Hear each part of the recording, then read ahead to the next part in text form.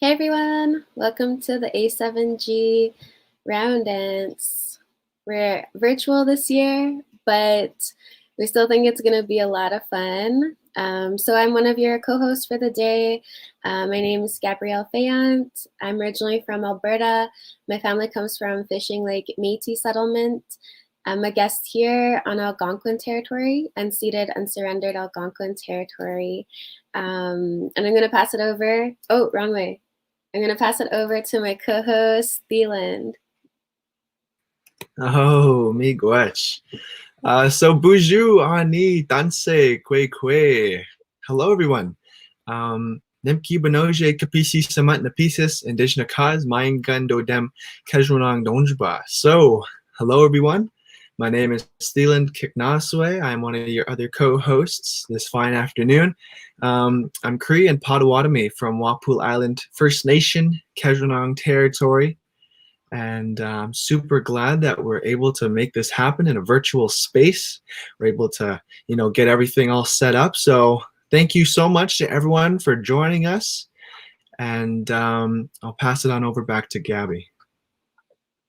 Yeah, we're really fortunate this morning at noon that a sacred fire was lit here in Algonquin territory by Fred McGregor.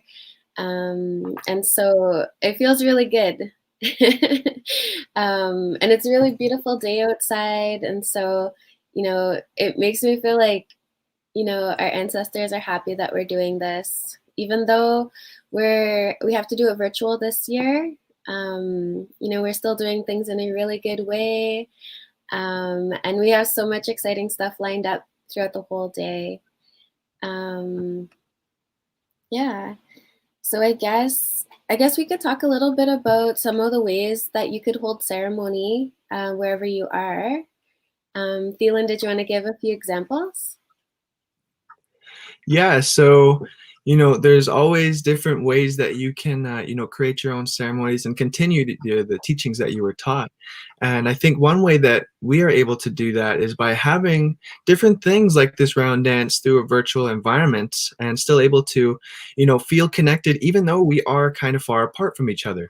So that's why we're saying Miigwetch, hi, thank you to all of you for being here and taking part in this ceremony and this fun day with a lot of really cool speakers and guests, and obviously we've got the round dance a little later on, but we can all participate in ceremonies in different ways, and I know it'll be such a blessing when we're able to come back together when this pandemic is over, and it'll just make that experience all the much better. So yeah, we are very privileged and pleased to have everyone here tuning in today. Yeah, I feel like, when we look back, when we're able to come together again, we could say like nothing stopped us.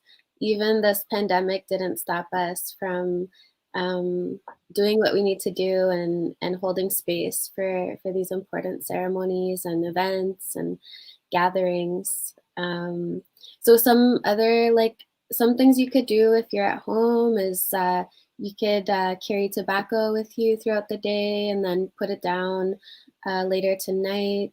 There'll be tobacco constantly offered to the sacred fire for all of us. Some other folks might be having like a special feast plate or having a feast while they're watching the round dance.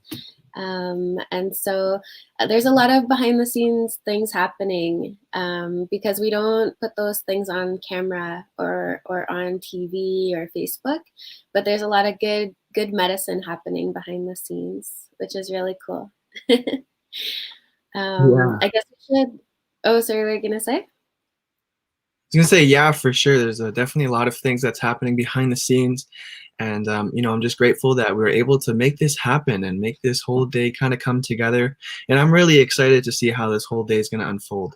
But yeah, we are we're underway. I guess we have a lot of people. Let us know where you guys are tuning in from, and let us know where everyone's watching from. We would love to know. You can type it in the comment section and we'll try our best to read.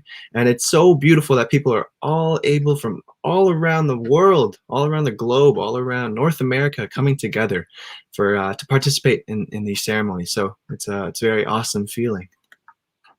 Yeah, and that's, you know, why we wanted to have this virtual event, because we know right now it's a really hard time for everyone, like Thielen was saying, all around the world. And so, you know, we needed to have that space so that we can come together, grieve together, mourn together, and do those things in a good way and still feel connected. And I want to give a shout out to our sponsors. So we definitely couldn't do this by ourselves. We have like a whole committee that also helps us. But our sponsors this year have been the Ontario Indigenous Youth Partnership Program. They've been a sponsor of A7G Round Dances since the beginning. So we have a lot of love for OIYPP. Our other sponsor is the 4Rs Youth Movement, and they've been a great partner in so many collaborations and also helped us with the very first A7G round dance ever. And lastly, another partner is the Ottawa Carleton District School Board, that we also have a lot of love for. And they're basically the ones that sponsored all the food deliveries we did for the live cooking show that will be a bit later. Also wanted to give a shout out to our whole round dance committee. So myself and Thielen are part of the committee. Amanda Fox and Josh Lewis, who are helping us behind the scenes with tech. Who else is on the round dance committee? It keeps growing every year. Totally, for sure. Yeah, so there's Jordan and Zach. They're new to the round dance community, but they're helping us with like social media and everything. Mr. Wasis, Elaine. Who else am I forgetting? There's RJ, We also have, Danny. yeah. We had some help from Danny and Kaylee. Also, our other friends out west, Fawn and Dallas, were able to help us kind of, you know, plan things and get this whole event kind of wrapped up together. So thank you to them, and thank you to, again, our sponsors and everyone that's kind of put this together. Because without you, we wouldn't be able to, you know, have this event and be able to do this. So I'm seeing a whole lot of people tuning in from everywhere. Thank you so much, everyone, for tuning in, for watching from your homes or from your places. We really appreciate that. Nice. So I feel like that's a good time to pass it over to Elaine and Vinny. So Elaine and Vinny are Thielen's parents. Elaine's been like helping us so much in the community. Elaine actually does deliveries for the live cooking show that some of the youth have ingredients for. Elaine and Vinny have also been helping us with so many ceremonies throughout the years, sweat lodge and fasting, and yeah, they've just been like our go-to auntie and uncle in the community. And so they're gonna share. Thielen, did you want to share anything else about your parents? Yeah, so they are my parents. They're very awesome, very loving, and I'm not being biased here, but that's just how I feel. And yeah, no, they have some wisdom and some knowledge that they're going to share with us. So make sure that you guys are listening, because they have some really good thoughts and things that they want to share regarding grief teachings. So we're going to pass it on over to them. And the floor is all yours, Elaine and Vince. That's the first time I've called them by their first names. Don't touch it. Don't touch it. You can hear it? Everybody okay? We just want confirmation that people can hear us. So, bonjour, Ani, Tansi, Kwekwe, Wache, Seiko, Elaine Dishnakas. Mangan Dodam Pelicaners, Dronchaba, but I live in the Algonquin territory. I'm a guest here. And been married to him and with him for almost 22 years. Oh. And we're wearing our matching star blanket. He's got his star blanket ribbon shirt, and I've got my star blanket skirt on. Come on, stand up and model it. Okay. No, you stand up. No. But we were asked, do you want to say something about how you introduce yourself first? Okay. Bonjour. Kiwanzis, Dijnakaz, Mon Dudem. Kiwanzis, the Kajuaning and the Schnabin, Potawatomi Dungeon. Good afternoon. I'm Vinny Kiknaswe, most people in the community. I've been here in the Ottawa community 3/4 of my life, and part of the 60 Scoop, attended Indian Day schools and whatnot. All my parents and aunts and uncles all went to residential schools, so I had to educate myself in relations to that, to create an opportunity. And along that path, I met this wonderful woman, and there were some challenges to meet her, in terms of that. So it's a wonderful feeling, and to realize and recognize who we are.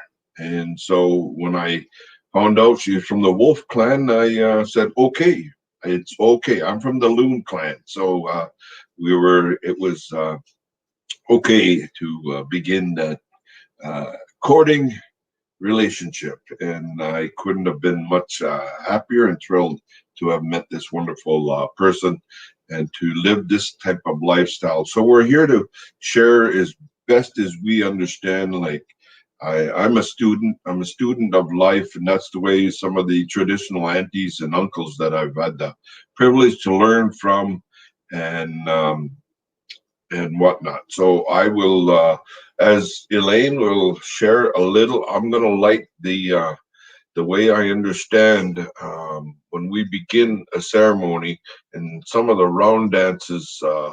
There's many forms throughout North America, but my understanding too that the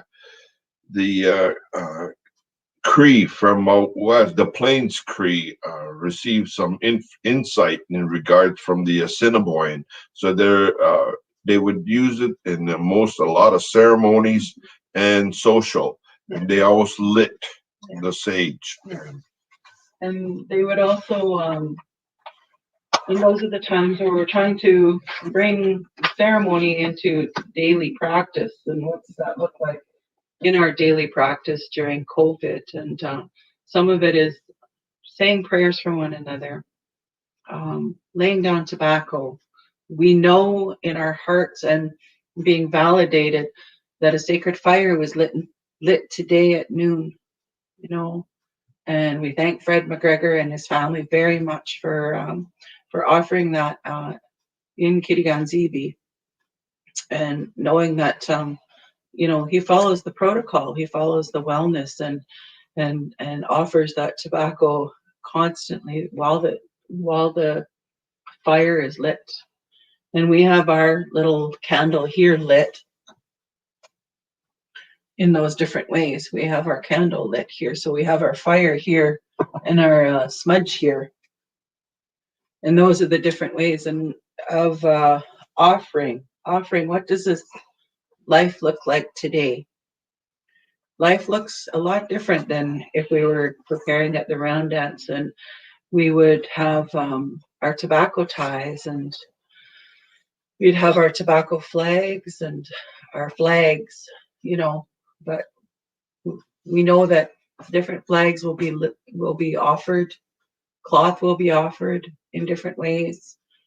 We'll be making feast food today, making our favorite feast food of our loved ones that have passed.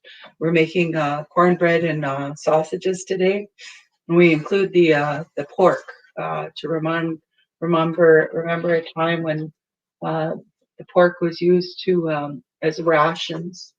We're not in rations now with COVID, but we have to remind ourselves of times where it was kind of tough. It was kind of tough, but we're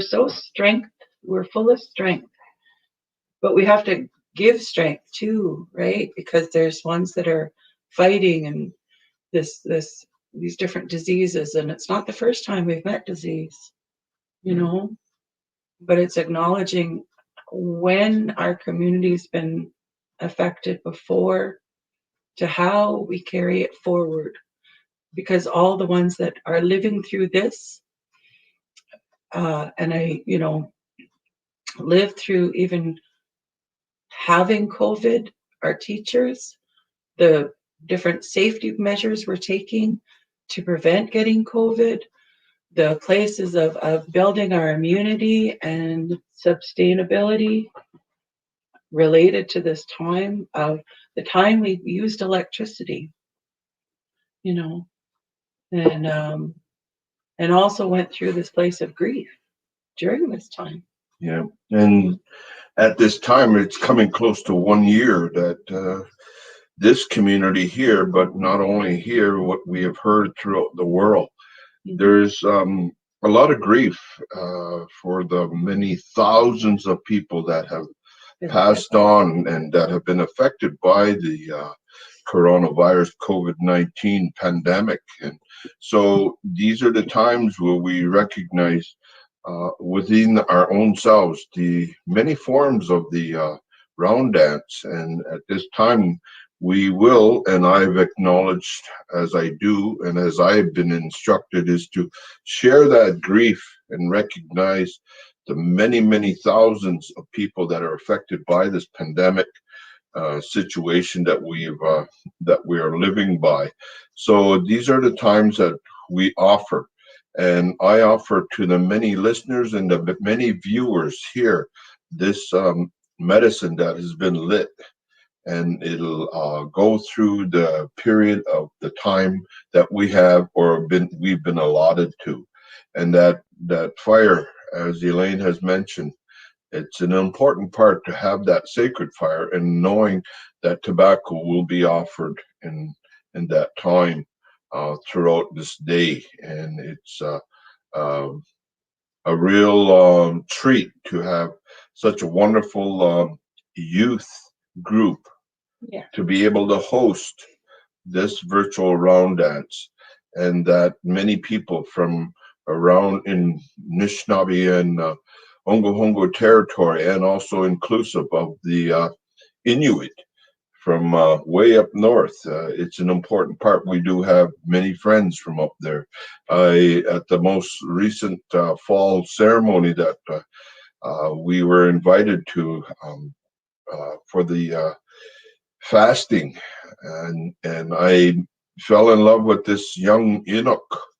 He was just a tremendous man, but he's from the north, and so it's a great feeling. And there is that time that we realize and recognize the grieving process of some of our ancestors, the memories that come back. As one of the grandmothers had said, your eyes are the camera of life, and you store what you've gone through. And these are the times and moments that we light that smudge in ceremony and have the round dance begin that process to the healing and the recognition to also the social and inclusive of ceremonial, but just to reassure ourselves that during the trying times of the late fall and winter seasons, it's a challenge to many people to get out there, and especially through the pandemic where we were in a lockdown. So this is a time to allow us to recognize within our inner selves that moment to grieve and light that. Like the fire. And doing the different places of the cooking, you know, preparing, we would be already doing that if we were going to the round dance. We would be in that way of remembering our loved ones as we were preparing the feast, being of good mind, laying down our tobacco, giving thanks to the food that was being prepared, to offer back to the people living. And then we have that acknowledgement of our family, our individual, our community, communal grief. And when we talk about that, we We acknowledge where each and every one is at, the uniqueness, the kindness, the wellness, the how can I help? Whether it's through FaceTime, whether it's through calling, whether it's through socially distanced activities. And, you know, these are going to be the times when we merge back together in the physical, that gentle way that we can dance, we can still dance and sing together. Those special love songs, those special I remember songs, those special English songs, you know, like originally the songs were dedicated to a loved one. They were dedicated to the memory of the feelings that they brought. Dancing in the sky life, dancing with the what they call the Wawate, the northern lights, the dancing with the sky beings, the going to the greener grass, as we call it. You know, knowing that there's many places where we can't always see it, but we feel their presence with us at different times. But during the blanket time called the snow, the blanket time of quietness, we start singing those songs of honor and love because we still love them. That's the acknowledgement. We still love, and we have to put this love somewhere. We have to put it somewhere, you know. And in our movement of our dance, as we come together, you know, through that virtual dance now, we'll keep dancing. We'll keep growing. Keep offering the love. We'll keep acknowledging. It's hard. But we're in a collective. It's hard. It's hard. You know, it doesn't have to always be hard either. It's going to be deadly, as they say. It's going to be wonderful. We've got some incredible singers coming, and just those different places of what and how we can honor our loved ones. Like we can cook their favorite meal. So tonight we're making cornbread and sausages with really good gravy. We're gonna we have our pictures up in memorial. We're gonna keep lighting our own fires here. We're gonna light some of the favorite medicines, make some cedar tea also. You know, and those are the places related to what does it look like. We got flowers out, her favorite flowers too, right? Those are the places where we've loved and where it keeps growing. Exercise, you know, listening, even if we can come together in that vibration of listening, you know, coming together of cooking, coming together of even watching it, like learning something new. Round dances also teach us a new place of how we can give to each other in community, and preparing ourselves to even just say, you know, today I'm just so thankful. I'm just so thankful that I'm here and I'm present, offering. And we have to acknowledge this beautiful day, not only have being the acknowledgement by the A7G, the beautiful sun out there. I got to step outside and acknowledge and offer my prayers this morning, as I normally do. It's a wonderful feeling to see the four-legged running around and the winged in the air world, the ducks and the shashib that have joined us, that have come back, even though some of the ponds are still frozen, it's they've still come back. And my wife had mentioned to me that she heard a robin. I did. I even saw the robin okay. on my walk. All right. Yeah. So it's a wonderful opportunity for all of us to acknowledge and do it in our own way as best as we know how. Yeah. We're all in that learning process to take in and enjoy what we have with what we know for what our ancestors have carried on. And this is something that I feel within my heart, a proud feeling of what A7G for stands and what they have followed through on for the few years past. Mm-hmm. And the gratefulness that we as parents also for our my wife's stepchildren, the insight, what they have to offer, and the recognition of how they went through what life is, but also to realize what our son, our personal young son here, his achievements, and it's a magnificent feeling to hear the accomplishments of some of the A7G and what they stand for. But I have to view and comment on the mature guidance of those adults, that A7G that assists and guides and supports, and that recognition of what life is to be like. As one of the teachers had shared with me, that those three woven braids, we look at love, guidance, and support to ensure that our children and their children will follow in that good way. And when A7G formed, it's that love, guidance, and support that they have been able to provide this community that we are in, the Algonquin nation of this territory. And so we are so grateful for that opportunity to share a little bit of what we know and understand. Yeah. And sometimes in some of the round dance bundles, they were originally from different family members of the braid. And we cut our hair in grief too sometimes. But there's so many teachings, and it's guided in kindness and a lot of love and encouragement. There's a lot of responsibilities of the stick man, and today it's going to be the hosts that are guiding it. We thank Vaughn and Dallas for coming in tonight to guide that, and the MCs and all the ones that brought this together, and all the ones that said it would be a really good vision for the communities, the many communities, because the reality is now we watch from our own home.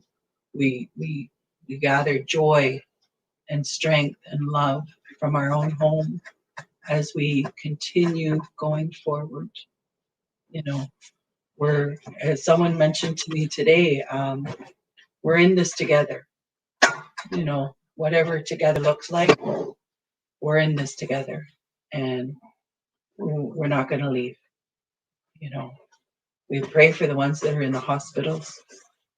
Pray for the ones that are needing their oxygen. Pray for the ones to make sure there's enough food.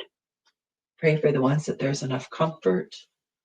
And at any time that people feel that they need to reach out to the Talk for Healing or the Hope for Wellness, different places, because those are different places of who to talk to. Your local Indigenous Center, the Friendship Center, the Anishinaabe Nian program. There's a lot of different programs. Go to A7G. They also are a vast array of knowledge. Spend time with them directly, because they really have offered so much growing and love and kindness even to our family, and we are very grateful. I've said it before. I wish I had this when I was a teenager, but I didn't, because in the 80s we didn't have anything like this. We didn't talk about our feelings in the 80s. We didn't talk about many things in the 80s, but it was still being done in different ways of presenting leadership, this kind leadership, and they're doing it, and we're doing it. We're in this together, and we thank you from the bottom of my heart, the bottom of our hearts, and we thank you very much for just the humbleness and the kindness. Yeah. So we're grateful to the organizing committee for the invitation, for allowing us to share a little bit of what we understand, and I think that's what life is. It's my wife believes that I'm going to live to be 110. Well, you know, long ago it used to be, but that's what we can continue to work at. And what A7G is doing, it's an inspiration, and it's a beautiful and warm feeling to know what they are able to do for us. Thank you again. Take care. Miigwetch, hi, Elaine and Vinny. We really appreciate you helping us open this event and setting things in a good way, and all the things that you're doing behind the scenes. I really like your matching outfits too. That was so awesome. Yeah, so thank you so much to Elaine and Vinny for sharing your wisdom with the community and with the people all watching online in our virtual space. So yeah, Gabby, did you want to give them a rundown of what we'll be doing today? Yeah, so I guess one thing I wanted to do also is just, Elaine reminded me of this when she was sharing just a little bit about A7G for those that aren't familiar with us. So A7G is an Indigenous youth-led, youth-driven nonprofit organization. We're located here on traditional Algonquin territory. We also do a lot of like regional, I don't want to call it programming, but just regional work as well as national work. And yeah, we're super grassroots. None of us have any salaries or benefits to do this community work. We just do it because we love it.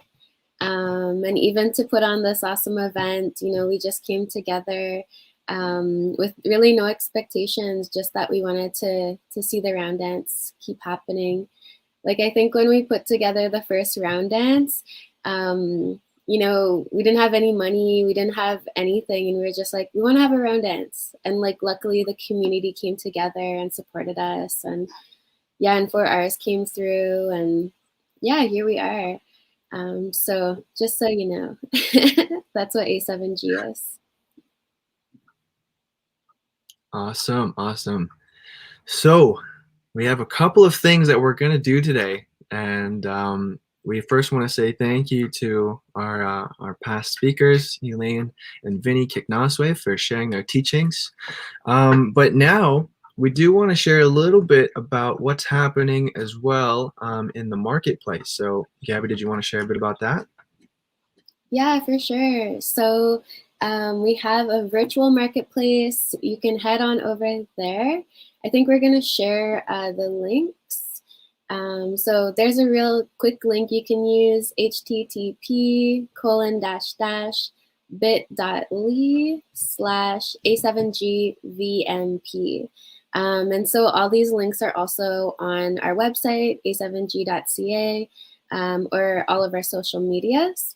In the marketplace, there's quite a few Indigenous folks that have their little shop set up and are selling some beadwork, and I think there's even some clay work happening in there, some ribbon skirts, some prints. And so head over there and you can still watch the round dance from the marketplace. And this marketplace was created by Indigistyle. And Indigistyle is an Indigenous fashion blog. And Indigistyle is also hosting one of 3 contests that we have that are part of the round dance. And so that contest is the best roundy style. So we got a lot of submissions. A lot of folks shared their ribbon skirts and even like some makeup, people doing their makeup, because you know that's really important for the round dance. I got some cheekbone beauty on. Did you want to talk about the other contest, Leland? Yeah, for sure. So yeah, so as Gabby was saying, we have a couple contests that will be going on. So people shared their videos, they submitted their videos to a couple of different contests that we had going on. So Gabby shared the best roundy style. So that one I'm definitely looking forward to. We also have another contest, which is Show Us Your Best Round Dance Moves Challenge. And that one is going to be hosted by Kevin and David. And I'm really looking forward to that one. And I'm looking forward to all the videos that people submitted and showing you the winners later. And then we also have another contest that'll be happening a little later on, which is the best hunting call. And I'm personally not the greatest at hunting calls. I could try, but I'm really definitely looking forward to some of the videos that people submitted for that. So that's a bit of our contest that we've got going on. Yeah, I think they're going to be a lot of fun, so stay tuned for those. And just before we pass it off to our next guest, we want to just do a quick run through of what you can expect today. So this is kind of like the pre-game for the round dance right now. And so during this pre-game, what you can expect, we have a live cooking show with Justine that's coming up next. We also have some Métis youth jiggers from Fishing Lake, my community.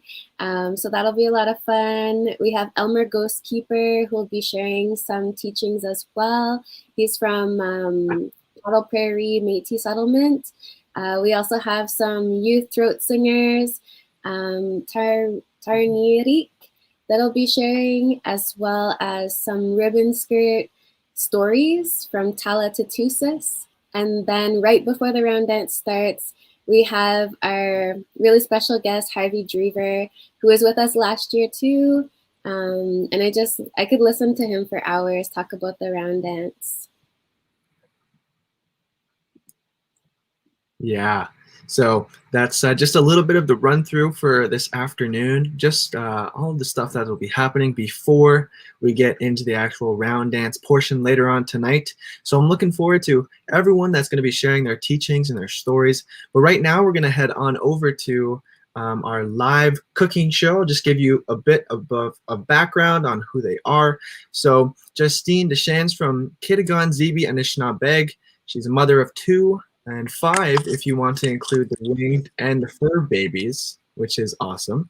A chef with both formal and informal education. First started cooking at about 7 or 8 years old with their grandma, making bread all day and selling it door to door.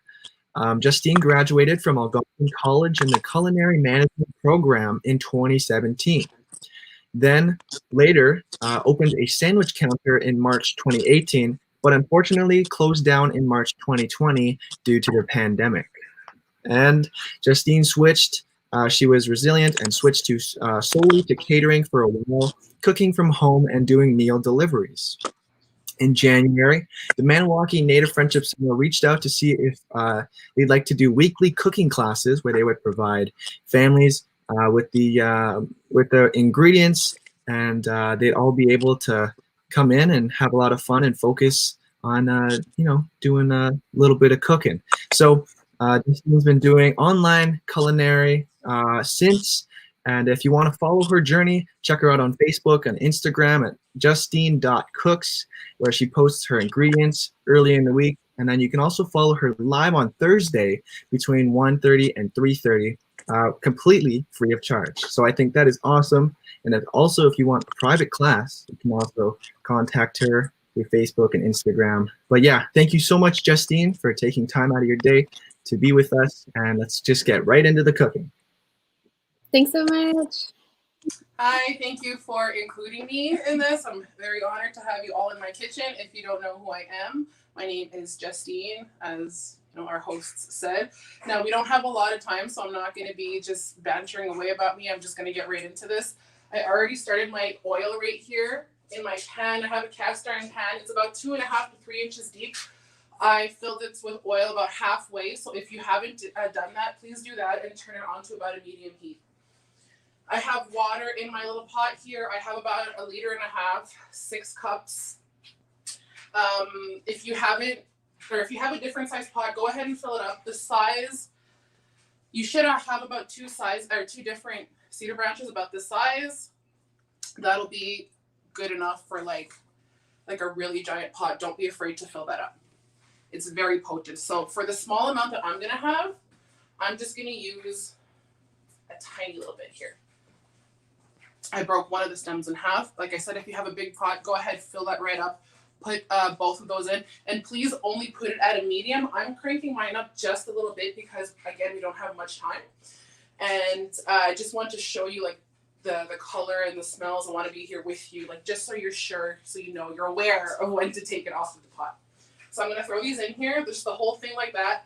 My cedar has been washed. I soaked it in a bowl of water. Rinse it off, let it dry. So here we go. Putting that right in there. I'm going to do the resiest thing ever. And I'm just going to throw a plate on top because I lost the cover for that. So anyway, let's move on. We're going to do the bannock. I hope everyone is like, caught up. I don't want to be going too fast. I just realized I'm talking really, really fast right now. So right here I have my flour. I have 2 cups. I have about half a teaspoon of salt. I'm just going to throw that in. I have a little bit of cedar in my baking powder, actually. I have a heaping tablespoon of baking powder. I'm going to throw that in. I have my sugar right here. I'm only going to take about 2 tablespoons and make it 3, the whole 3. Give that a quick little mix. I already measured out my water. If you haven't measured your water out, please measure it out. You're going to need room temperature water. For 2 cups of flour, I like to use about 1.25 cups to 1.5 cups of water. I'll show you the consistency we are looking for. Man, cedar is in everything right now. It's like in my syrup. It's in my blueberries. It's happy to be here, to say the least. All right. So again, flour, baking powder, salt, sugar. I don't usually put sugar in my bannock, but because it's going to be more of a dessert one, I did put some. So again, this is about it's 1.25 cups of water in here, about room temperature, baby bottle temperature type of water.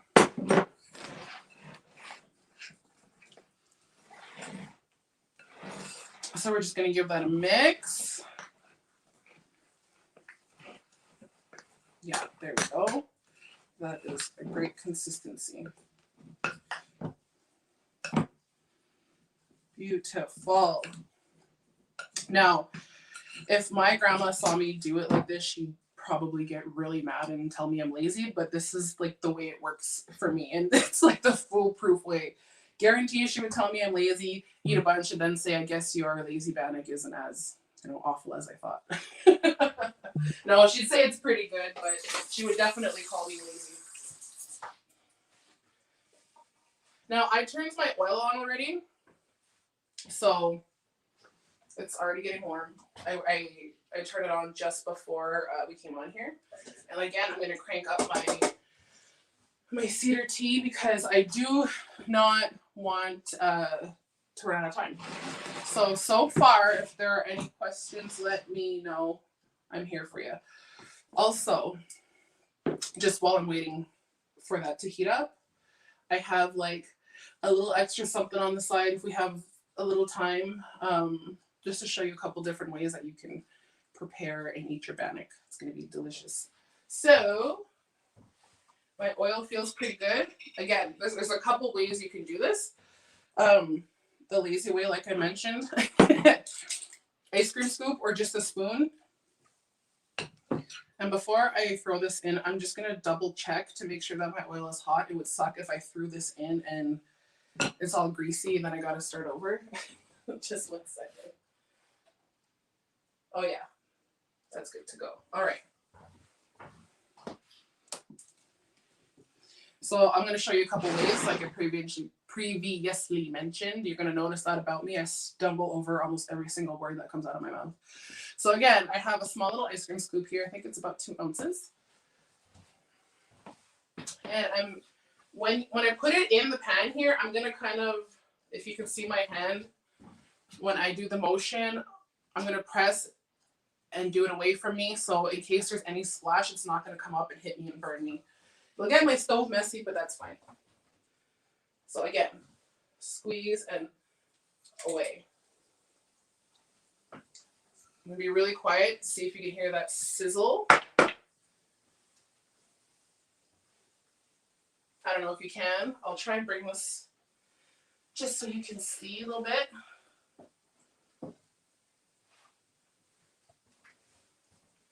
If you see the bubbling, the sizzling going on right here, that's what we want to see. I don't want to go too far because it is a pan full of grease, and that is, you know, extremely dangerous what I just did. So please don't do that. Okay. Now I'm just going to check on my tea here. That's coming along. So we're going to leave that cook in the oil until it's gold on one side. And then another way I'm going to show you how to do this is you literally can just take a piece here. It's definitely messy though. Just be aware. You take a little piece, make a little hole in the middle. And again, it's the same thing. When you put it in the pan, away from you, you do not want that grease to come back up and splash you in the face, because that is not pleasant. So I'm just going to let that sizzle. I'm going to let that fry a little bit. I'm going to wash my fingers.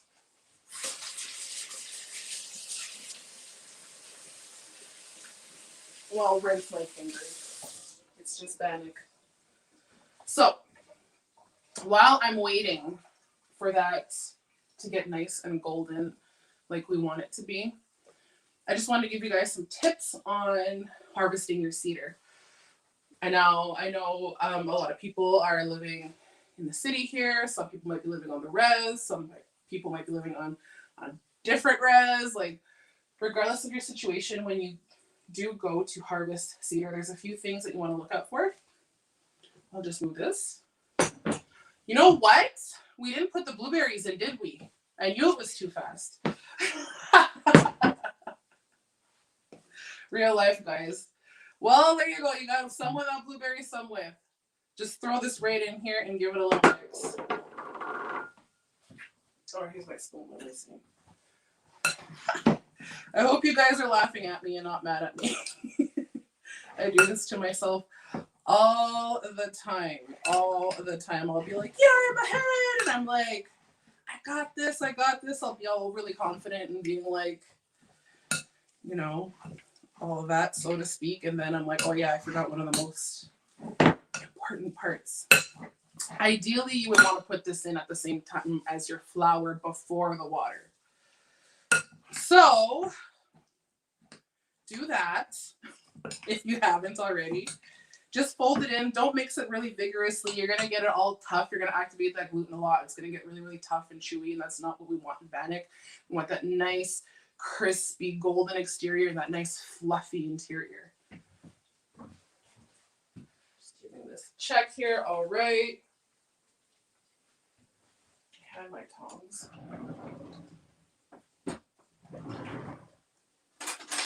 All right. I'm just going to take a fork. I'll flip it over. Oh yeah, beautiful.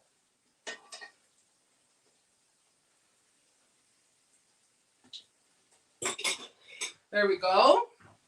Now I'm gonna take a piece, a real piece this time, the kind that we intended on making, the blueberry bannock. Again, I have a little scoop. I'm gonna put it away from me. I don't want to burn myself. And I'm going to do another one, the same thing as I showed you previously when I, didn't put the blueberries in. I'm just going to take a piece. It might be a little stickier this time. The blueberries will add just a little bit of moisture. Your hands will get sticky. Don't worry about it. That's just what happens when you make bannock. Regardless if you do my lazy way or, my grandma's way, you're going to get sticky hands. One way to get the dough off is just to literally sprinkle flour on your hands. Go like this, let it kind of crumble off, and then you can wash. All right. Here we go. Sorry, this is very different for me. I can't see any questions really, or they have to be sent through a third party. When I do this on Facebook Live, I see questions popping up. It's very interactive. People are constantly laughing at me because I do stuff like forget my blueberries. But I promise at the end of the day, it ends up being really good. I'm nowhere near perfect. I don't claim to be, but I feel like I do my best and we just get through, right? So anyway, like I said, it's going to be a little stickier. See, my hands are completely dirty. I have a little hole in the middle. I'm going to lay it away from me. I'm just going to rinse my fingers again. I'm full of dough here.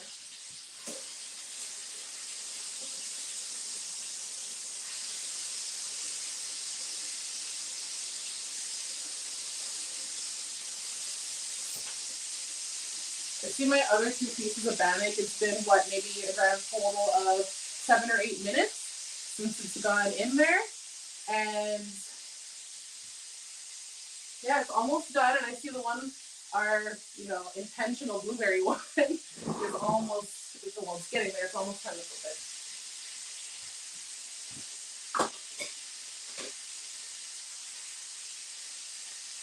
And honestly, how I can tell my bannock is ready is literally just taking a piece, cutting it open and looking inside. If it's not like gummy and if it's not too moist, it's like it doesn't look gluey, you know what I mean? Like when it almost looks like a pizza stress, that's not what you want. My cedar tea is still, it hasn't boiled yet, it's about to simmer. And as I was trying to talk about previously when, I realized I forgot my blueberries. I'm just getting a message from the third party. Someone's asking about cedar tea. Okay, so we have the bannock going. The cedar tea should be in.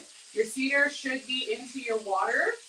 Your water should be on. Your water, it should be like heating up. But again, you want it to be at a medium temperature. Why? Because you want the nutrients to really be extracted and into the water, because that's what you're drinking this for, right? This is still simmering. Again, I'm going to let mine's a little bit higher. I'm letting it cook at a higher temperature. Again, just because I want to show you how it's, what the color it should be at around when your cedar tea is ready. But leave yours at a medium temperature. I'm just going to take my bannock out. I'm almost certain it's ready. And then I will talk to you some more about how to harvest your cedar properly. Well, properly, I shouldn't say that. Maybe like the way that I like to harvest my cedar.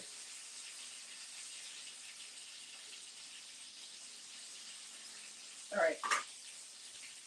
I'll just cut into this. I'll show you what I mean about the texture, and then we'll talk about the cedar.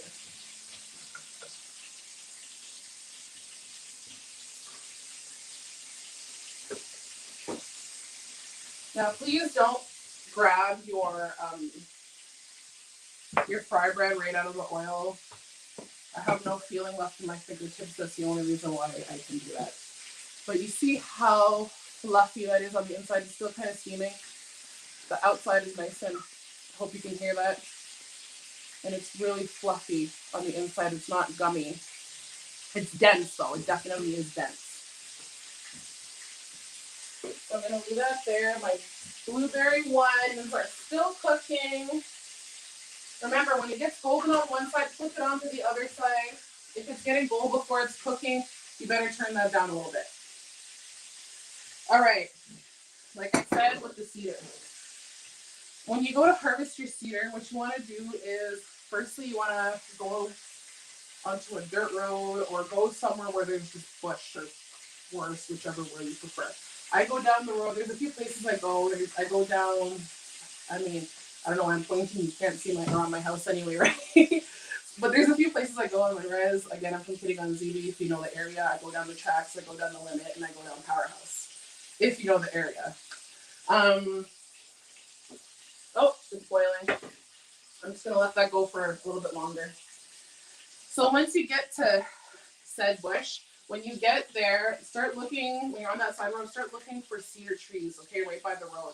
Those aren't the ones that you're going to pick from, but you need to look at those. So as you're going, make sure you start seeing some.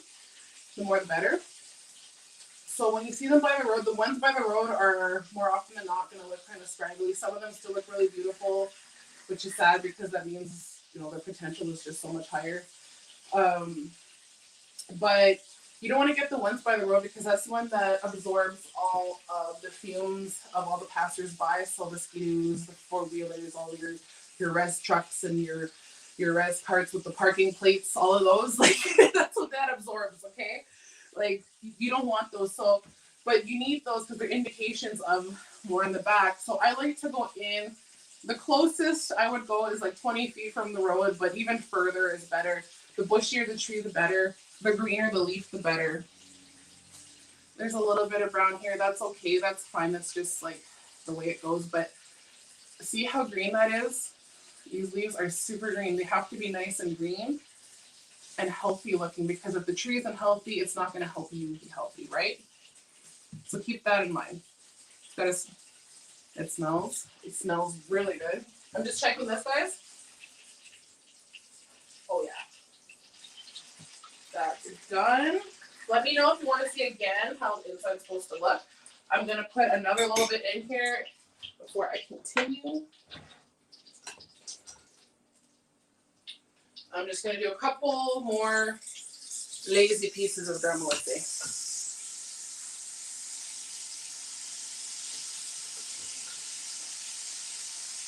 And I'm gonna grab another piece that's done.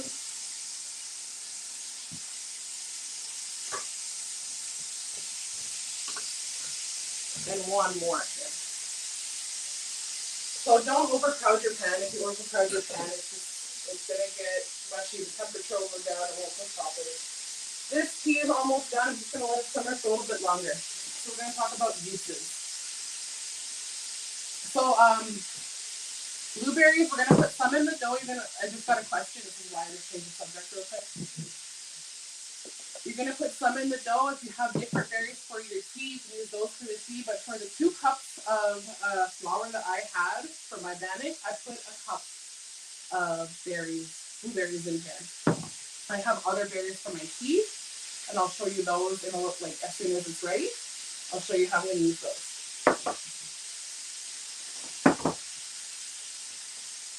Oh, that's absolutely beautiful. That is almost done. Okay. So uses for cedar. Tea, like we're doing now. First of all, it tastes phenomenal. That earthy taste, that earthy piney flavor. Like I say piney because that's just how we describe it, but you taste the cedar. So you have the tea, and it's good for when you're sick. It's good for when you have a fever. You just sleep it off, and you just feel amazing. If you drink it when you're sick, it's usually best to drink it warm. To drink it cold, like even the tea we're doing now, you can drink it warm or you can drink it cold. I'm going to drink it cold because I love it. You can make a bath. You boil your cedar long enough, like let it boil, let it boil, let it boil. It's going to reduce, it's going to get pretty brown. Once it reaches that brown color, you put that in your bath. You're sick, you have, again, a fever. You're sick, you have a fever, or what's stress? It's the word I was looking for. Stress. If you're stressed or have inflammation in your body due to stress, that is an amazing like anti-inflammatory, detoxifying type of soap. You feel so good, and you'll have the best night's sleep. They're also great to put in your shoes. I put this in my shoes, in my boots, my mocs. To walk. Every step I take is safe, it's protected, it's cleansed, it's pure, and it keeps me grounded. I'm just gonna take a look again. So these little pieces right here, I'm gonna flip over. They're getting nice and gold. Oh yeah.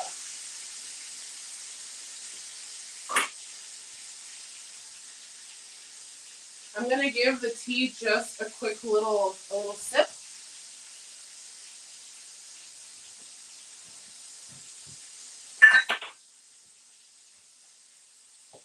Okay, I'm gonna give the tea a quick little sip just to see if we're at. If anyone wants to follow me, while we're waiting for this to be ready, you want to write this down. I'm Justine Cooks on Facebook, and I am Justine.Cooks on Instagram. Same but different.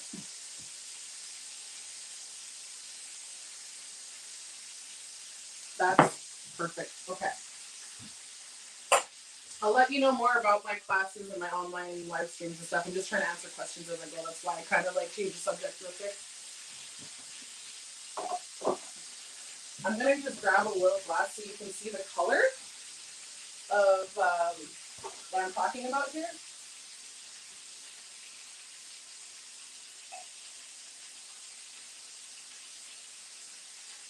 It's just this beautiful pale green.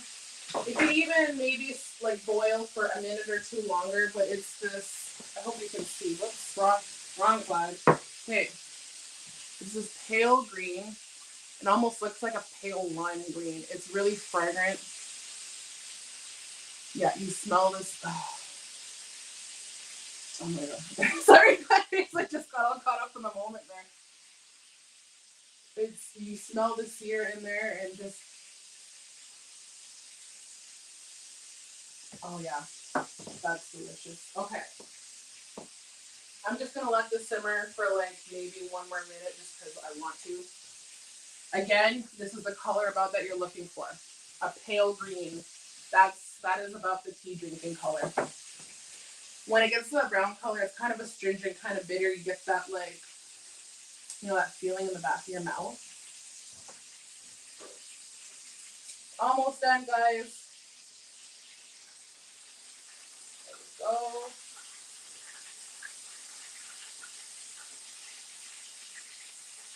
So these are done. I'm just going to shut this off and move it over because our time is almost up.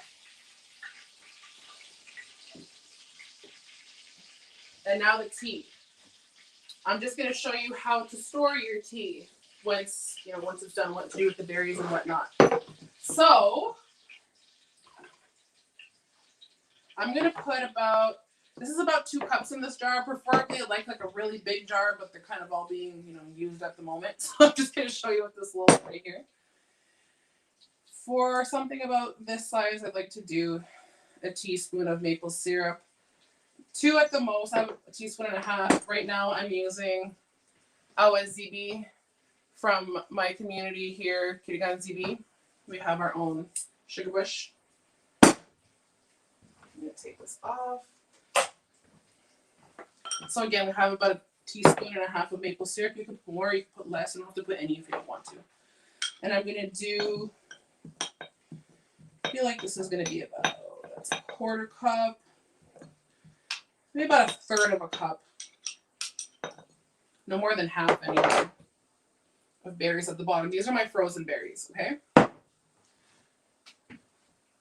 I'm going to take my tea. And I'm just going to ladle.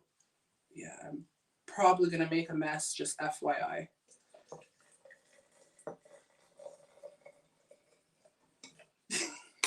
That was so intense.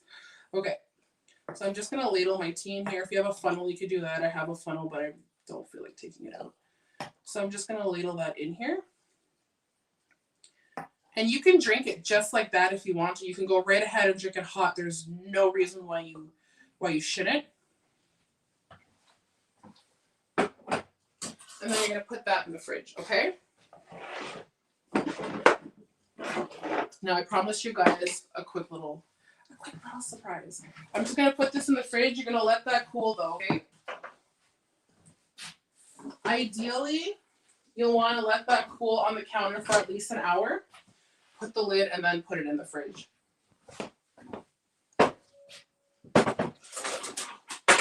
Now, what I always do when I do my live cooking segments on Facebook, we do our whole thing. People talk, we interact. It's fun. Really, really fun. Again, like I said, people are constantly laughing at my slip-ups. We get the job done. I always make a little plate at the end. We take a bite together. It's fun. So, as I said, our time is almost up. I will not rob you of this experience. I'm just gonna put one there.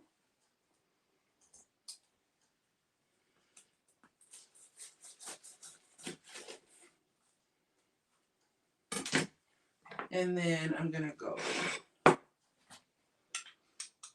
take, as I said, there's cedar in here.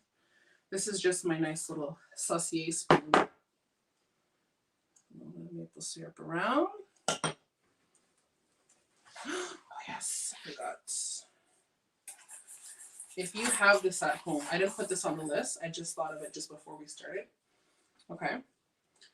Equal parts brown sugar and white sugar, and as much or as little cinnamon as you want. All right. Let's do both sides. May as well. All right, here we go. Here we go. You know what? Just because the cedar wants to be in everything today, because let's face it, cedar is the real star of the show today. I'm going to throw this right under.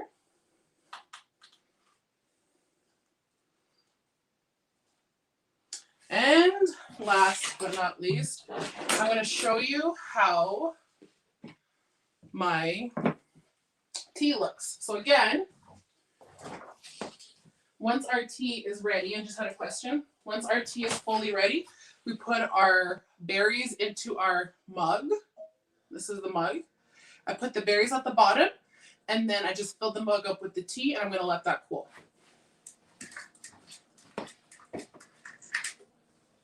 Now, I thought ahead.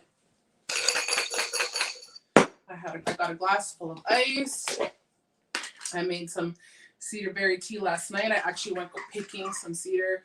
I go harvest some cedar yesterday. So this cedar that we're using right now is from yesterday's harvest. And I made a big batch of tea and a big batch for my bath. All right, I'm gonna put just a couple extra. You don't have to take the berries out. It's just that after all of the juices has come out of them, it's just not as palatable. These berries that I have, it's ones with like the cherries inside. I mean, it's a fruit, doesn't matter, right? It's good. It's red, it's sweet, it's yummy. All right. Now, if there are no more questions, I will show you my plates.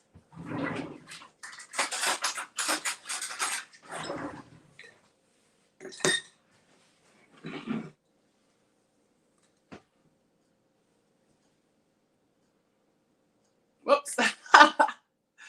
Here, I'm going to try and do this a little bit more elegantly here. Here we go again. Here's the plate. Here's the tea. Give it to me. I have my hair on my glass here. All right, here we go. So as we say in Anishinaabe, Manowi Sin. Let's take a bite.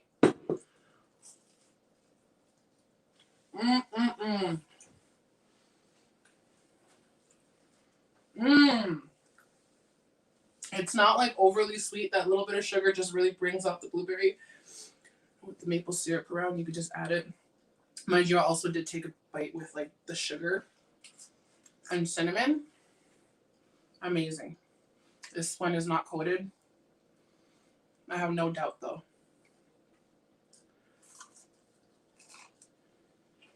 That's bomb. Thank you guys so much for having me. This was so much fun. Find me on Facebook, Justine Cooks. I have a live from 1:30 to 3:30 p.m. every Thursday. I post the ingredients, and if you do not live in the area, you can go and just buy your own ingredients and just tune in with me there. It's all free. And Justine.cooks on Instagram. Miigwetch. Oh, thanks so much, Justine. That was awesome. I just wanted to also acknowledge Justine is someone who is really active in her community. And so I met Justine during the Moose Moratorium, and she was cooking for the whole community on the front lines. She made a really wicked sea pie.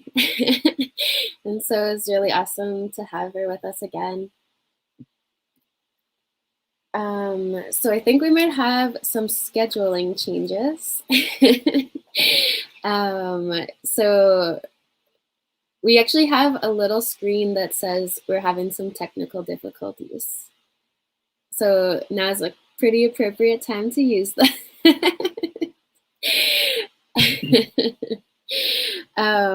So it's not too bad. We're gonna work around it.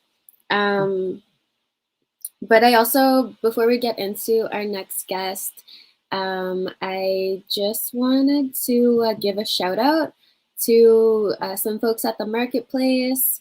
And so, for example, Cole Wrestling Pine has actually made some earrings specifically for the round dance.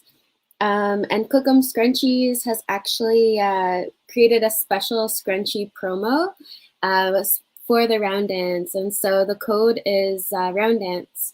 And you can get some special scrunchies if you use that code and discount on them. So I'm really, really excited to introduce our first guest. But first, I'll pass it over to Thielen. Did you have anything you wanted to add?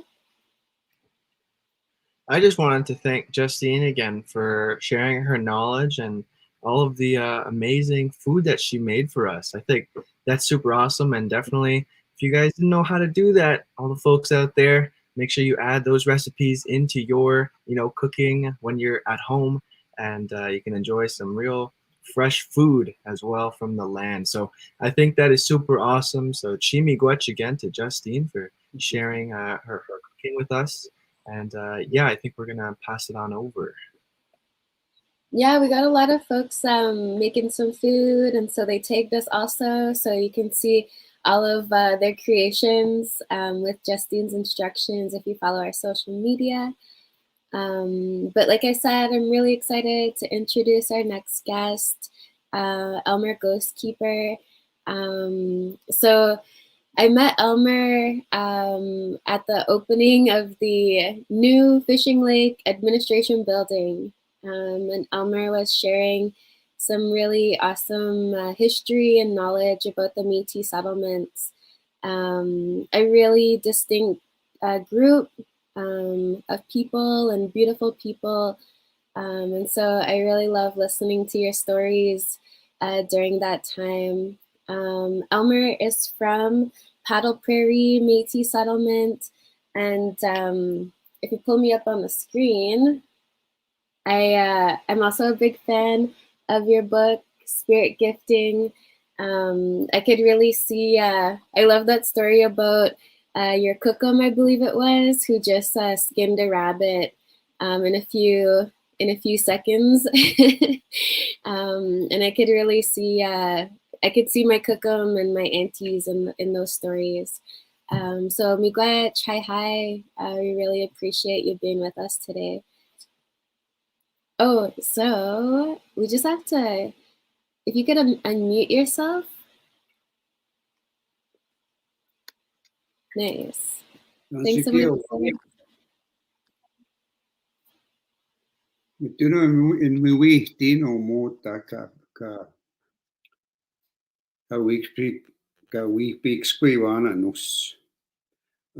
It's a real pleasure and honor to be able to speak on this virtual platform through Zoom. It's so important, I think, that our youth learn as much as they can from older people that have lived a very happy and healthy and fruitful life. I was born and raised on the Paddle Prairie Métis settlement, but now I live on the Buffalo Lake Métis settlement, which is about 200 kilometers northeast of Edmonton.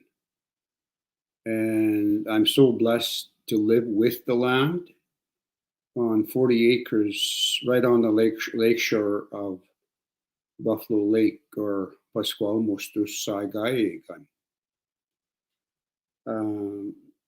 I understand to share some words of knowledge and wisdom on the topic of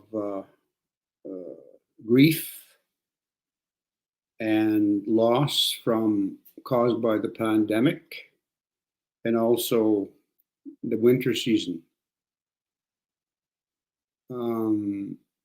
My first language is Bushland Cree, and my second language is Michif, and my third language is English. So I'm going to share with you the Bushland Cree words of grief loss, virus, and winter. And then I'll attempt to translate them into English. As you know, is a foreign language. It's the colonizer's language. And my understanding of language is made up of words and sentences and concepts, etc. The words I'm speaking now are simply sounds. And the meaning sits within the sound of the words that are making.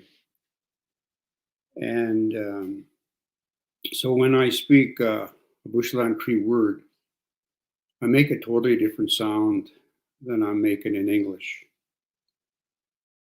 So therefore, when I attempt to translate it into English, I lose most of the meaning. Because remember, the meaning sits in the sound of the word. So where do the sounds come from in our Indigenous oral languages? They come from Mother Earth, and in particular to the land, to the environment that our ancestors have adapted to live with the land. So all the words I'm going to be speaking in Bushland Cree come from Mother Earth and the land that my parents and ancestors had adapted to live with.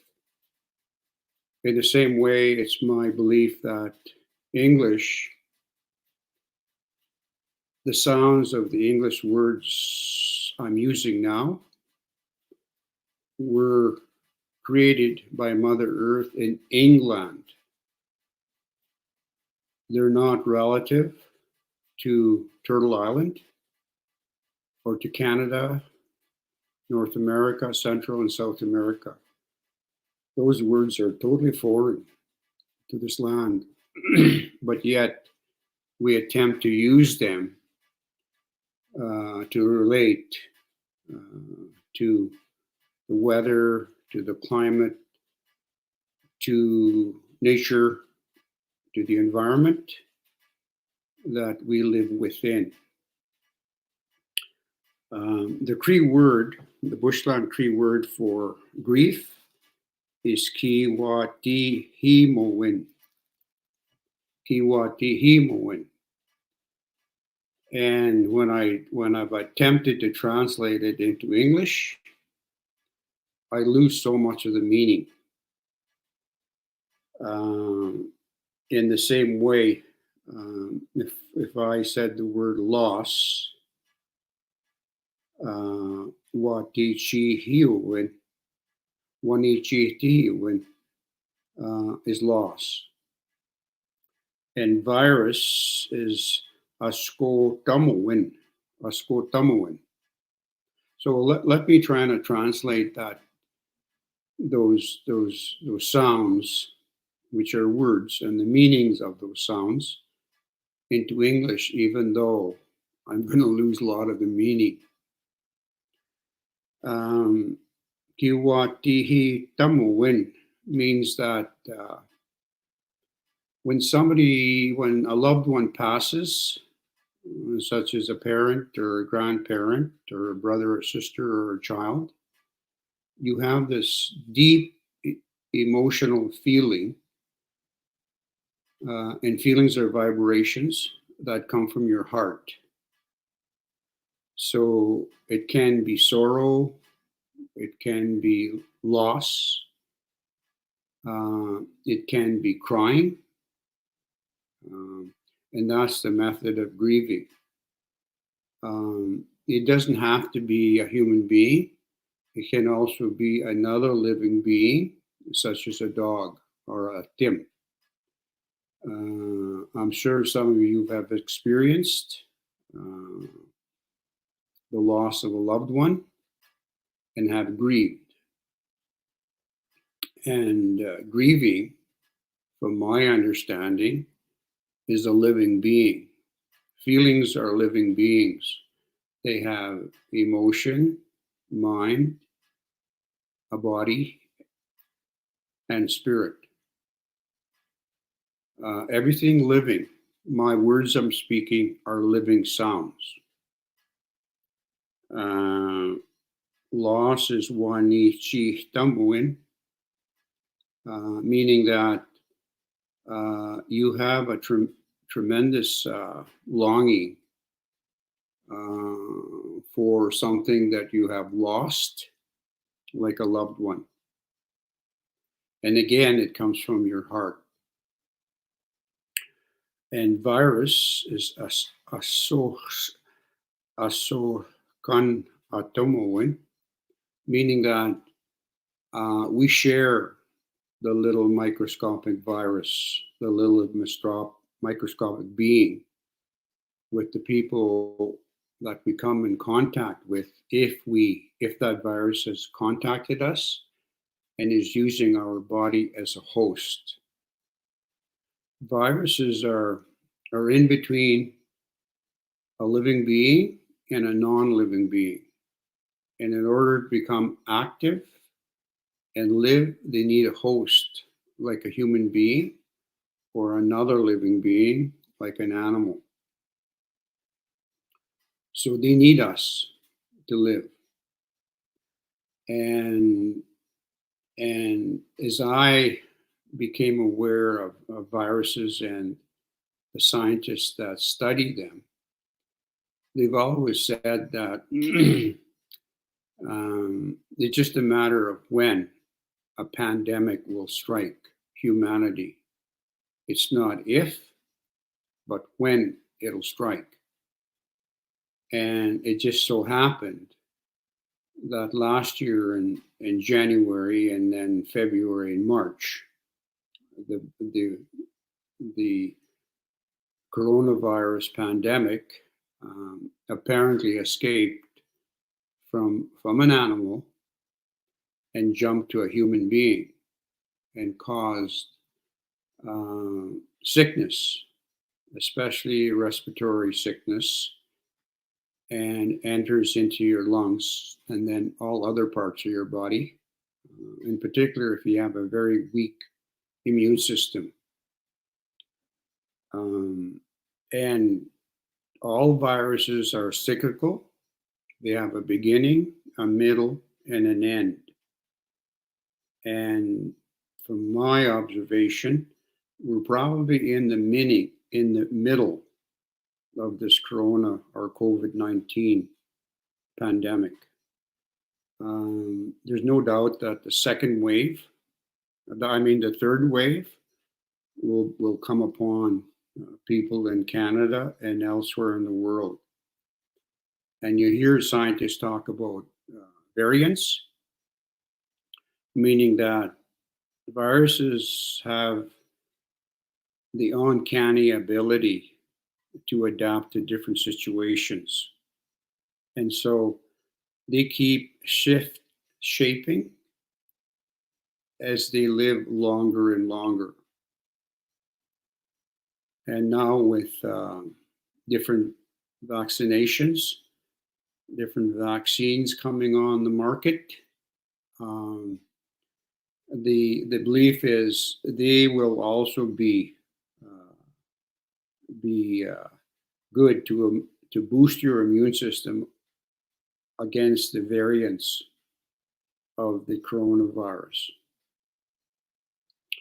But like any other thing, if you respect things, they'll respect you. So if you respect the virus, it'll respect you. But at the same time, the scientists and healthcare professionals have established the protocols to wear a mask, to social distance, and to wash your hands when in public. That's very, very important. And we probably all have had, like for example, the common cold. That's a virus as well.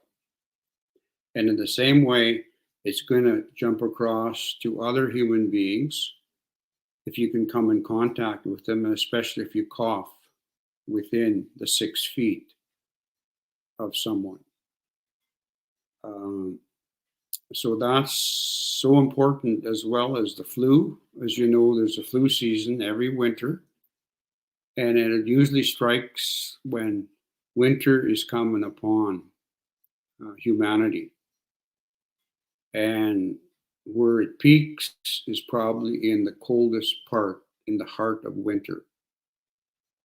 Again, as I recall, growing up in a very traditional lifestyle on the Paddle Prairie Métis settlement, my parents used herbal medicine relative to the environment we were living in at the time. So, for example, if my mother wanted to make sure that we were healthy, we had healthy immune systems, and were strong, especially when there was limited sunlight, she canned high bush and low bush cranberries, and also sapped birch bark trees in the spring, and saved it and boiled it down to a syrup, birch bark syrup. In the same way now, as you know, there's another medicine that is really being effective to boost your immune system. It's called chaga. And it's the fungus that grows on the north side of a birch tree. And I've been drinking chaga since last March. I'm very fortunate that where I live, I can harvest it. And I drink a cup in the morning and a cup in the afternoon. And I boil it like the chef was making cedar tea. And you save it and you drink it sparingly.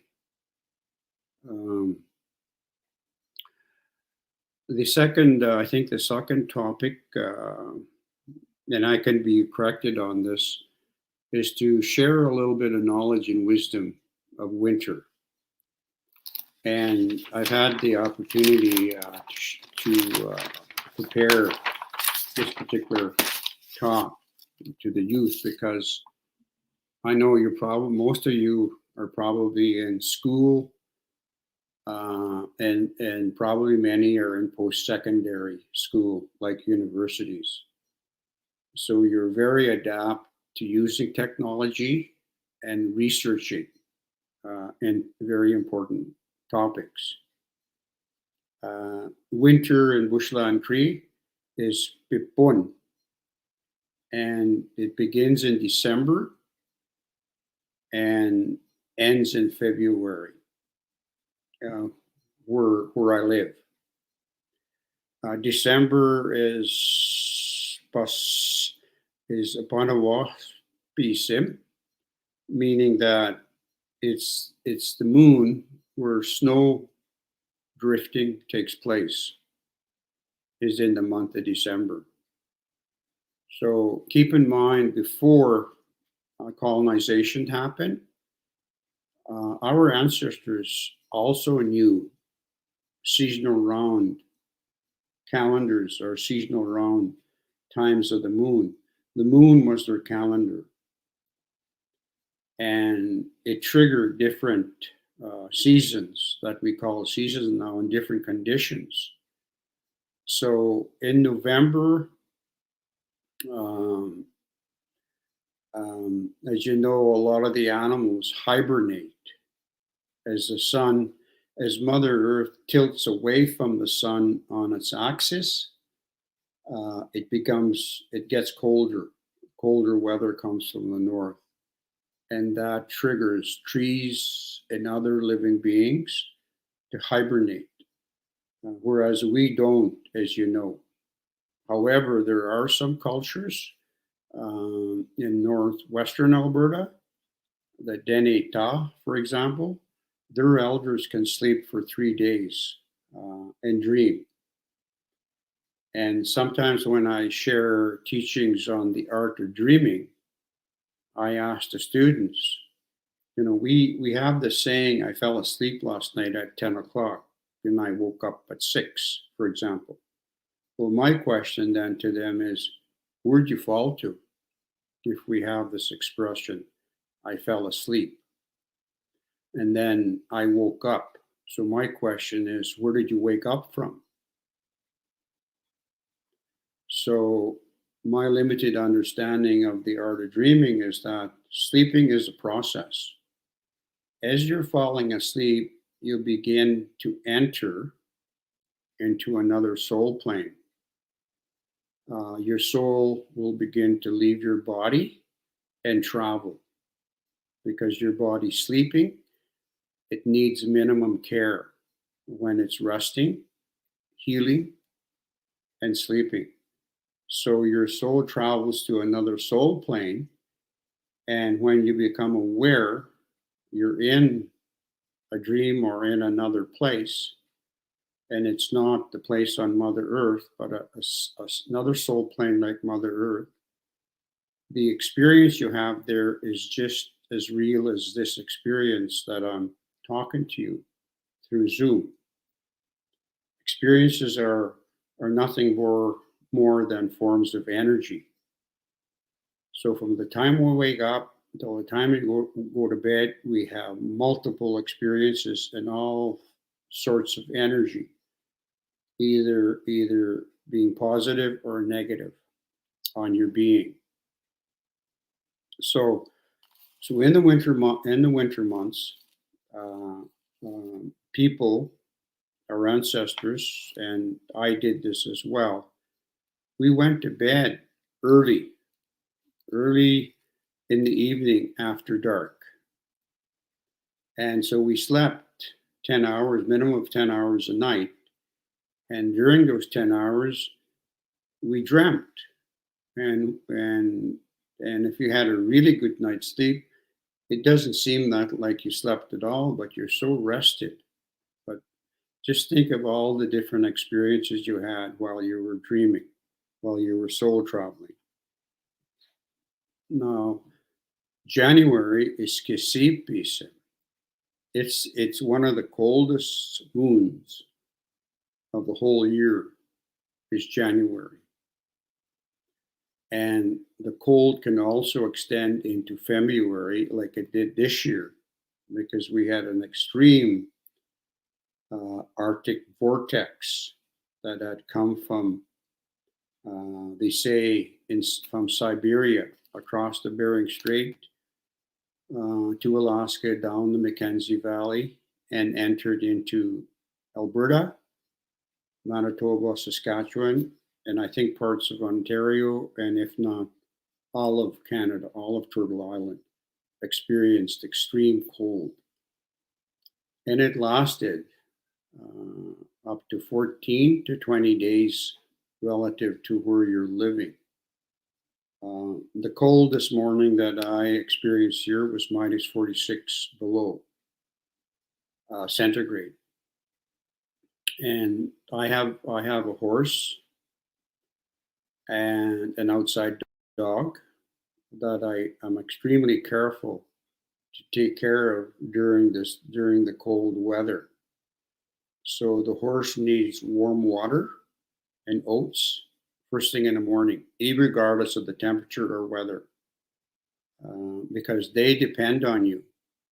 They've chosen you to be their servant. In the same way, my dog needs good quality, nutritious, warm food to keep his body temperature from freezing. So Kisipisa, and February now is Mikisopisa. Mikaso or Kahil is eagle, so it's the eagle moon.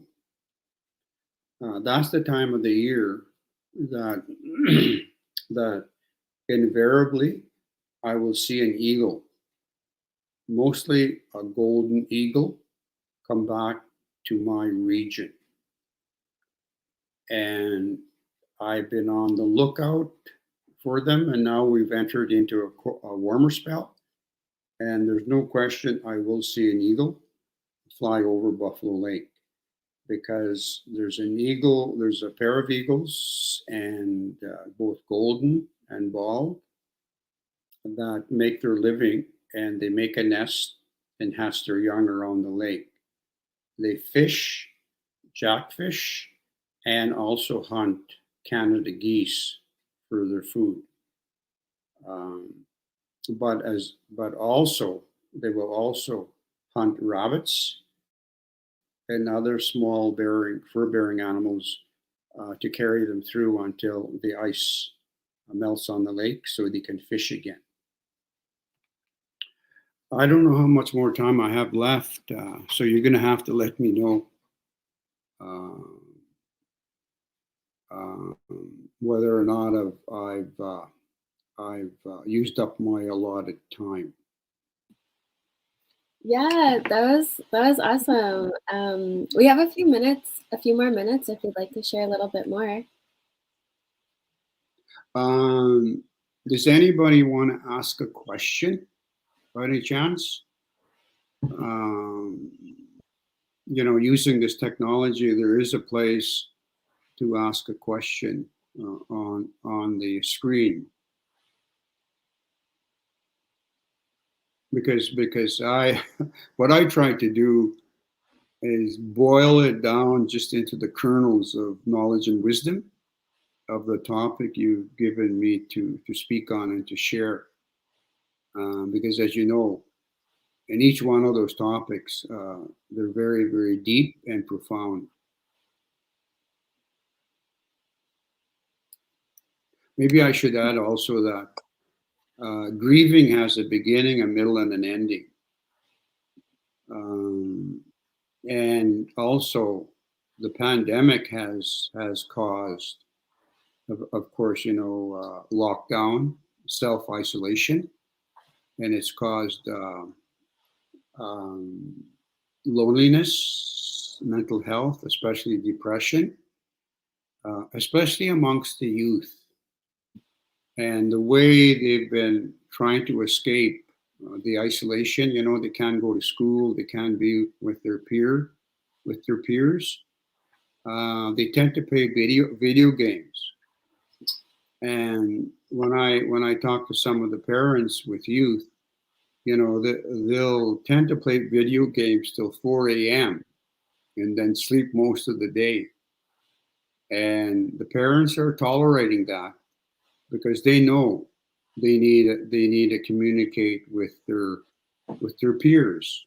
It's not, this is virtual. It's not the real thing, but at least it's keeping us to be social beings for the time being. But also we know this is going to pass, but nobody knows when other than the virus itself. So I saw a question there, whether or not I had a Facebook page. I am on Facebook, but I don't have my own personal page. When it comes to this type of technology, I'm kind of a Luddite. I'm not really a technician, even though I bought my first computer in the 80s. Okay, when losing a loved one, what are some things I can do to honor them? Well, one of the first things is to pray, because when we decide to come to Mother Earth as spirit, we choose our parents for their experience. They don't choose us. We choose them for their experience. So when we come, there has to be a portal, like an opening from a soul plane, from the spiritual world to Mother Earth. And it's a very a delicate process to be born. And as you know, some elders will say that, for example, if you can imagine a turtle within a sea or the ocean, and it comes up to breathe once a year. And in order to breathe, it's got to stick its head through a 1-foot diameter hoop, like a wooden hoop, to be able to breathe. That's how difficult it is to come to Mother Earth and be born to your parents. Can soul traveling exist outside of the meaning of Bushland Creek? Absolutely, it can. I think everybody does it. But, from my experience, a lot of people don't remember their dreams, even though they dream. Everybody dreams when they fall asleep at night, but many don't. And you probably read a book called Bone Marrow Thieves, where non-Indigenous people lost the ability to dream. And they wanted to regain that after the nuclear war destruction of Canada. Whereas the Indigenous people still retained the ability to dreams, and they thought it was the ability to dream was embedded in the marrow of particular Indigenous youth. So then they would capture them and mine the marrow in the same way residential school denied us to speak our language, especially our Indigenous oral language, and practice our spirituality and the art of dreaming.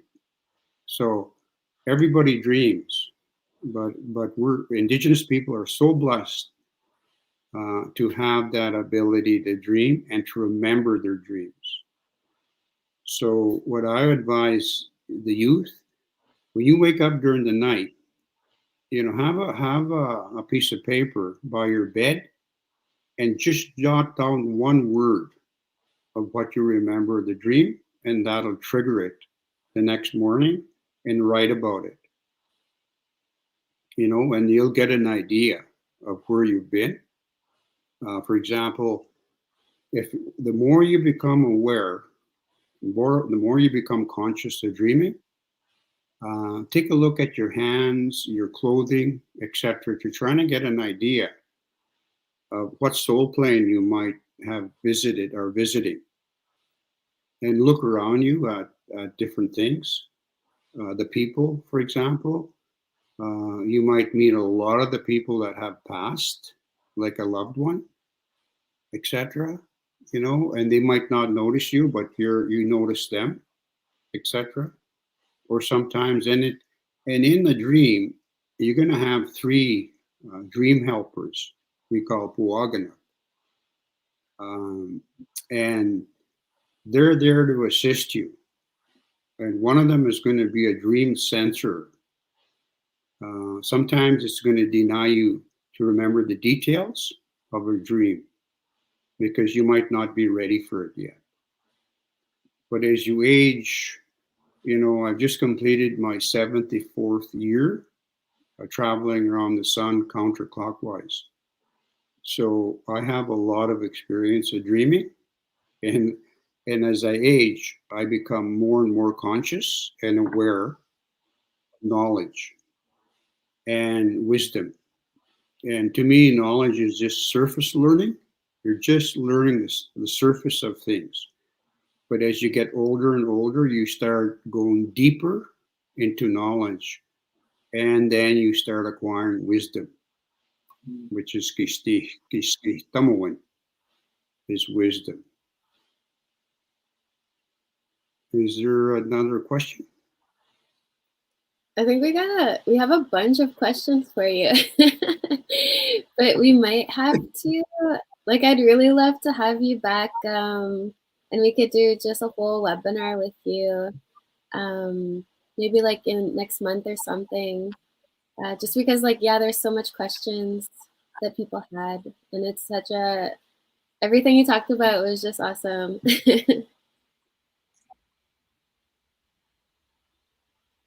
Okay, it'll be a pleasure for me to come back whenever. And I think I've completed my time allotment, right? Yeah, it's okay. Okay, well, it's such an honor to be able to share just a little bit of what I know with your youth, and I really encourage you to keep up, with especially your studies, because you're going to be the generation that's going to be taken over from me as I retire and let you know, carry forward. and it's going to be so much more exciting than what I have to put up with when I grew up. Thanks again, and take care, and be safe, happy, and healthy. We can offer you tobacco in person, but we'll put some tobacco in the sacred fire for you, for all of the teachings you shared with us. In Kamui, I'd really love that. Thank you. Hi, hi. Hi, hi. Miigwetch. So thank you so much for our guest, Elmer Ghostkeeper, for sharing his wisdom and his knowledge with us today. I know myself and all of us listening were really, definitely learned a little bit, and I'm super glad that he was able to join us for this time. But now we're going to head on over to Fishing Lake. So, Gabby, do you want to introduce our next guest? Wait, go back to my, I put on my special vest. I'm trying to be a part of a jigging group, but I can't jig that well. But I'm super happy to have Sky and some youth from Fishing Lake. We got a picture of the welcome sign in Fishing Lake. Yeah, so let's bring Sky and the youth up on the screen. Woo! Oh, so happy to have you guys with us. What's that? Sorry, I can't hear you. Oh, I said we're so happy to have you guys with us. Yeah, we're really happy to be here. James is gonna introduce them, and then I'm just gonna do the music and stuff on the side. Awesome. Okay, my name is James Rocher. This is my sister, Winter Rocher, and my cousin Jaden. We're youth from Fishing Lake. We're gonna show you guys some jigging, and yeah. We've been jigging for about, me and Jaden, 6 years, Winter about 4.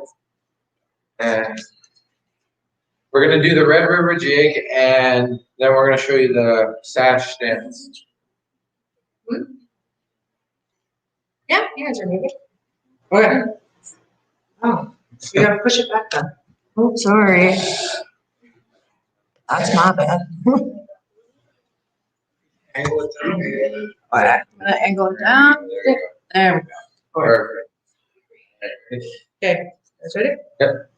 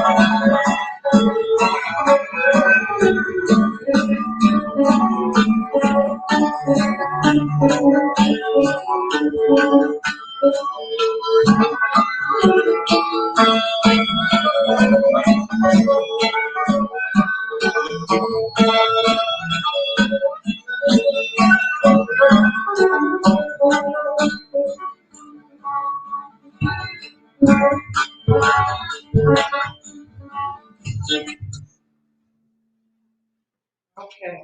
So one of you want to go get Oh, the sash, All right. and then you want to explain the second bit? All right. So now we're gonna do the sash dance.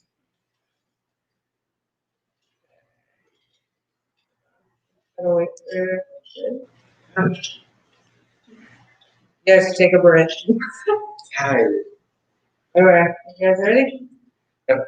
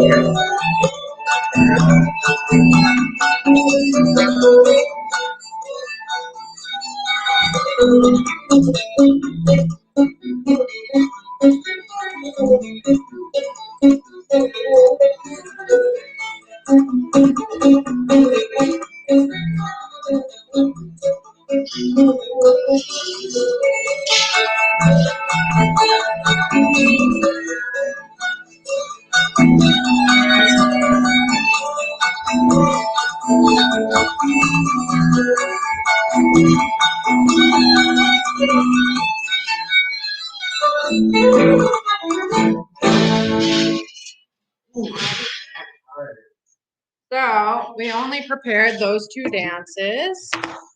I'm not sure if anybody has any questions for us or anything like that.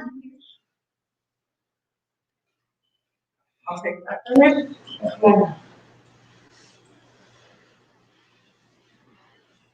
You go out of it? Yep. Oh, I can't hear anything.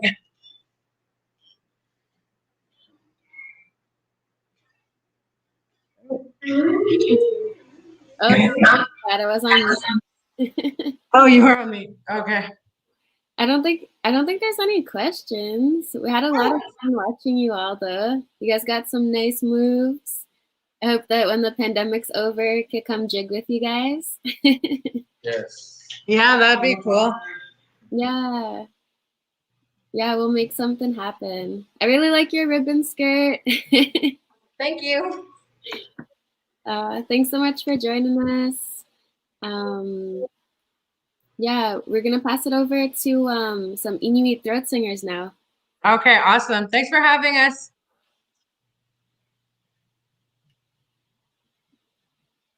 Wow, that was awesome. Holy smokes. I definitely felt the good vibe from the youth sharing the dancing there. That was awesome. So, Miigwetch to our Great. youth jiggers there. That's a good way to close off or like come off from Elmer's talk there. So it was a really nice part of our day. Yeah, so we got some Inuit throat singers coming up next. I know. Hello everyone. Unu sakut uvanga Samantha Kigutak Metcalf. Uvanga 16 Ottawa Mutayunga Atataga Nunatiavu Mutavini Ananaha Ibiajik Mutavini. Hello everybody. My name is Samantha Kigutak Metcalf. I'm 16 years old, born and raised in Ottawa, and I love to throat sing. My dad's family is from Nain, Nunatsiavut, and my mom's family is from Arctic Bay, Nunavut. Kanwipisi uvanga kailan nanakta Grand Prix ukiuha kulipinasuyuktuklu. Hello everyone, my name is Kailan Nanakta Grand Prix. I'm 16 years old, in grade 11, and I love to third sing. My dad is French Canadian and my mom is Scottish and Inuit, and together we are Tanachik. Tanachik means two souls.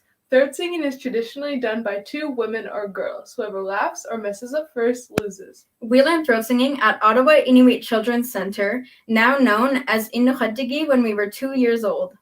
The reason why we throat sing is because back in residential school times, throat singing was banned, and now we're proud to be bringing back our culture. We are Inuit and proud. Before we get into throat singing, I want to acknowledge that me and Samantha are on unceded and unsurrendered territory of the Algonquin peoples. The first song that we will be doing is called The Poor Little Dog. The story behind this song is that a girl had a pack of pups, and everyone told her that the runt of the litter would die through the winter, so she sang this song every night to the pup for strength and encouragement, and it became the leader of the pack.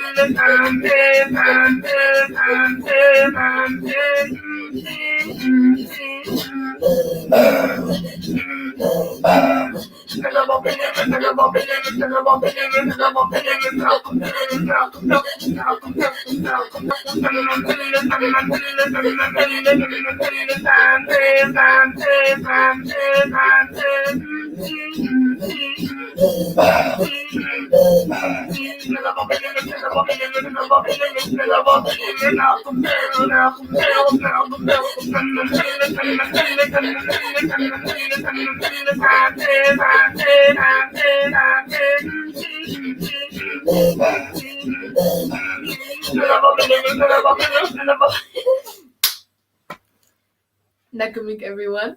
The next song that we'll be doing is called I-U-A. This is the 3 vowels of our Inuktitut alphabet.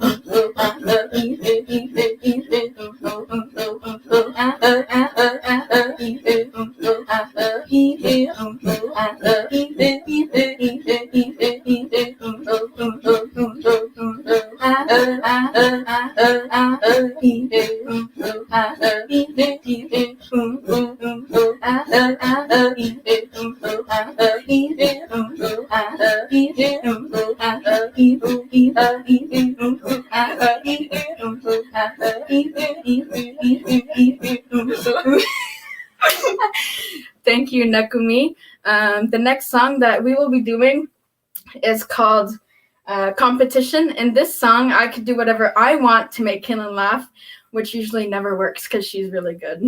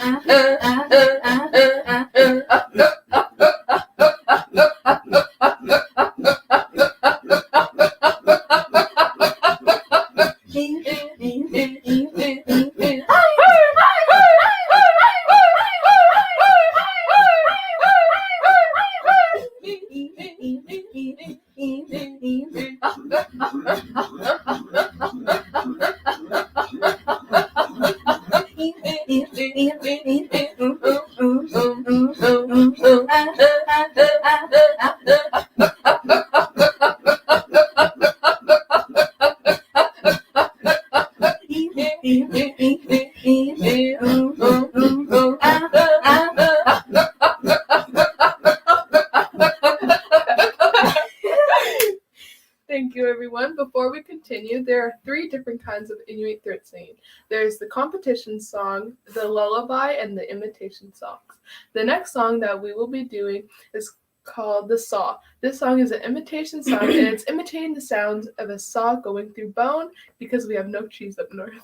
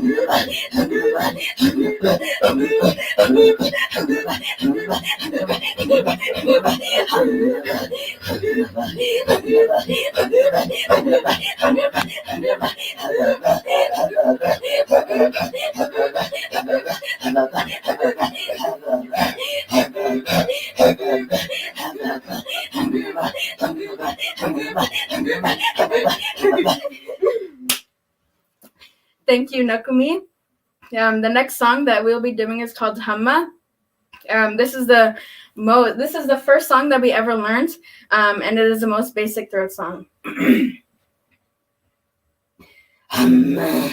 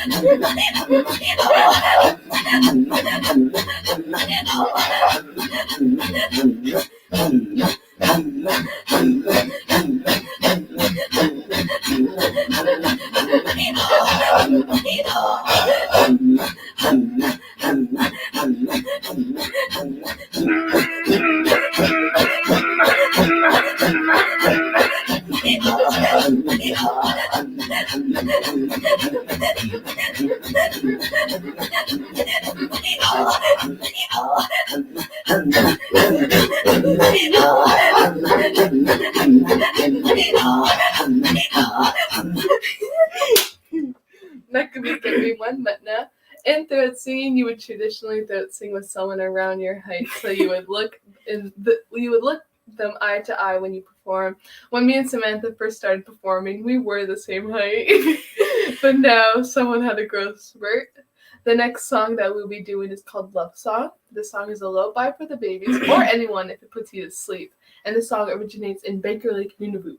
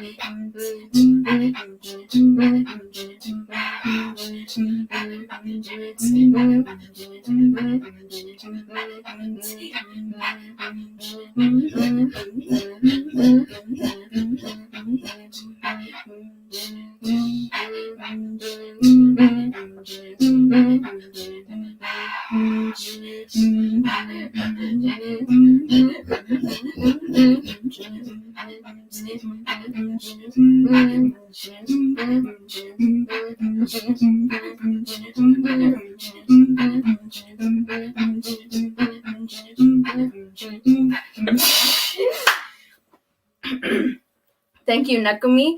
The next song that we'll be doing is called Seagull. It imitates the sounds of seagulls communicating to yes. each other. This song is really loud. Hi.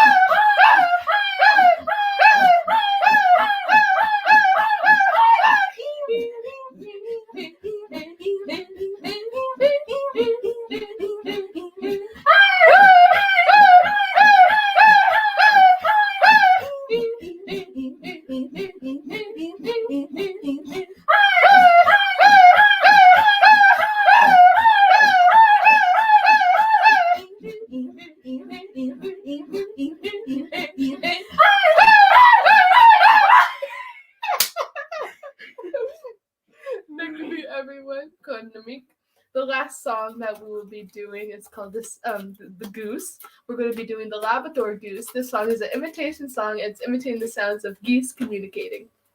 Do it first.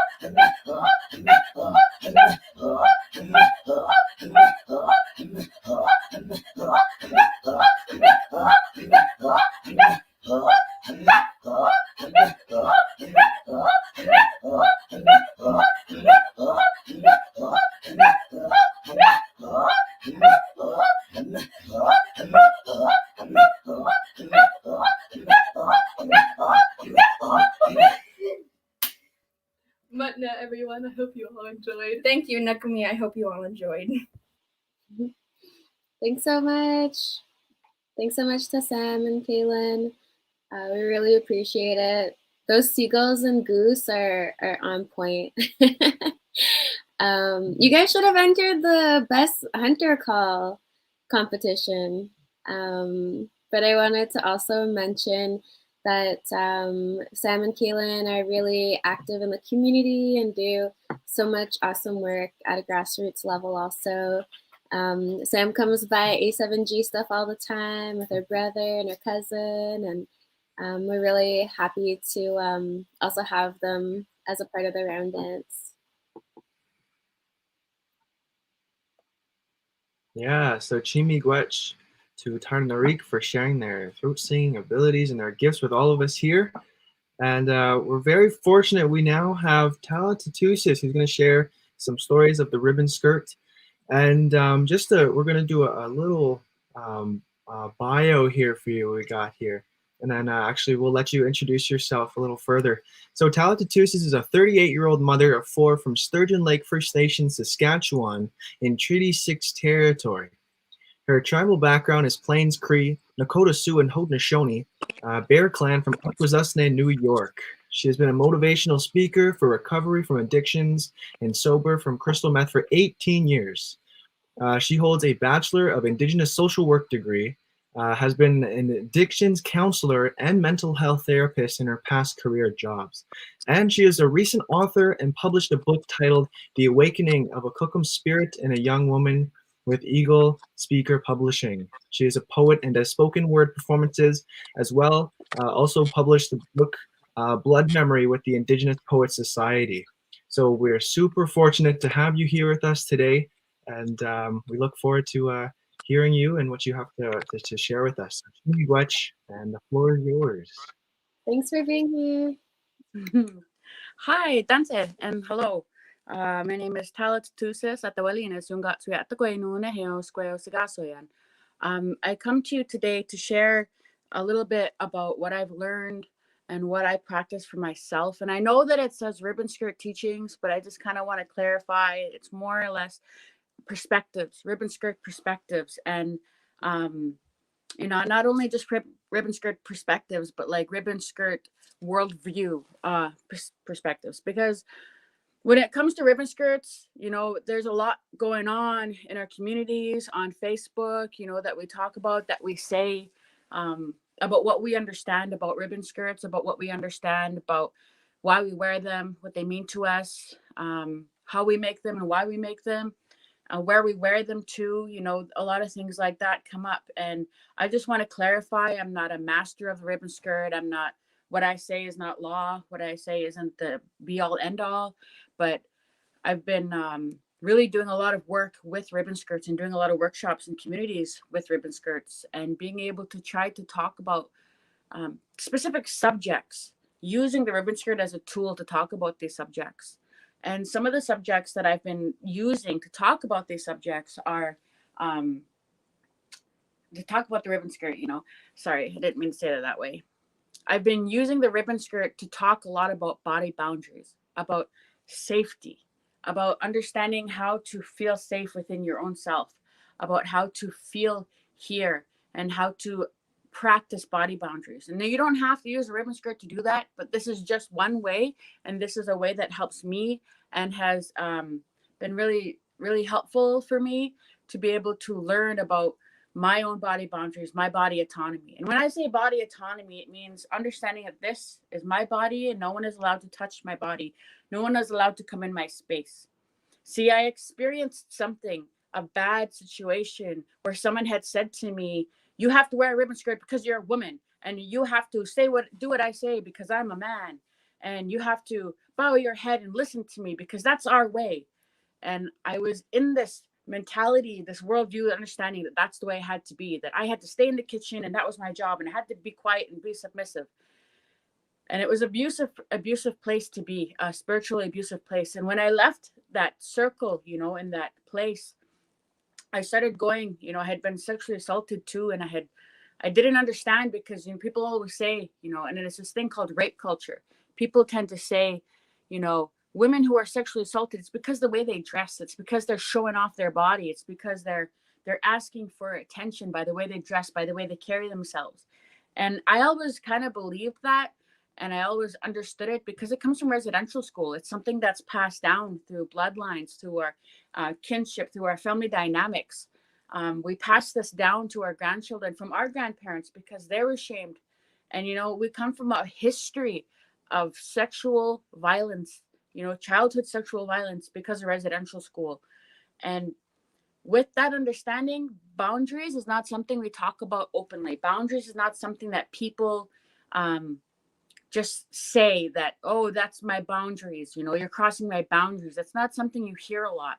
And when I started learning how to heal from that assault, because I was assaulted in a skirt, I was assaulted in a sacred space. And so when I went to therapy, I went to this place called Sexual Assault Therapy Center. and I learned about rape culture. When I was there, I learned about skirt shaming, slut shaming, body shaming. I learned about body boundaries, body autonomy. And I learned that no matter what you wear, it doesn't matter what you wear. It doesn't matter how you look. It doesn't matter what you're doing. It doesn't matter if you're drunk and you're at a party, you're never asking for it. You're never, nobody ever deserves to be assaulted. Okay. So when I learned that, I was like, wow, that means it's not my fault what happened to me. And then learning that also, I learned, oh my God, you know, I'm recovering from crystal meth. I'm a recovering addict. 2003, I sobered up from crystal meth. And I've been sober since then. I never touched it again because traditional medicines, they helped me to sober up. They helped me to grow my hair, to learn specific skills and tasks, to be able to go to university and get my degree, you know, to become an author. All of this is because of ceremony and medicines. And I felt that that was taken from me by that person, you know, and by that thinking, by that circle I was a part of. And I thought about all the other people, how many other, you know, Indigenous women, men, you know, how many Indigenous people in general, how are they going, what if they sober up and they come into our sacred circle and they meet people like that who are trying to teach them to be submissive to abuse, spiritual, physical, sexual, emotional, and mental? What if they come into our sacred circles and they're leaving vulnerable situations, you know, domestic violence? What are the statistics with our people, right? Domestic violence, you know, sexual assault, physical assault, emotional assault. All of this is a constant thing because it's so normalized, because of residential school, because it's passed down through our kinship systems, through our family dynamics. And so it is not immune. I mean, we are not immune, even if we become traditional. Elders are not immune to it. Medicine men, medicine women are not immune to it. We are all susceptible to the effects of intergenerational effects of residential school, colonization, and assimilation. So, do you know what that did for me? I had a pedestal, and I put every single medicine man, every single medicine woman on that pedestal. When I learned about how none of us are immune to the effects of assimilation and colonization, broke that pedestal, just like that. There was no more a pedestal. There was no more idea that they were so holy that they would never hurt me. All of a sudden, I was aware and I was on guard. And I decided to understand. I became in a place where I had to make a choice to understand that body boundaries are something that I had to learn to practice every single day, in every single circle, no matter where I went. And I remembered some of the elders that I've met in my life who were super respectful. Some of the leaders, political leaders, chiefs, some of the teachers, mentors, guides. Sorry, I'm just fixing my chair. You know, like I've met so many people, and the ones who I felt the most safe with, where I could open up, you know, about who I was and where I came from and what I needed for help, were the ones who respected my space. The ones who, when they came into my space, they didn't come in my face. They didn't try to touch me. If anything, they shook my hand at the most. They never came into my area. This is my sacred area right here, you know, in my eye gaze, my body area, my energy, looking in my eyes, you know, things like that. And learning that, it gave me an empowerment, you know, that nobody can touch me. Nobody can come in my space. This is my space. This is my body. I decide who comes in my space. And I told a grandmother this, my adopted, spiritually, ceremony adopted mother, Paula Looking Horse. She is a wife of the 19th generation keeper of the White Buffalo Calf Pipe, Orville Looking Horse. They told me that story of the White Buffalo Calf woman. And in that story, you know, if you don't know it, ask. If you don't know it, ask. It's a good story, but I'm just going to quickly say, in that story, because of time, there are two scouts, and when those two scouts came to Lakota people, they were fighting amongst themselves. And these two scouts, they were out walking, looking, you know, going hunting. And they see this woman, and she's beautiful, and she's carrying herself in this way, and she has this buffalo robe. And one of them, they thought of her in bad thoughts. They thought of her in negative thoughts, in sexual thoughts. And she said, you, the way you are thinking, come here and do what it is you are thinking. And he came walking towards her. And I remember they explained to me, he was probably thinking, you know, trying to be sexual with her. And she was a sacred being. And when he came towards her, she opened her robe. She opened up her robe. And when he came, she closed her robe. And she opened her robe again, and he became bones. And the other one, oh, he knew she was sacred, so he put his head down. You know, he put his head down, and he said, oh, Tukashla, you know, grandmother, you know, Kunshi, you know, what is it that you're coming asking of me? And, you know, and then all of a sudden, you know, this grandmother, white buffalo calf woman, that's Sawi. She says to him, go to your people, make a lodge, prepare a lodge, and come to bring a message of ceremony. She brought sacred rites, for example, sweat lodges, inipis, sun dances, wiwan wachipis. And correct me if I'm wrong, if I'm saying any of this wrong, but this is what I was taught. And when I heard that story, it empowered me. Even when the first pipe was brought, there was respect that was expected of everyone, especially from a man to a woman, and how you carry yourself around here in regards to ceremony.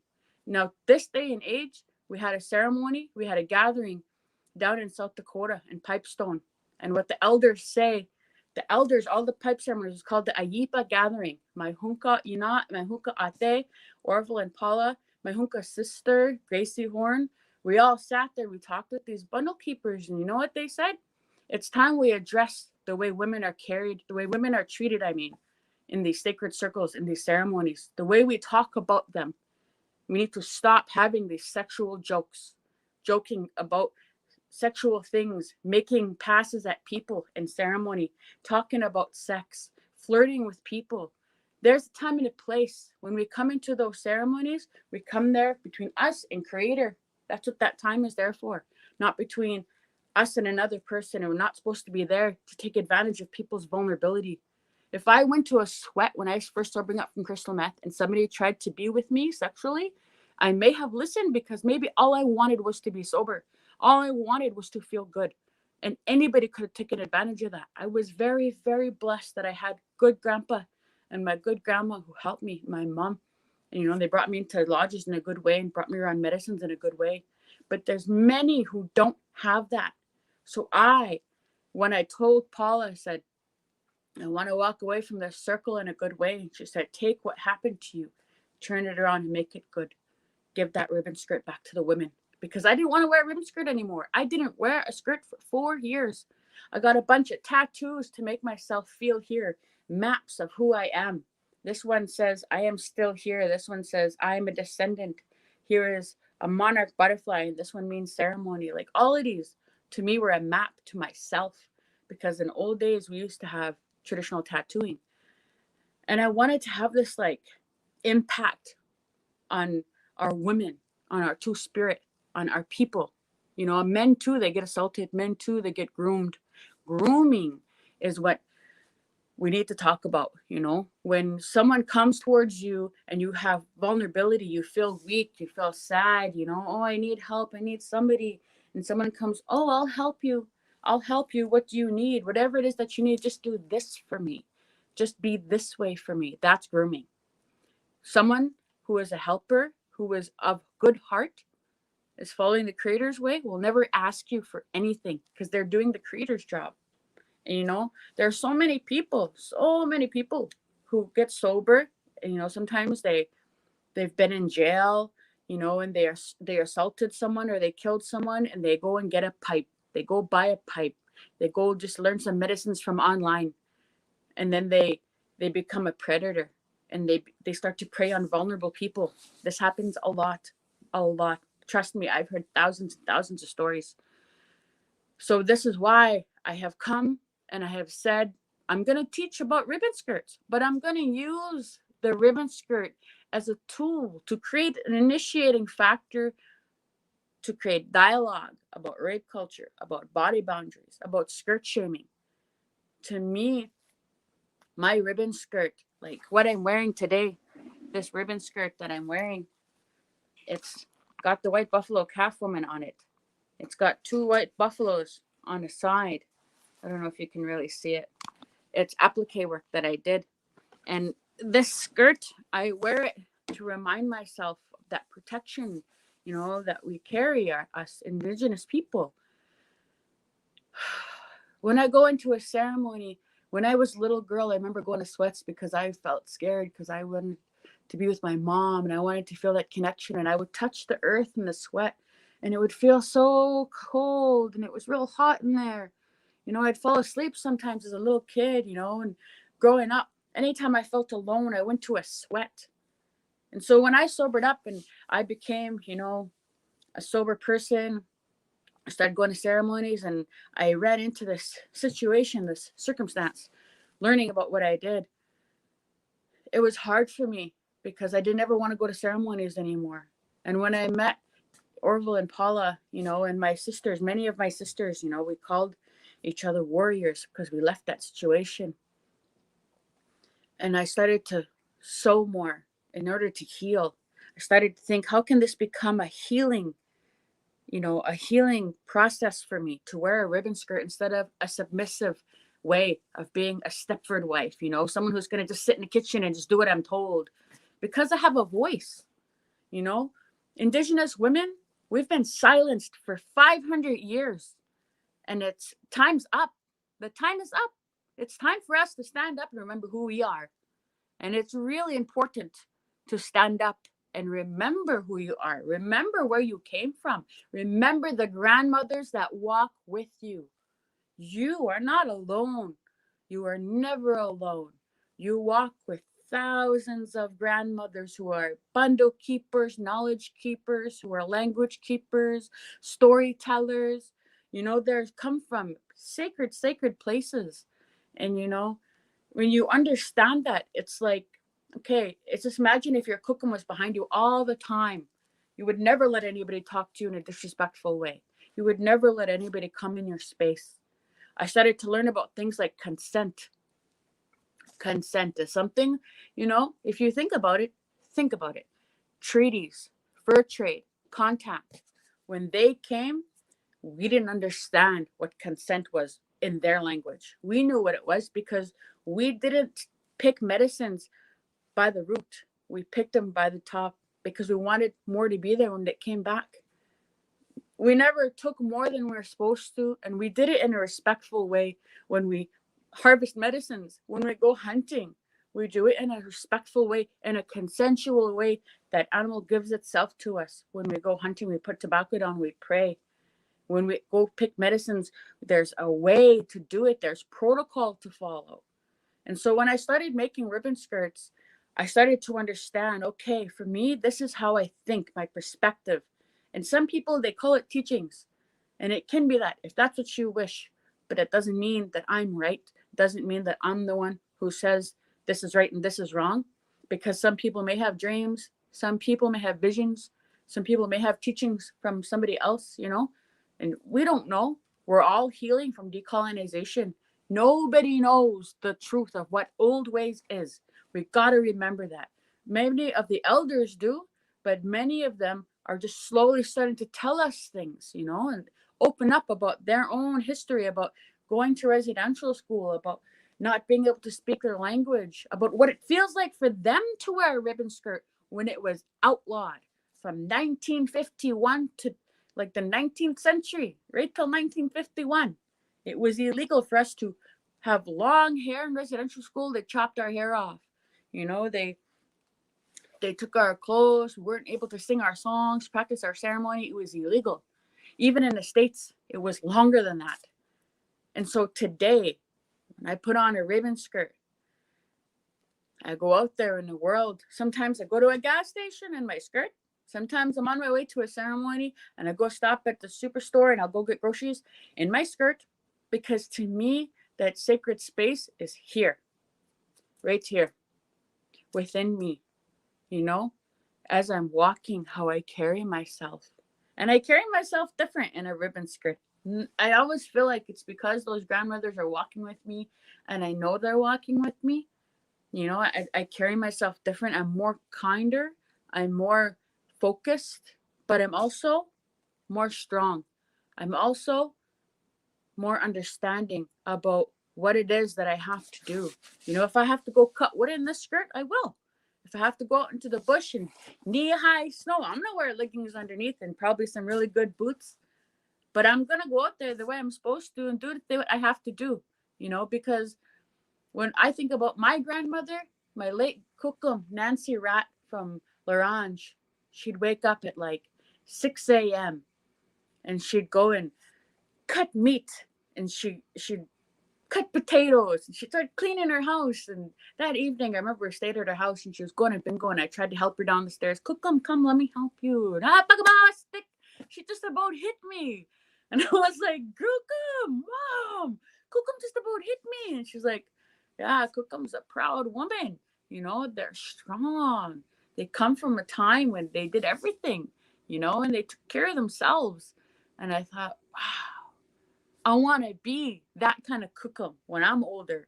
You know, I want to be like how all my grandmothers are. My Kukum Maria Linklater, my Kukum Leona Tatusis, you know, all of my Kukums, my mushrooms, the way they carry themselves, they have a voice. And it always is spoken with intention, with strength, with focus. That everything we say has to have a reason, a good reason, to not say it with ego, but to say it because you care about people. And so when I brought this ribbon skirt workshops on YouTube, when I go to communities and I teach, it's because I don't want anybody else to experience what I experienced. I want them to know they can question how people carry themselves towards them, and to use that skirt as a tool to learn how to understand that you can say, no, I don't have to do that.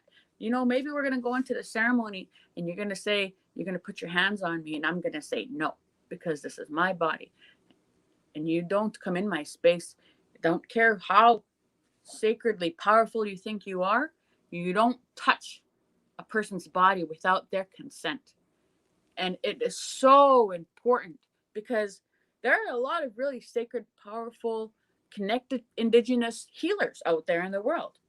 But there are so many others who are sick, who are coming from, you know, maybe they started going to ceremony and they never did the work. They never went to therapy. They never worked on what happened to them in residential school. They never learned that it's wrong to touch somebody's body without consent. They never learned that it's wrong to tell people, oh, you're a slut because you're dressed like that. No, because with or without my ribbon skirt on, nobody can touch my body. It doesn't matter. It does not matter. With or without my skirt, I know now that if I go towards like a ceremony space and I know, you know, maybe I didn't know there's a ceremony and someone's like, oh, hey, you should be wearing a skirt. This is a ceremony. You should know better. But like, you know what? If you're not a woman, you have no right to say that to me. Go get a grandmother. Grandmother can talk to me in that way, but not a man, because there's such an imbalance in those things. And with this misogyny, this patriarchy that has intercepted into our Indigenous ways, we have so many women being skirt shamed, being slut shamed when they come and trying to come into these sacred circles, because they don't know, because so many of our people are displaced. And we have to recognize that.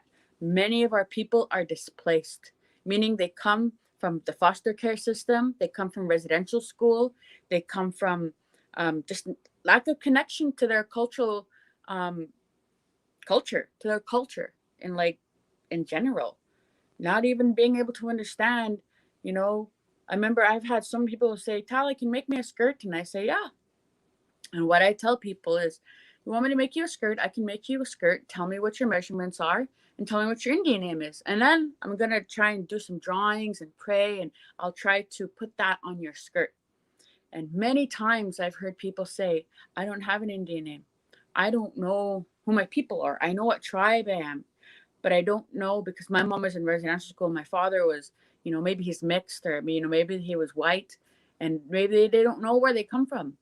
And so then I said, that's okay. That's okay. You're just reclaiming your roots. You're reclaiming where you come from, you know. And when it comes to things like that, I just draw, you know, and I pray. And I always was told that when you're working with someone, it's your grandmother and their grandmother, you know, two people come along, It's their grandmother and your grandmother. They talk. They say, hey, my Nusum needs help. Help her or help him, you know.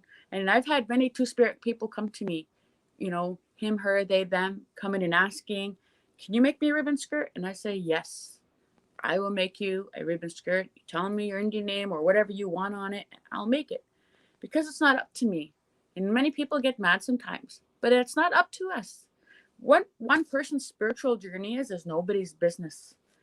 It's so important to remember when we call ourselves humble to actually live that out.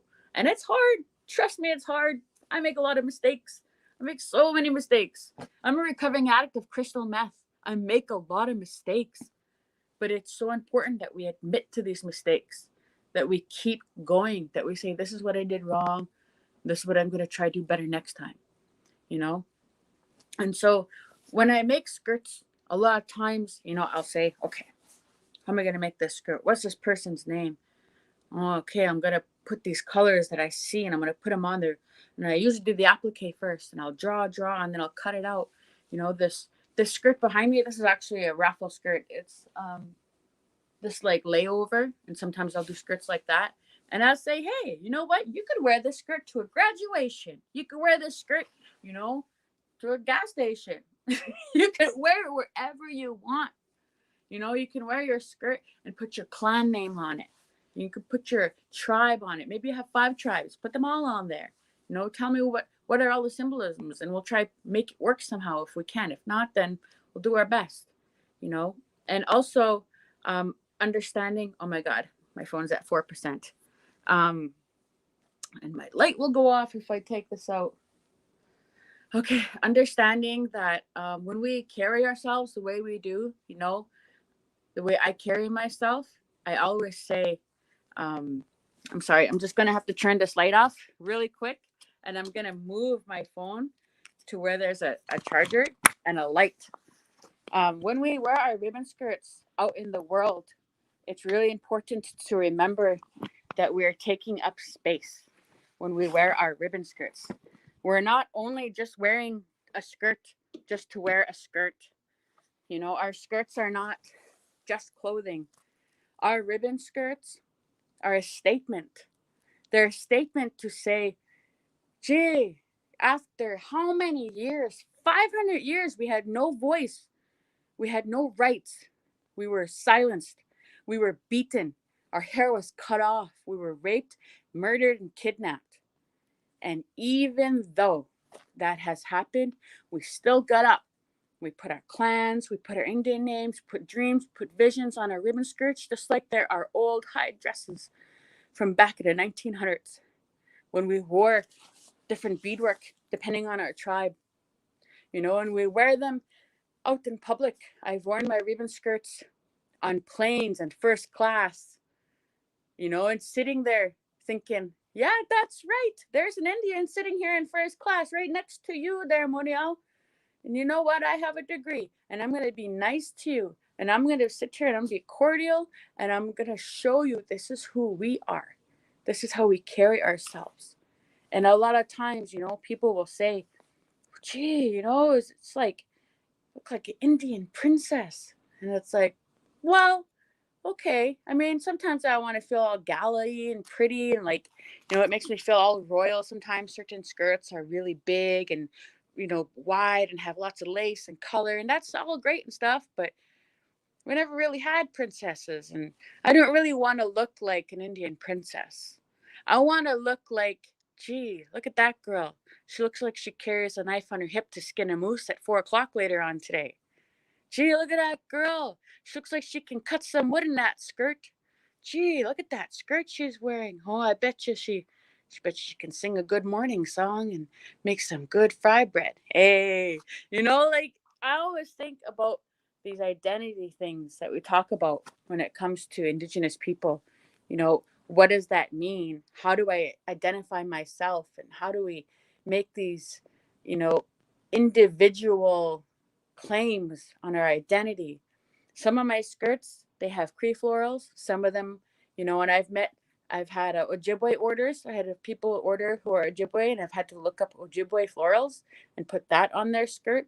You know, Dakota, Lakota, they have different florals. And I never knew that until I started making ribbon skirts, that the florals are all different.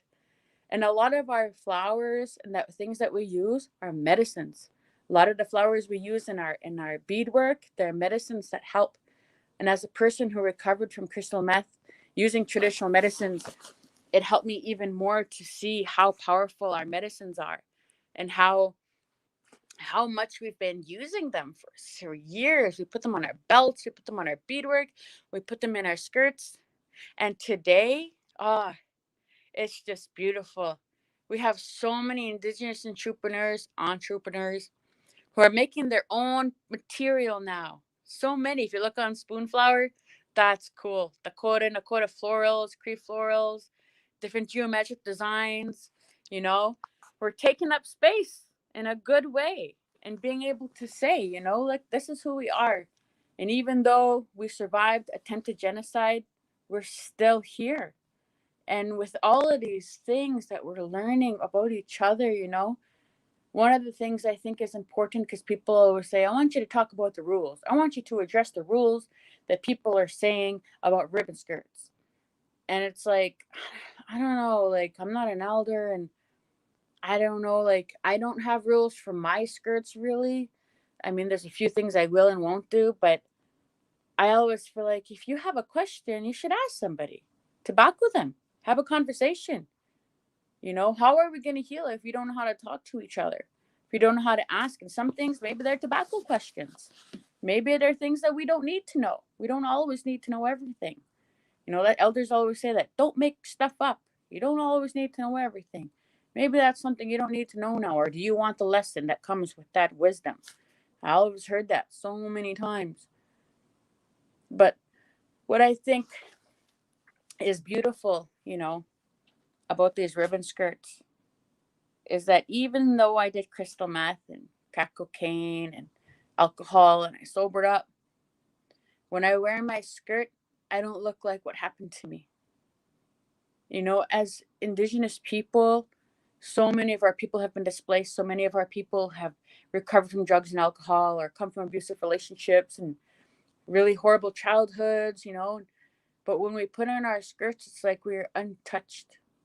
In a way, we are resilient, and we stand in that strength, in that pride, in that beauty, in that light, you know, the beauty that comes from that prayer that our grandmothers prayed 500 years ago, when they said, our grandchildren are going to go through some things. We need to do some prayers and make sure that they have their culture, you know, that they have a connection, you know, a way of understanding of who they are. How are we going to do that? Let's make some prayers. And people are remembering. After I made that YouTube video on how to make a ribbon skirt, and it wasn't really all about making a ribbon skirt, it was more about just talking about learning about your culture and reconnecting. I've had hundreds and hundreds and hundreds of people messaging me, telling me, like, one story, someone, her daughter got apprehended because she was drinking, and she was gonna get her daughter back. She was going to court. She wanted me to make her a ribbon skirt. She said, make a ribbon skirt for my daughter too, just in case I get her back, because I sobered up now. And then she messaged me. She messaged me and she told me, she was like, hey, guess what? I got my daughter back. And I put that skirt on her that you made. You know, I'm going to start going to ceremonies now. I have her skirt. I'm going to start going to ceremonies, and I'm going to find different places I could wear my skirt at, because she was so proud. And that skirt was medicine to her. That skirt reminded her of the resilience, of the determination that she put into her life to become who she is now, you know. And so many, like, I even went to Toronto to a powwow, and someone was just like, oh, hey, I know you did that YouTube tutorial. Look at all these skirts. And there was like 20 skirts hanging on a thing. And she said, I learned how to make skirts from your video. And that's why I made all these skirts. And, you know, I started coming to powwows and trying to learn about myself, got my Indian name. And I was like, wow, just for making a skirt? That's cool. I was like, right on, man. If that's what it drives you to, that's awesome. That's amazing. That's cool, you know. And I hear a lot about gatekeeping. And some people may not know what that is. And just to kind of like explain a little, gatekeeping is just kind of like saying, you can't come here unless you do this, or you dress like this or you talk like this. It's kind of like making rules.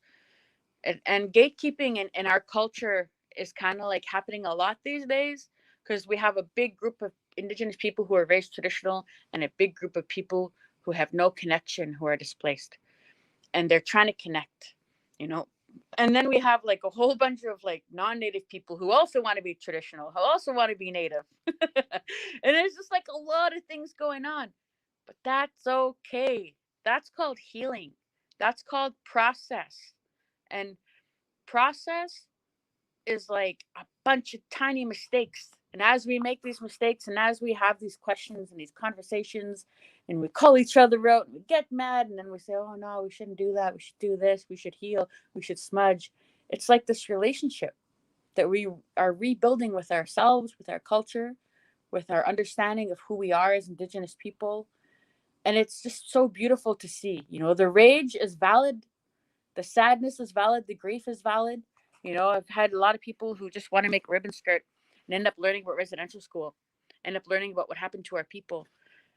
I've had people who want to make a ribbon skirt and they start to learn so much about their own culture, about their history, you know, about how we used to trade with the European people and we used to wear buckskin hide, you know, from buffalo and all the animals that we used and we hunt with.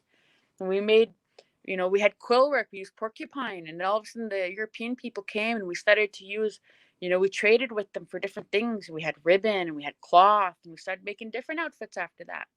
We started having buttons, we started to have beads, we started to adorn ourselves differently using our tribal identities, like the different kind of designs and florals and the stories, the dreams, the territories, the land, you know, all of that, adorning ourselves that way. And so ribbon skirts have become, for me, medicine. From what I had come from, what I had learned, what I had experienced, you know, for me, when I'm making them, it becomes a ceremony. And sometimes I always feel like, you know, when I'm smudging, when I'm praying, and I'm making this skirt, and I'm not trying to be like real super sacred or like super spiritual or powerful or gifted or anything. I'm just a recovering meth addict who just trying to grasp onto my culture just like everyone else. And when I'm sitting there and I'm making this skirt for someone, I'm praying, man, remember who you are, sister. Remember where you come from. Remember your strength. Remember your voice. Speak that voice, you know. Walk those steps that your grandmothers walked to be a good ancestor. Carry yourself the way your grandmother would have wanted you to carry yourself. And when I think about things like that, I think about myself. I think about where I come from. You know, my life, I was raised traditional. I was brought up in ceremony, and I made a choice to cope with life in an unhealthy way by doing drugs and drinking. And I turned my life around and I started to go to ceremony. And I remember people saying to me all of the things about my culture and where I come from. And I remember people saying, "Yeah, come back to dancing powwow. Remember what happened? You used to be a good powwow dancer." And, you know, people missed me and they wanted me to come to powwow. And I remember wearing my jingle dress for the first time in a powwow. And I had learned to sew, I'd learned to bead, I'd learned to quill, and my hair had grown because when I first opened up, my hair was this short. And I've cut it a couple times since. I had it actually cut before and I just had a baby and now my hair is growing again. And I remember thinking to myself, you know, even though I did crystal meth and crack cocaine and drinking and I really made a lot of bad mistakes, no matter what, I am still at the Walinas yung guts. I still am a Nehiao Esqueo from Treaty 6 territory of Sturgeon Lake First Nations, Plains Cree, Mohawk, you know, Haudenosaunee, Nakota Sioux. No matter what, nobody can take that from me. And I say that because there are so many people who are struggling from feeling displaced, from feeling disconnected. And Gabor Mate, a really huge psychologist, strong, really successful psychologist, he says, the opposite of addiction is connection. What is the greatest source of connection for Indigenous people? Kinship. What is the most powerful thing that makes me feel connected?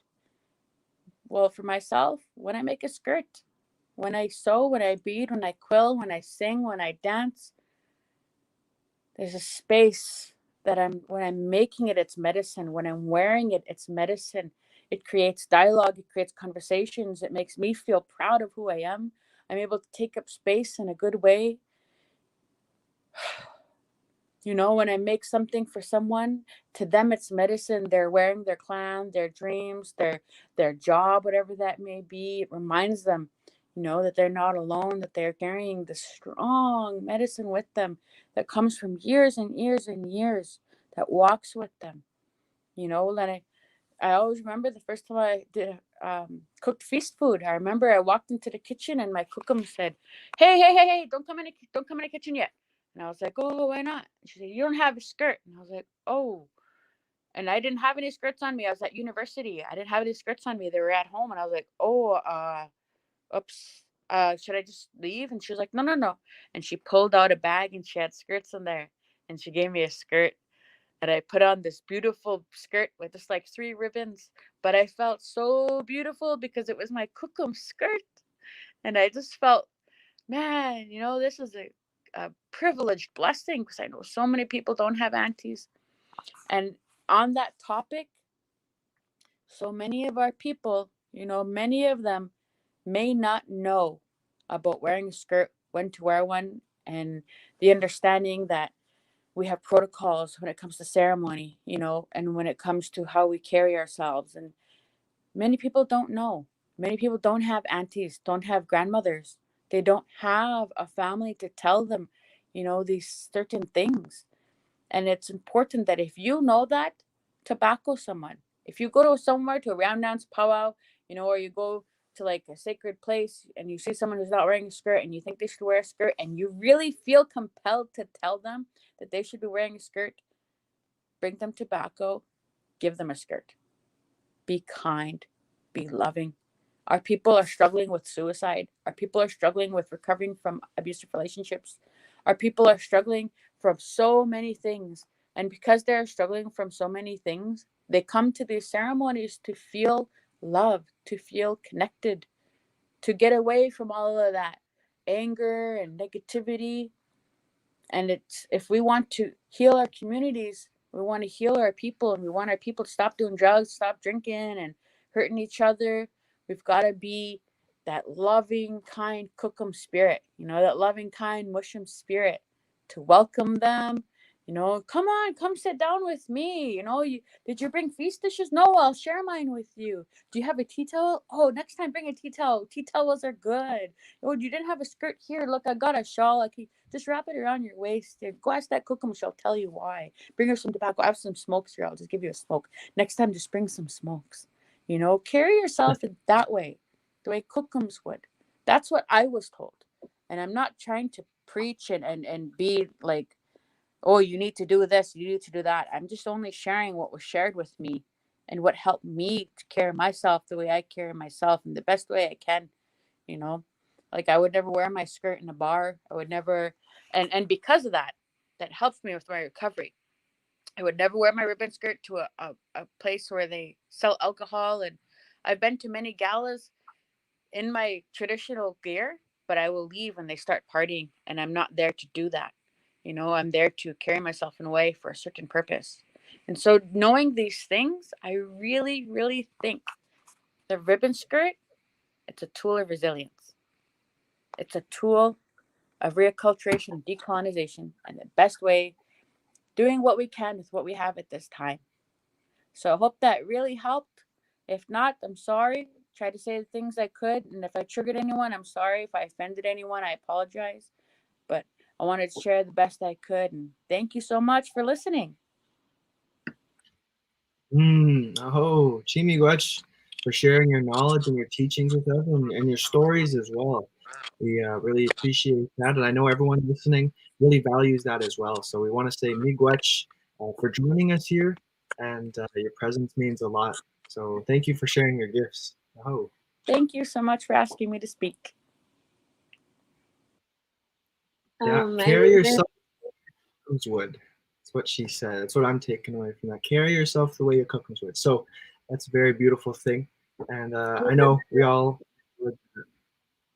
I remember I heard Tala when we were in Nipissing a couple years ago.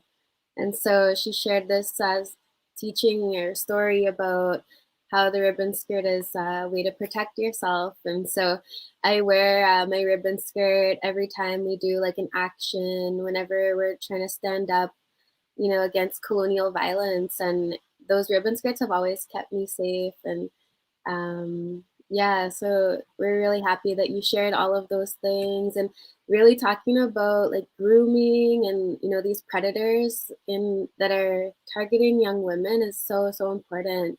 We see it all the time, and I think more and more anti-energy is growing, and eventually that predatory behavior will leave our communities, I hope.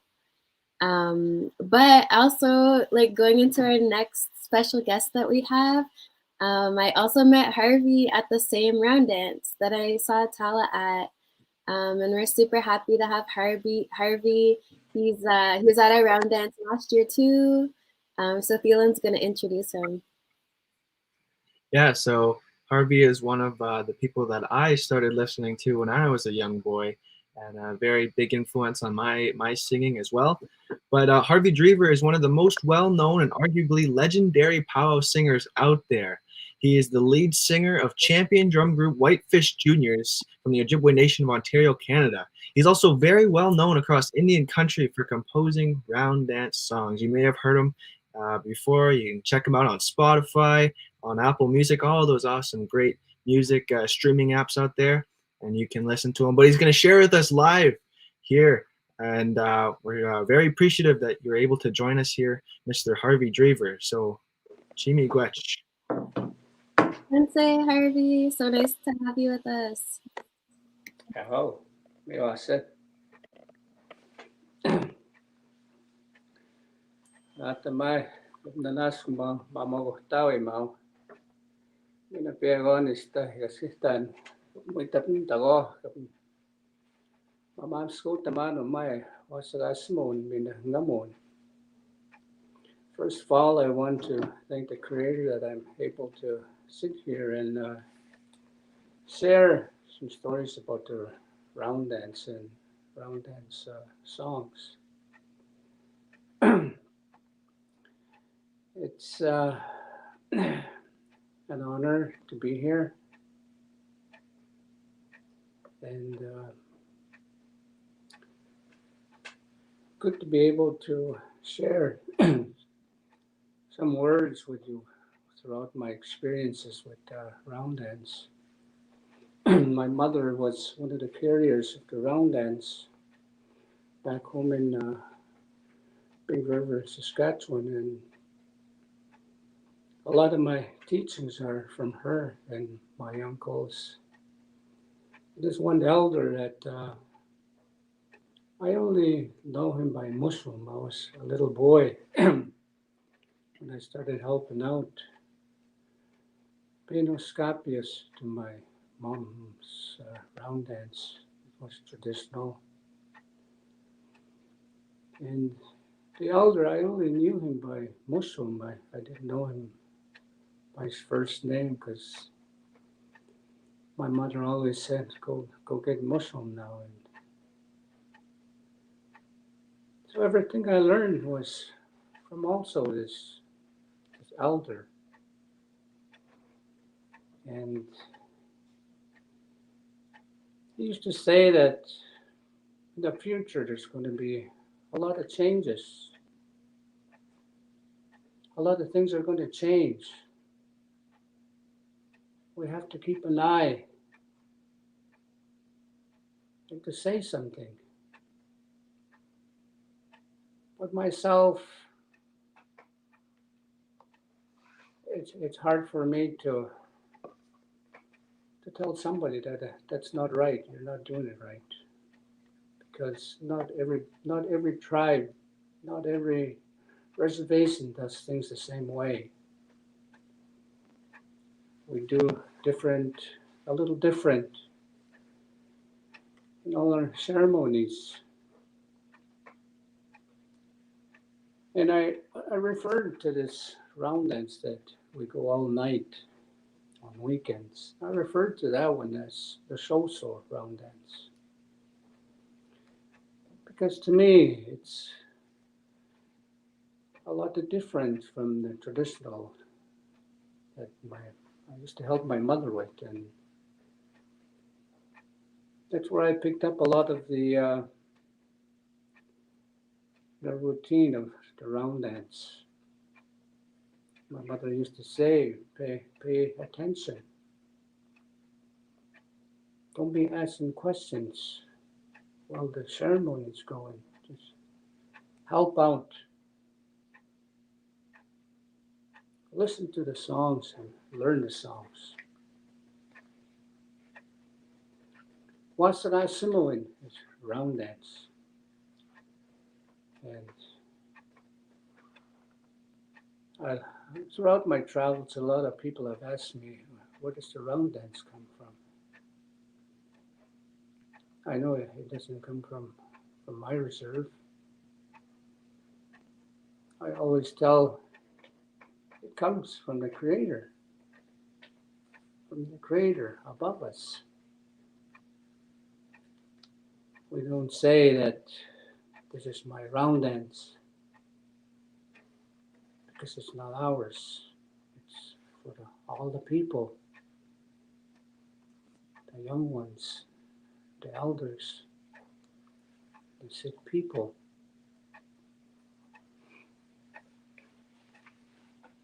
And I know that sometimes it gets a little difficult, especially now, to try and stay up all night.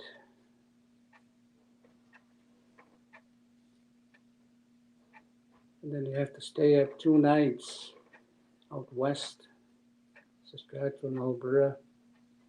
The round dances used to go all night. Out here in the east, Ontario, Quebec, we don't go that late. And I try to pass on the things that were taught to me by my mother and by the elder, but also by watching the round dances. And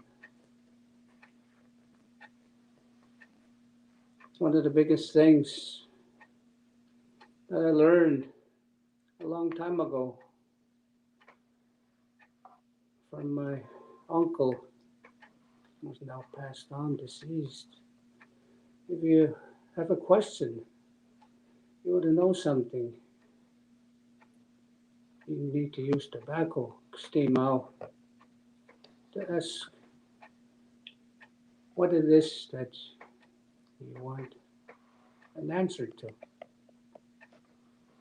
Or if you like a song and you want to sing it, you approach the composer with tobacco. Whatever it is, you want to give the composer for the right to be able to learn and sing that song. And one of our biggest teachers used to be the late Art Musuman, Miigwetch. He used to help us a lot with honor songs, but not just honor songs. I sing his song, his birthday song that he had taught me when he first came out with it, and had said, learn this song. People ask you to sing a birthday song. Sing the song. And it wasn't only at powwows or round dances that, if I had cigarettes or coffee money, I used to give them to him, just to show my appreciation to him, because he was one of our biggest teachers.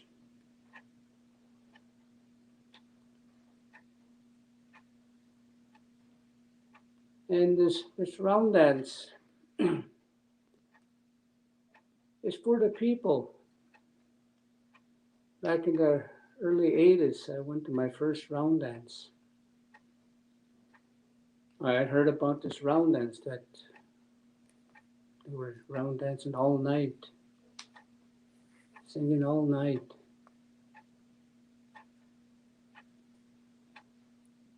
And seeing as how I learned everything from my mother with the traditional round dance, it only lasted 3-4 hours. And I hear about this round dance going all night. I wasn't really into it right away.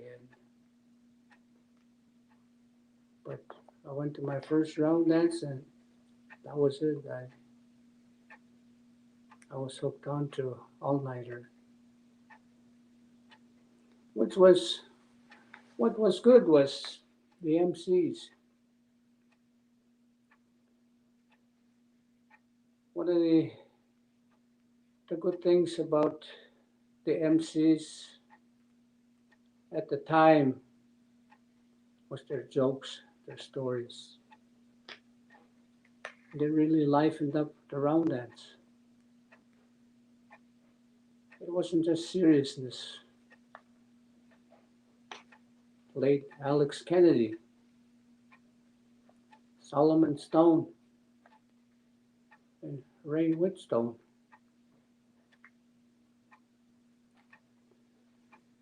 It was always good to listen to them, their stories, and their jokes. And back then, it was only groups, Red Bull, Indian Lake, Little Pine, Tatusis, Brothers, Whitefish, Minnestickwin. There was no shortage of groups. And when you went to sing, it was just your group.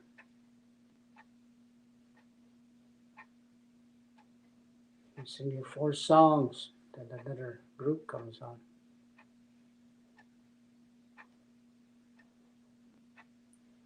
The highlight of the evenings used to be, to me, was late at Thunderchild.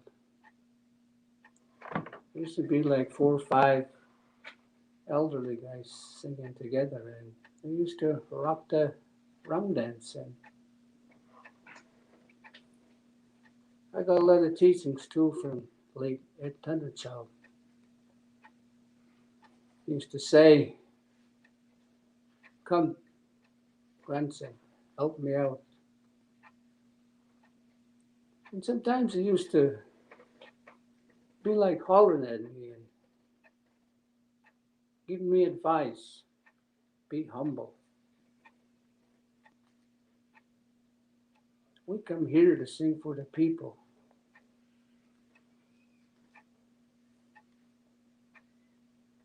To be able to enjoy yourself, you need to be humble. That was the main thing that he used to say all the time. And there was Flowers.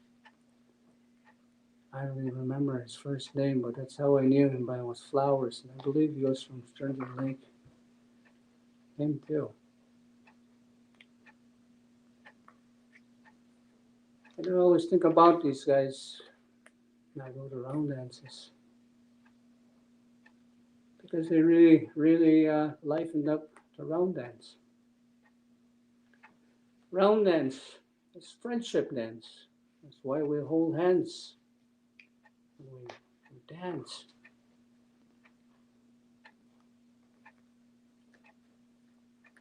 A lot of different songs. OIYPP. It's used 4 songs. It's a friendship dance for you, the locals. If they had a round dance in my reserve, our people, the local people, had to pick visitors. 1, 2, 3, 4 dancers you dance with. First song, you pick locals to dance with you. You dance 3 songs, and after the 4th dance, then you present them with cigarettes, coffee money, breakfast money, blankets. It's a friendship dance. Out here in the East, we don't really do that yet because we're always on a time schedule. We have to be out some buildings by 1 o'clock. And the way it takes like a good hour. But we do apple dance.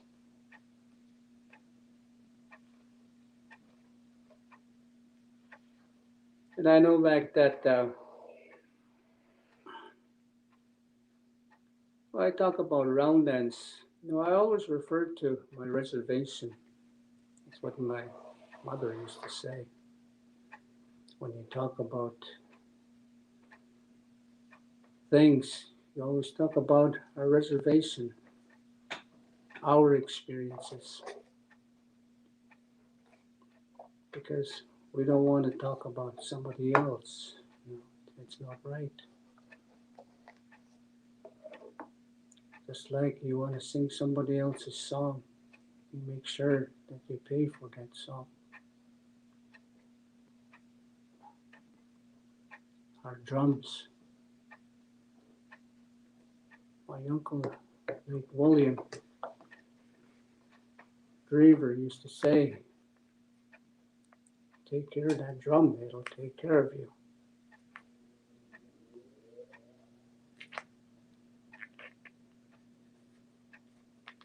And for us, I always used to say that we don't sell our drums.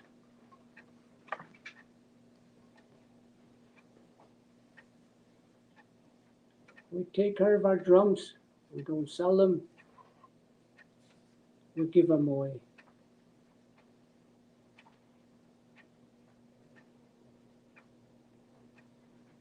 In this way, the drums will keep coming. You pass it on to a friend.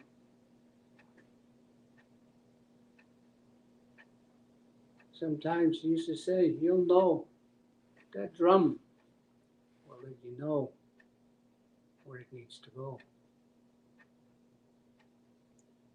We smudge our drums.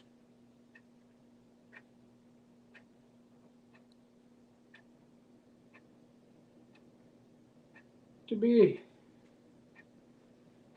respectful in ceremonies.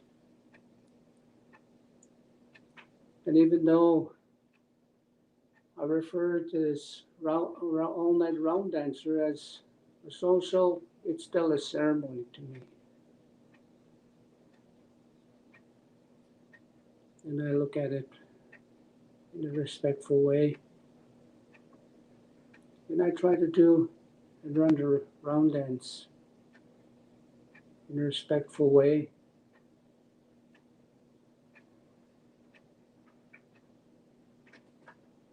Where it runs smoothly. Because we want people to come and enjoy themselves. And there's some songs that we sing that this old man that used to help my mother,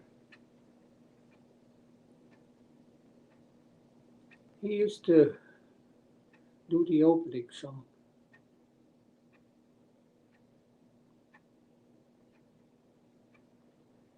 When he was done with the opening song, then he'd say, give to one of those scapios.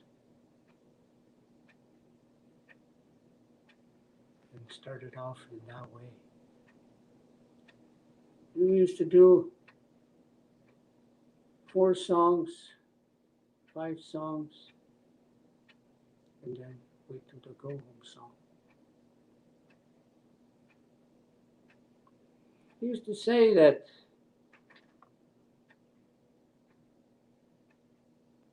we're supposed to pick a visitor, which we refer today as stickman. That was our late Oscapios at the round dance, was a stickman, what we call today stickman. But he used to do the opening song. And he used to say, tell the other guys to have a good mind when we start. Pray in a good way. Because once I hit this drum, they're here already. Just like when we do the go home song. The minute they hit that drum, they're already gone.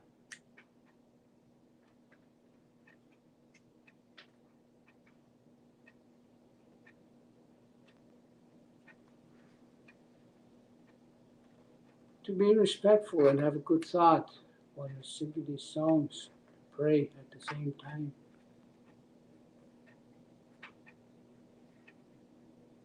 Everything will turn out good.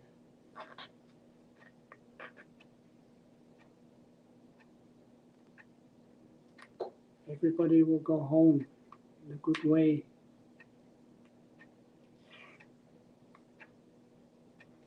And we were always told,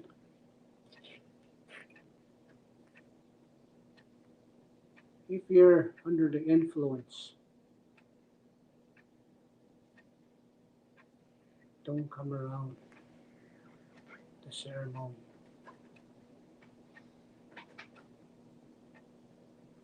Be humble and stay away. There's more that will be coming.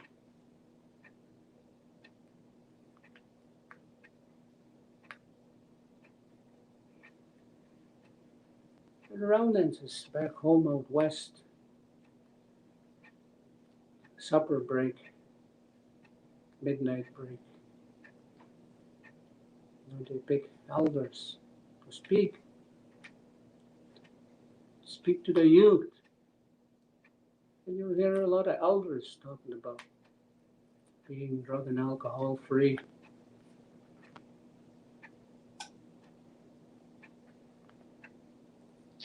And I heard a long time ago that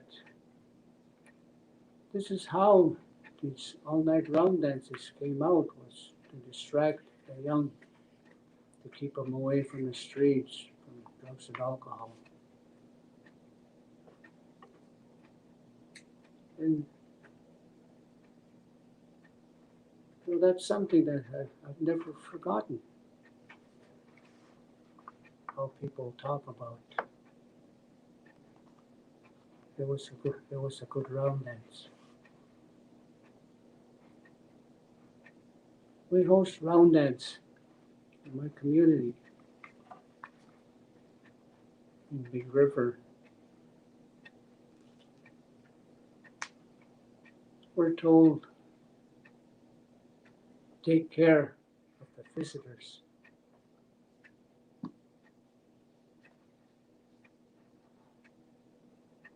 Provide them meals, a bed.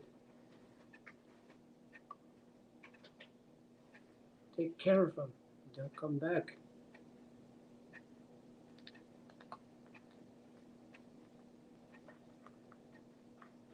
And we try to do that every round dance. Myself being out here in Michigan, it's hard for me to go back every weekend.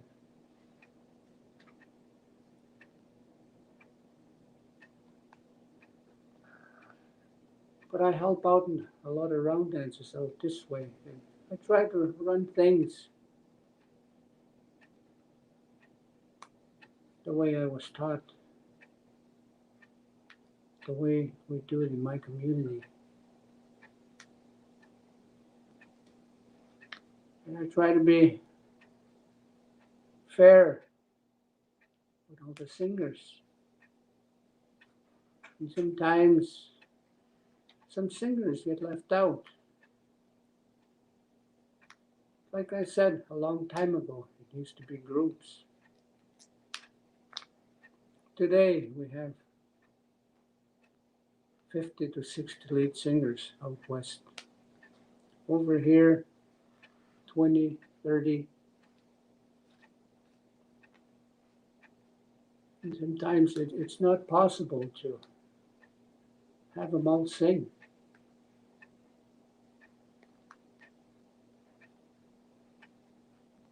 And you know, some singers get upset. But being a stick man, you know, sometimes you have to work with the host, the people that are hosting the round dance. Try to get everybody to sing. Sometimes we have to change the number of songs that have to be sung by a singer. And that doesn't really make me feel comfortable doing that, but you know, you have to work with host people.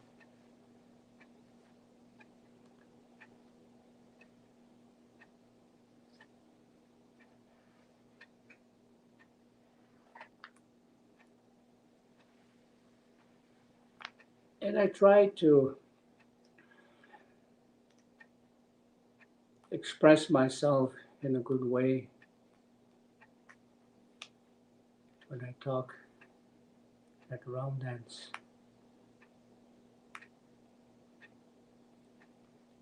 To pass on the teachings from our elders. Because we learned from them. And what we learned, they had said, the elders had said, one of these days it is you. You guys are the ones that are going to be here. You're going to be in the same situation, in the same spot. And I see that today.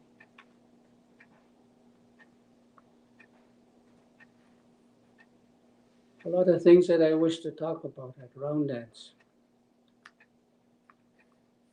But because of time schedule, like I said, out here they don't go all night. And we have a lot of guys that want to sing. I forget to talk about some of these things on my way home. Oh, I should have said that. Now, why didn't I remember that?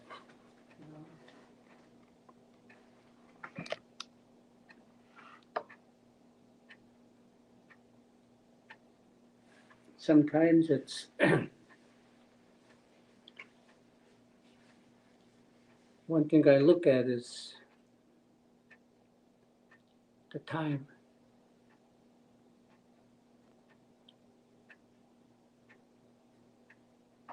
Out east, well, they always invite singers. And those singers that they invite, it's requested that each invited singer sings 4 songs. And 8 invited singers is 32 songs. And I remember at Tadderchild,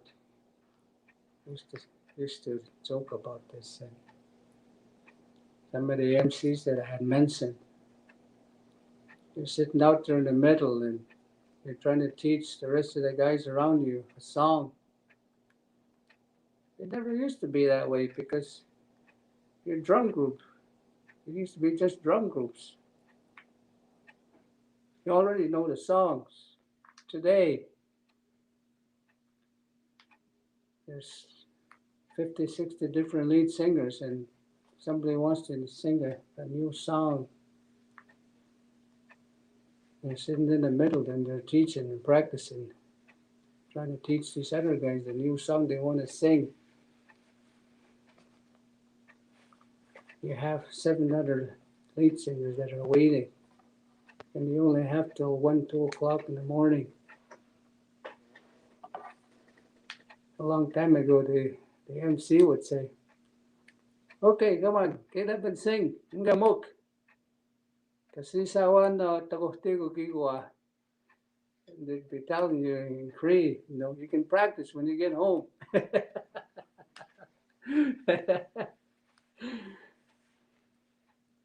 That's the hard part. I know everybody wants to sing a new song,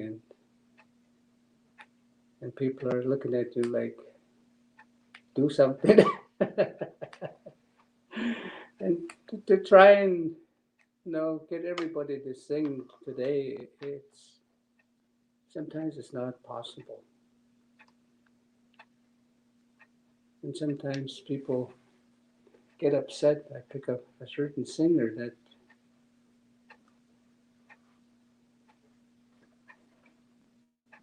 maybe they don't like for some personal reason.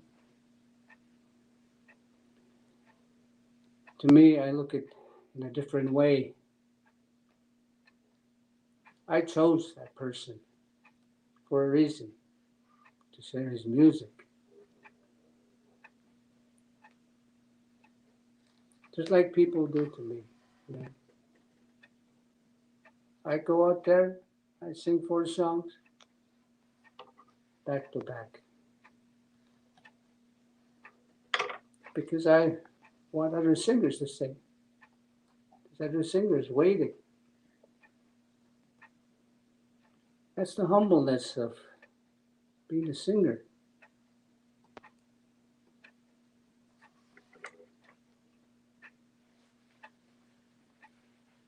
I know a lot of singers today don't keep eyeing the stick man to keep things moving.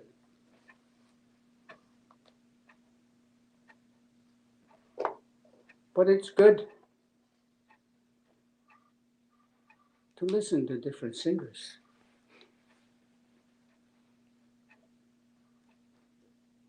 A lot of guys bring their own songs. They sing their own songs. They have a different style.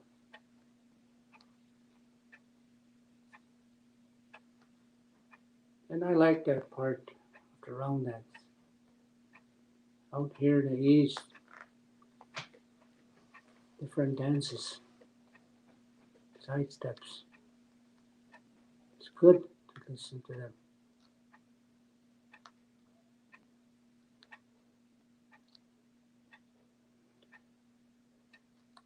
I know that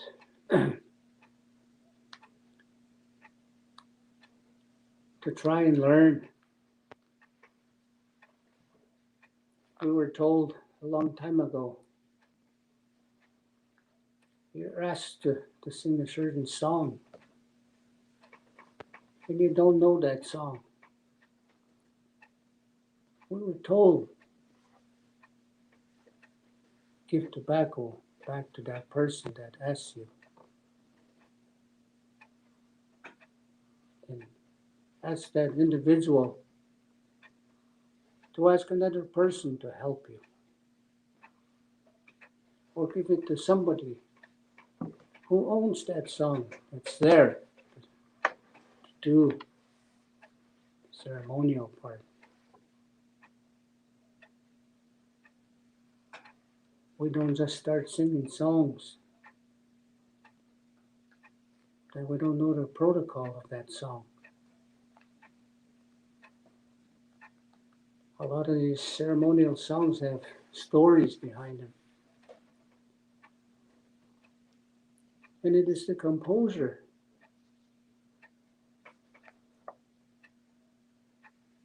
that has a story to that song.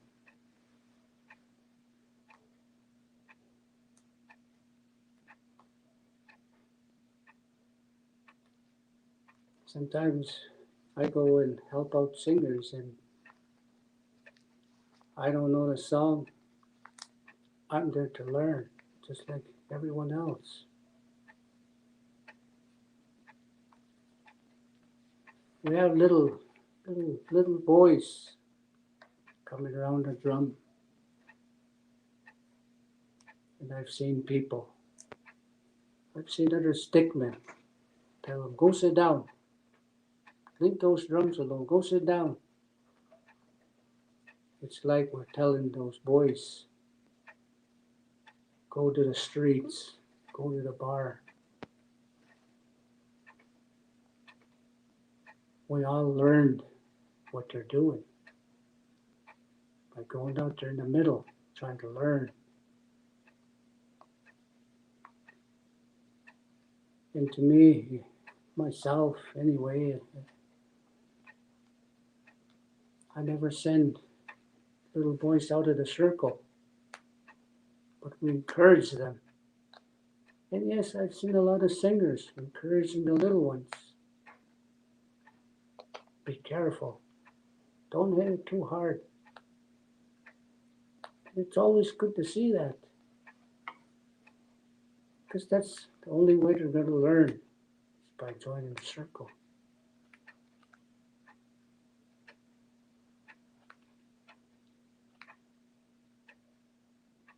What I'm sharing with you today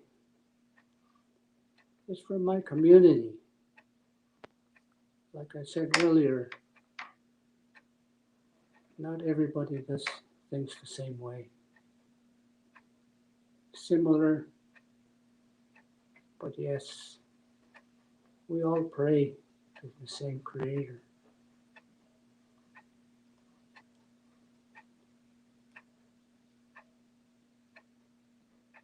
We all do ceremonies to the same Creator.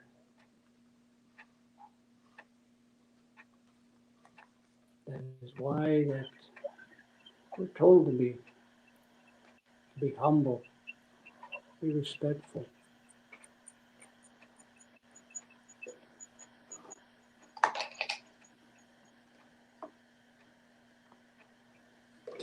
And it's always an honor to help out where I can, to work with other committees, yeah, to go sing, to bring my family with me to these round dances. And it's hard to say when these all-nighters can start up again. And yes, I'm myself too, I'm looking forward to the all-night round dances coming back. I smudge every day. A lot of people request songs for a birthday, and you know, even though sometimes I'm tired, you know, it's good to sing for the people. Even though I'm tired, sometimes I don't have the time. I'll skip a night and try and catch up with the requests the other night. And it's good, you know.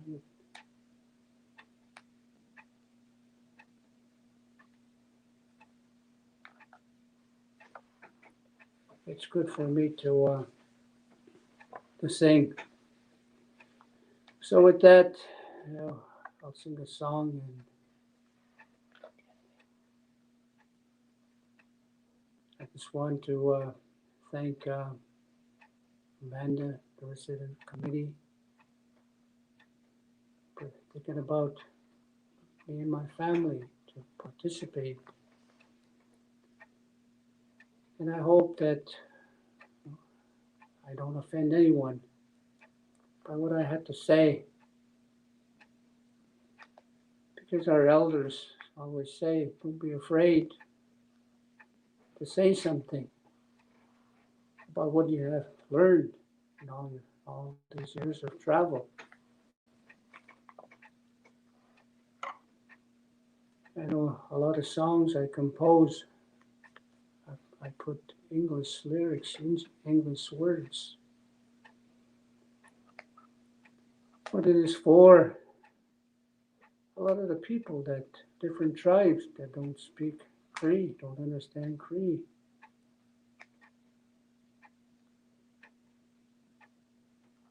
That is why I use a lot of English words on my composing. So with that, I'd like to say thank you and back to the crew. Aho for listening. Hey. Turn it up. Whoa. So Miigwetch for sharing. We really appreciate that, for your words and your wisdom. And we really appreciate you taking time out of your day to spend it with us and for sharing your knowledge. And a lot of us learn something new, and we always love hearing you speak, and we can have you again next year. This is always fun listening to our speakers and to all of our hosts and all of our different people that come from all around North America. So we are gonna head on over to our other MCs now. So it's round dance time with Fawn Wood, Dallas Waskahat. We're gonna turn it on over to you. So introduce yourself. Now is the time, and aho. Dance, everybody. Get the Damskat Nawa. We want to welcome you guys today to the Assembly of Seven Generations virtual round dance. We are very happy to be a part of this. Dance, Fawn Wood Isigaso yan, Oni Chikskopo Nekote. My name is Fawn Wood. I come to you from the Satellite Cree Nation. Egwa Katamskat Nawa Nawa Gumaganak, Dallas Waskat Nitsigasun Aiksege Ganotinia. And I come to you from Frog Lake, Alberta, but I live in St. Paul with Miss Fawnwood. We just want to say we're really excited for tonight. I know this year for everybody has been a little bit of a different kind of year. We're so used to being in the middle of round dance season right now, but we're very thankful for platforms like this, and as well as for the A7G committee for putting this on and gathering everybody and giving us a reason to dress up and enjoy some awesome music. We hope that tonight you guys, get into the spirit. Feel free to dance wherever you may be viewing as well. And I just want to say thank you to everybody who had put on this wonderful event. It's such a wonderful day today. And in Cree, we would say Myogi Sagao. Why we so it's so beautiful outside. And, it's just such a beautiful feeling right now, the way I feel. I'm sure the way Fawn feels. And I'm just so excited about today. I had to change like 3 or 4 times and to finally find something that I feel good. And you know what? I'm just really excited about today. And I just want to say, too, thank you to Harvey Drever. I was listening into what he was saying. And that it's so powerful, that medicine that you share in your teachings. Mm-hmm. You're such a legend, Harvey. I'm so in love with you. Again, we just want to say, get the Damskat Nawa. We welcome everybody here. Nawa. We're thankful for everybody here tuning in. Again, a big, huge thank you to Mr. Harvey Drever for sharing some of that knowledge. I do believe that we are going to be going over back to him for the opening song.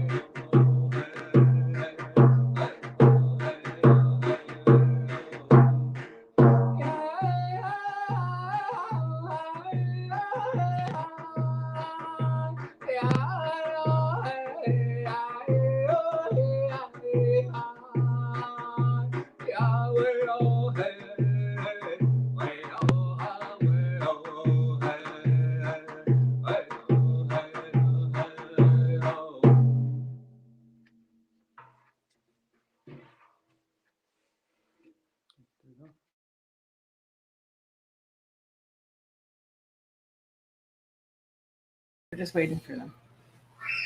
Hello.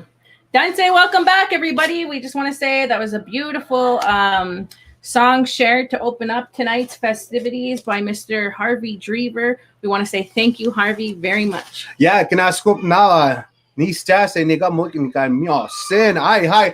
and gentlemen, Harvey Drever from Whitefish, Saskatchewan.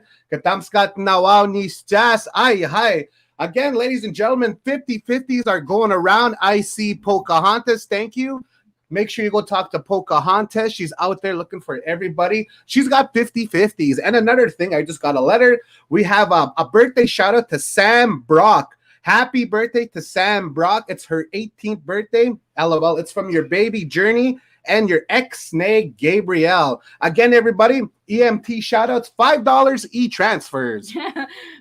Also, we want to remind you guys, don't forget to check out the virtual marketplace that the A7G is offered. There's some awesome vendors there. Check it out. At this time, I believe we're going to go over to our first set of singers, Sophia Ford and Brennan Poddock. They are a niece and uncle duo currently residing in Milwaukee, Wisconsin. Let's welcome them, and I can't wait to hear their beautiful sounds. Yeah!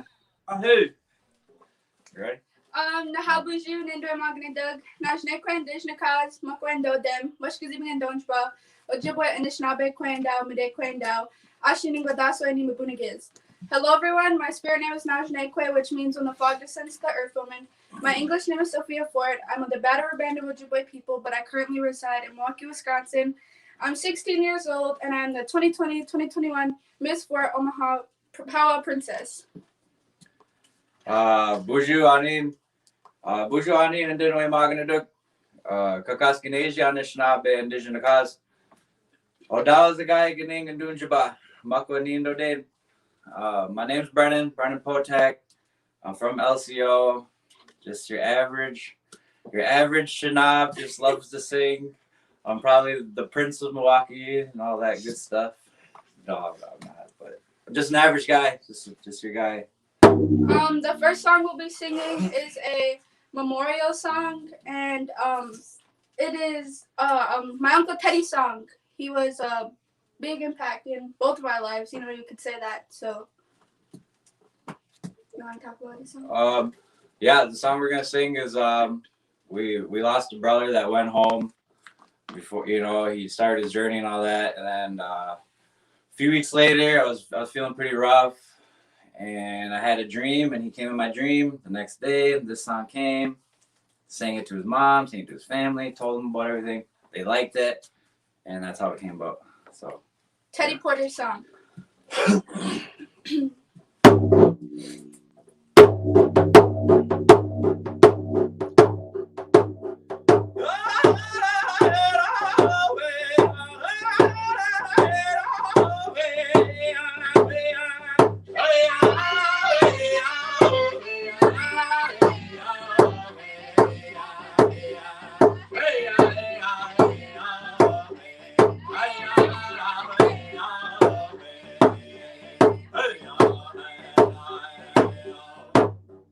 Oh yeah.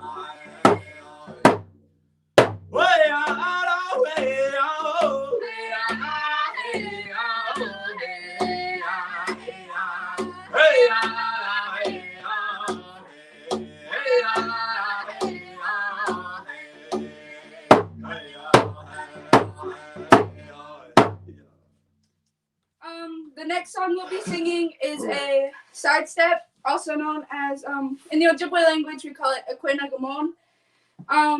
It's one of our healing songs that we use. You know, these jingle dress. It comes from the Ojibwe people, and that's what our people use for healing. We use that song. We use those dresses to dance. But at round dances, it's more of a intertribal. You know, men and women can both do it, and that's how we come together. You know, we come together in song and dance. So. Hey, Joe. Nargamo. Nagamon.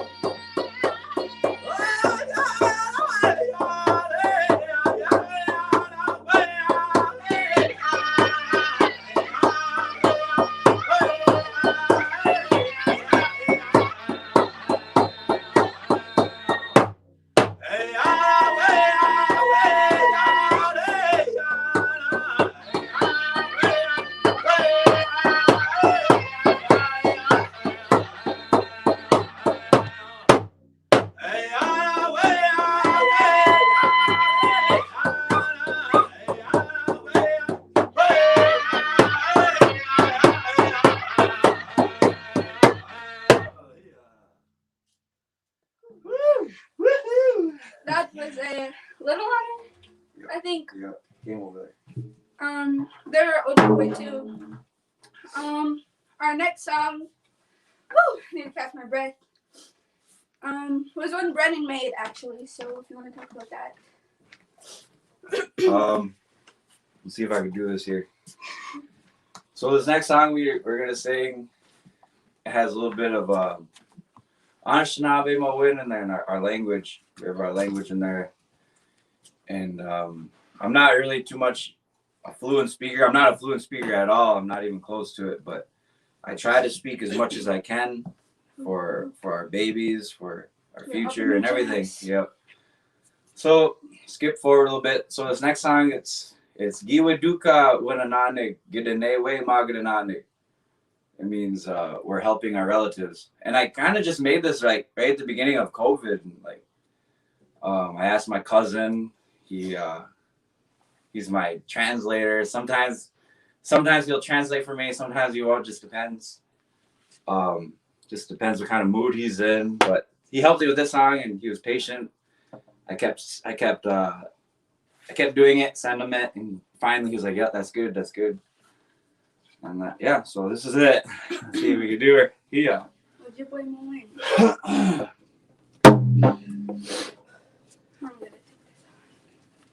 Ready? Mm-hmm.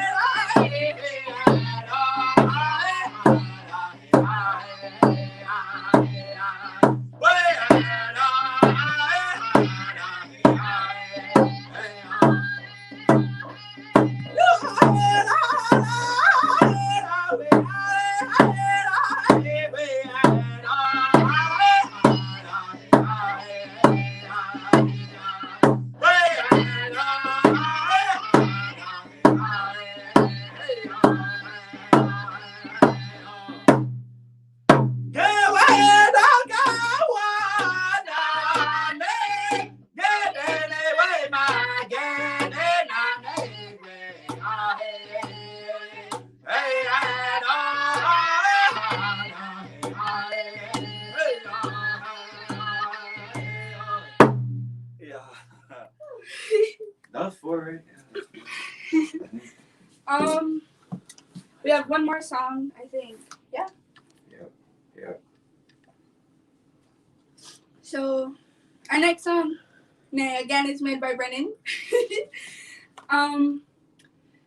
It talks about mothers, right? And like, Oh no. oh wait, no. I We're gonna sing. don't want to mess that one up. We don't want to mess that one My up. own song, I don't want to mess it up. But it's more like a fun song, I guess you could say. Like round dances are about, you know, having fun, and we do that in our songs too. You know, we like to make jokes and we like to laugh. So some of the things too, and they're love songs, you know, but they're not always gonna be serious. So. Okay, excuse me. I made this song, and it was just one of them songs where you're like, you know, for the single ninnies out there, single people, you single know, men. you have you know, sometimes you have, you know, you might have found that one, you know, you find that one, and she's like, oh yeah, I really like you, all that good stuff, you know. So after hanging out with this one for a while, you know, and sure enough, I was laying there. I was like, man, I should make a song, you know, make a song about it. So I made this song. It was kind of cheesy, you know, It's like one of my first few ones. It was just fresh out of high school. I made this song. And I tried singing it to her. She's like, oh yeah, I like it. But that was it. That's all she did. I was like, nah, I wanted more than that, you know. But yeah, this is it. All right. All right. Let's try it. Let's give her.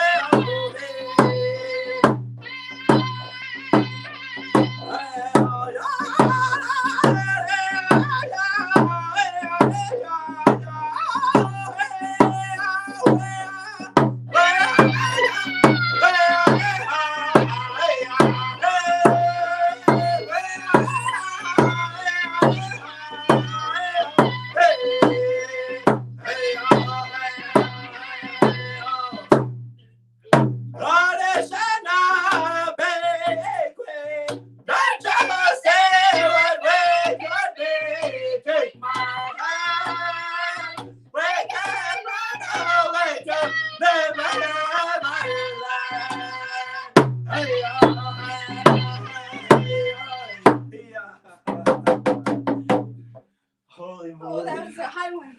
That was my fault. We just want to say, hold on. We just want to say Miigwetch for asking us to come sing on this virtual round dance. You know, it's really an honor to sing with the rest of these singers that are in the lineup. You know, being so big dogs. Yeah, being so young. You know, both of us too. It's a big honor. So we just want to say Miigwetch and meet you. Hello. Hello. Minawak. All you singers up there, it's awesome. You guys make me feel good. You make my whole family feel good. You make everyone feel good. But thank you so much. Sorry, I was a little rusty at the end, but next time be 100 times better. After COVID. All right, me you. Yeah. Welcome back, everybody. Thank you very much to Brennan and Sophia for bringing that awesome sound from Ojibwe country. We really appreciate you guys giving a little bit of teaching about the side steps too. Actually, we were out there. I believe Sophia is from the Bad River Band of Ojibwe. We actually had the pleasure of going to a round dance there last year, just before COVID hit, and great hospitality, beautiful people. And we want to say thank you again to Brennan and Sophia.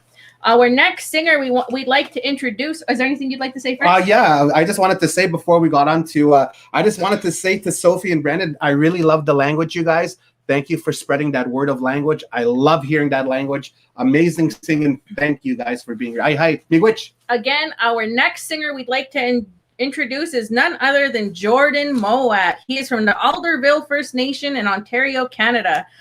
You guys may recognize Jordan. He is an amazing artist. He also loves to incorporate both traditional and contemporary music. He also sings with the group Bear Creek. Yes, and he's also known as the Heartbreak Kid. He's got a voice of an angel. And I just want to say, Jordan, you're an amazing young Nabel. I love you and your family. You're an amazing father. I love the things you do with your family. I totally love it from day one. For being here. Hi. You guys show some love for Jordan, and we want to welcome Jordan Mowat.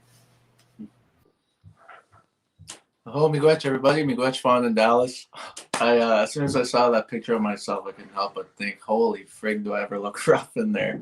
That was all in the middle of the pandemic, and you can tell it was wearing on me a little bit. But yeah, I just want to give a shout out to Sophia and Brennan for singing those good songs there. And as well as the teachings that Harvey shared with everybody, Uncle Harvey, it's always good to hear him and see him around last year and whatnot. Saw some people talk about how I think it was Amanda Fox said she remembered hearing something about people who are under the influence of alcohol and drugs, that we don't kick them out. And I really like that as well, because I remember when I was a young boy, that happening at one of our socials that we had, and one of our community members who showed up, and he was under the influence, and that impacted me ever since. And my mentor at the time, he said, no, he's here for a reason, and he wanted to sing with us. He came and sat down at our youth drum, and we let him sit there and we let him sing with us, and we fed him, and then we brought him home. And so that's why I try not to be judgmental on anybody. And I think that's something that we should all remember, that everybody has a story. We all come from somewhere. Sometimes people are just starting their healing journey. And, people who have chosen the road to sobriety, I think that's something that they also should remember too, not to look down on anybody unless you're going to be helping them up. Another thing I want to share too is, trying to use the language as much as we can. We just had an elder here where I'm situated who made her journey to the spirit world. That's my son howling like a wolf. And she said, Gishpin go kina nishna bemang godeng go nishna bemwen minwa. If we speak Anishinaabe all the time, one day we will all speak Anishinaabe again. So wherever you are, whatever language you speak, keep speaking it, keep learning. And, our young ones are watching us. So I'm going to decided that for tonight, I'm going to sing Hikwe Nagamon sidestep song. So hope you guys all enjoy it. And I just want to thank the committee for giving me this opportunity.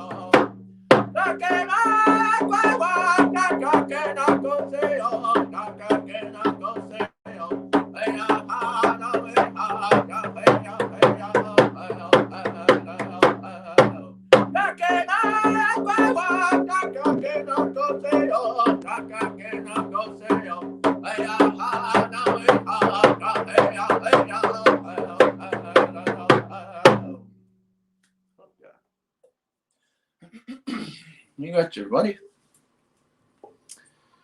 And if you feel like dancing, go for it. You might see me moving just a little bit here, but song number 2.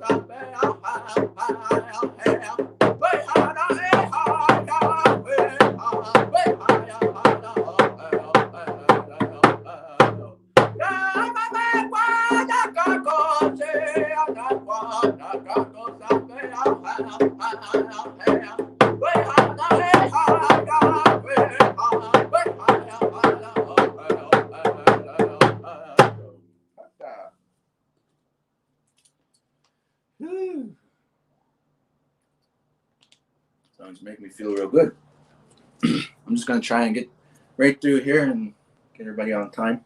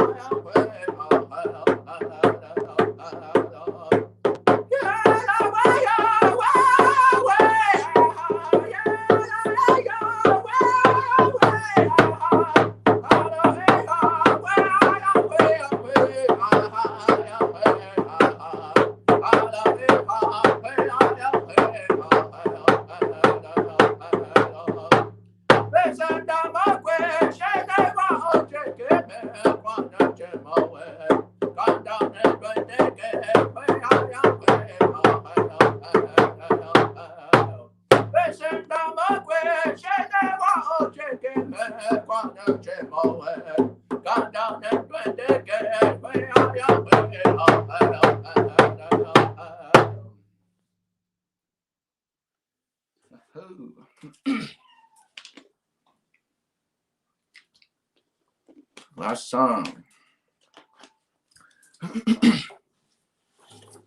Well, I'd like to thank you guys for sticking around and listening. Be sure to stick around for everyone else. And yeah, I just want to say Miigwetch again to A7G for this opportunity and for putting this on. Even though we can't gather together in person, I personally still get satisfaction from virtual round dances. And I think it's cool that even though, you know, like I said, we're not able to do this in person, we've still been able to find a way to still celebrate and whatnot. So fourth and final song, and hope you guys enjoy the rest of your night, and I hope you guys are still able to get that satisfaction just like myself. So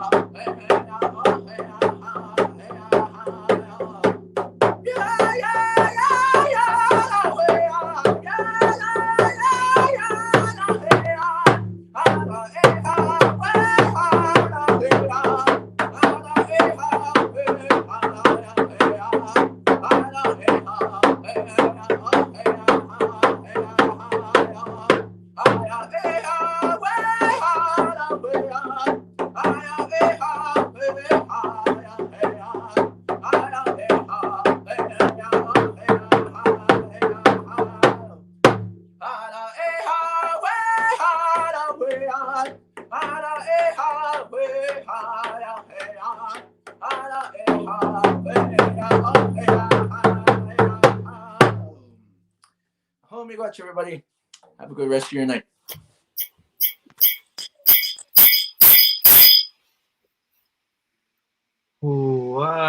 Aho, Jordan, Mowat, everyone. I want to say Miigwetch for singing those good songs and swing away in their living rooms there. There's a couple comments saying people were getting up and dancing there. So that's awesome to hear. So Miigwetch, Jordan, Uncle Jordan to most. But yeah, we're so thankful for everyone that's tuned in so far. And we are going to with a contest. So Gabby, if you wanted to share a little bit about this contest. I'm having all kinds of technical difficulties over here, but can you give me a thumbs up if you can hear me? Okay, nice. Yep. I can't hear you, but I was just gonna introduce Kevin and David really quick, and then I'm also gonna share their videos for this really fun contest that we had. So the contest is Best Roundy Moves. So we got some submissions, and David and Kevin are our special judges for this contest. Yeah, I've known David for so long. Like, I have just tons of David's beadwork. I feel like I have a piece of David's beadwork for every year that I've known him.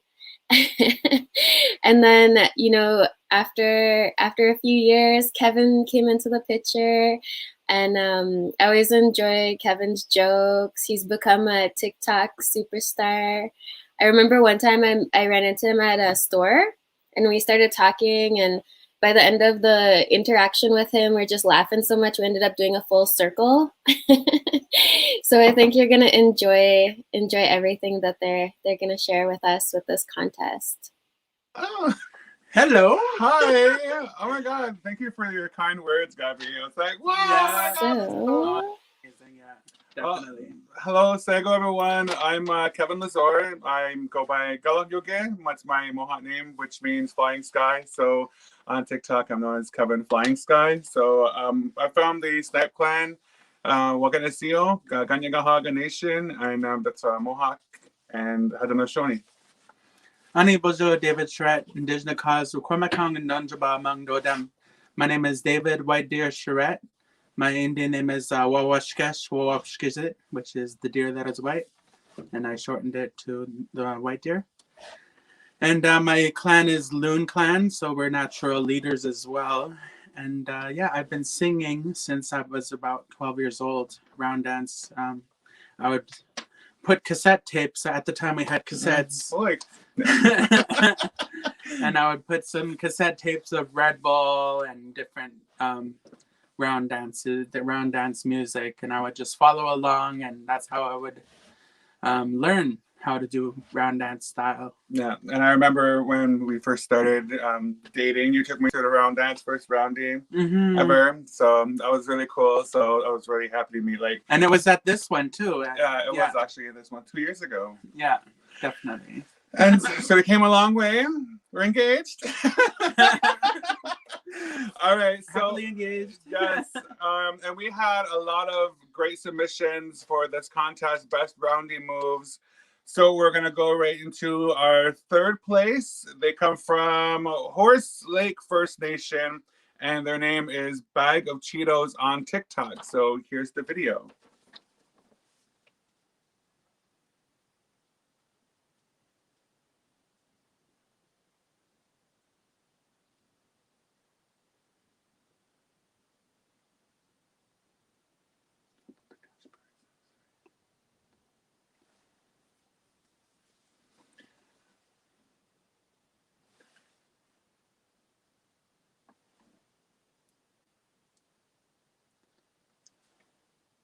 Okay, and that's while we're waiting for this to load, I'm not sure if we're still on or not, but the third place winner will receive a prize of $100.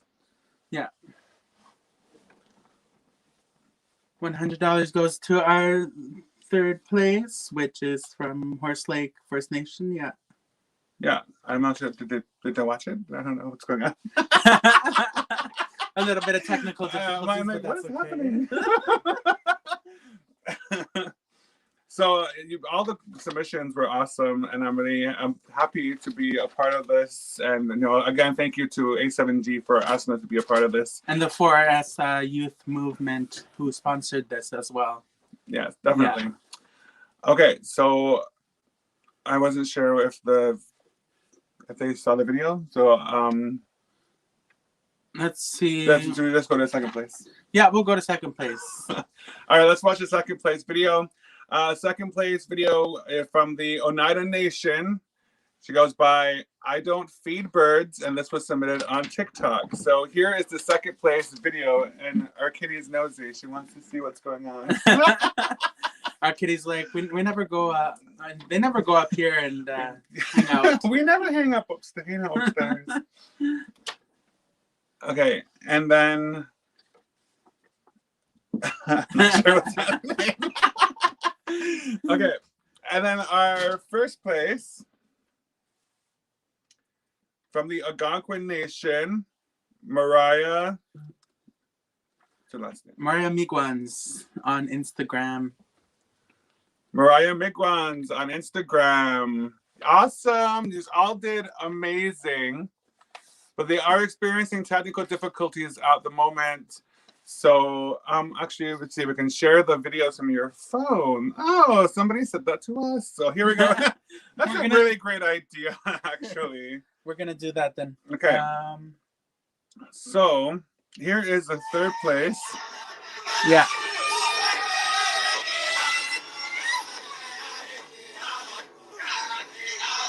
Third place winners right here. They received $100. Bag of Cheetos on TikTok. So that's a good group of quail representing within their ribbon skirts. Beautiful, just beautiful. I know, I love that. And just together as a family, and it was really cool to see that. So they won $100 for that. So thank you so much for submissions, and we'll get in contact with you on TikTok or somehow let you know that you guys won. So congratulations. Now our second place winner was I Don't Feed Birds. Juanita Paulus from Oneida, Wisconsin.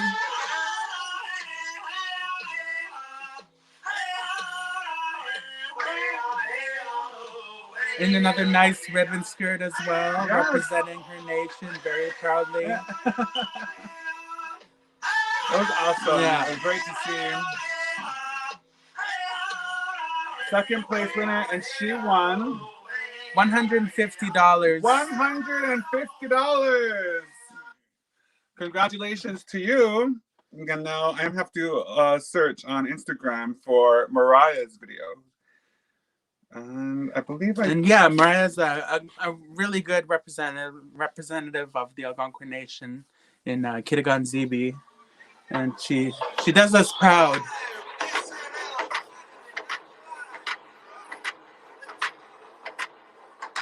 Heart. She's doing the Britney Spears thing. You know, the heart thing. Brittany does that. Play with your heart. That's awesome. Right. Oh my God. Okay, so I'm gonna play that again for you. So here's our first place place winner taking $250. $250. Macaroons. Sharing the body, loving the heart.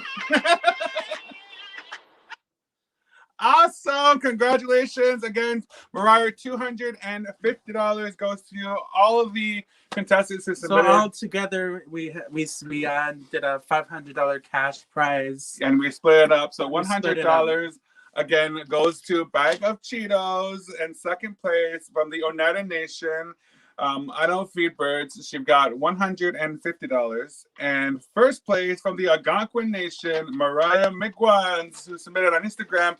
$250 to you, girl. Woo! So I want to say again, thank you so much to A7G for letting us be a part of this round dance, virtual round Definitely, dance, yeah. you know, and hopefully one day we can all get together. And I was just loving all the presentations throughout the day. So, you know, thank you again for putting this on and letting us be a part of it. So yeah, continue on to check out the rest of the round dance. I know there's a lot of fun round dance singers to help you guys throughout the whole rest of the night. Definitely. Okay, Ona. Sing too, ready? Hey,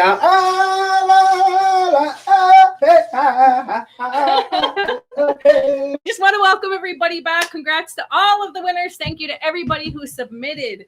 Jumping back into the round dance vibe of things, our next singer. Before we say that though, we just want to say to everybody, if you love what you're hearing with all of this beautiful music being shared tonight, feel free to go ahead and dance wherever you are watching. You know, round dance is a beautiful way to connect with our ancestors and a beautiful way just to express who we are and celebrate who we are. Yeah, no, I just want to say thank you to Kevin and David. That was amazing. And I just want to thank everybody who was into the round dance contest. Thank I want you to guys. say Awesome. a huge thank you again to Jordan Moat for his beautiful set of songs there. And we want to introduce our next singer and family here. Beautiful, beautiful family. You know, I myself, just the things I have to say about Delia is she's really been a pioneer when it comes to the female voice in our Indigenous way of expression through music. So I want to say thank you very much to Delia Waskowicz and her beautiful family for representing today and sharing some beautiful words and music today. Yeah, Nista Nigawiz. I'm going to call you Nigawiz because I think you're such a beautiful young Nigawiz. I'm not going to say anything more than that, but I just want to say Nigawiz for coming here and performing today. Like I had said before, your music stands for itself, and you're such a wonderful, beautiful, amazing squail. So With that being said, we want to welcome Miss Delia Waskowicz and her beautiful family. Hello, greetings everybody. My daughter Nicole and my daughter Heaven. And I have my son that are going to join us. We're going to sing a couple songs here. My original songs. This first one is just a song that I made a long time ago. Goes like this.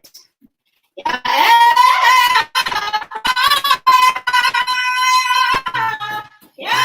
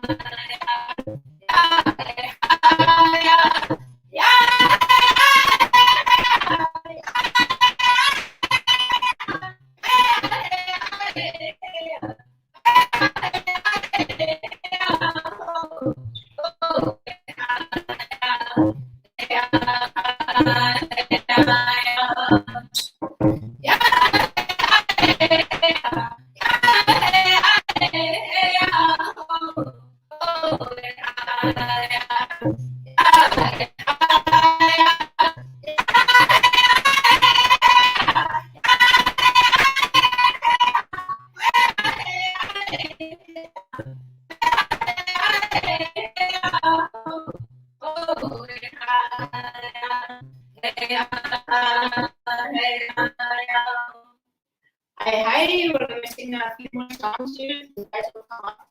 That was the song when everybody is having a hard time now. That's all that I recall.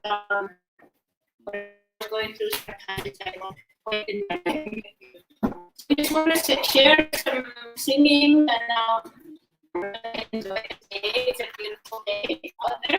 Thank you for coming. Thank you for Dallas. Thank you for inviting us to this beautiful and awesome job. I'm proud of you guys. Okay, so let's sing a seven. So honor the seven singers.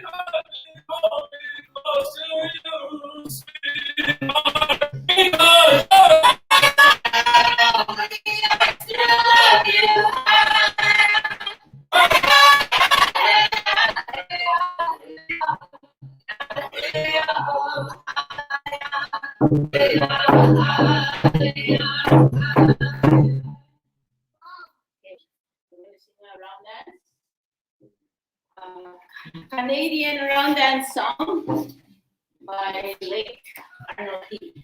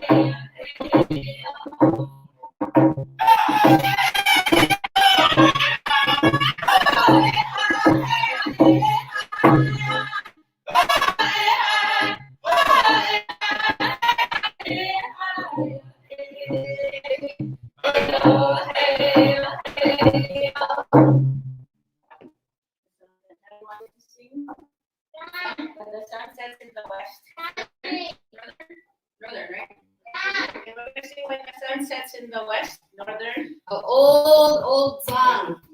By an old person.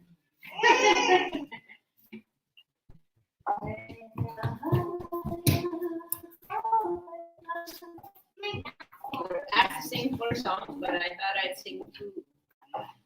Half of what song is in the other half in the subject. Get ready. Okay. No wasting time. Sing.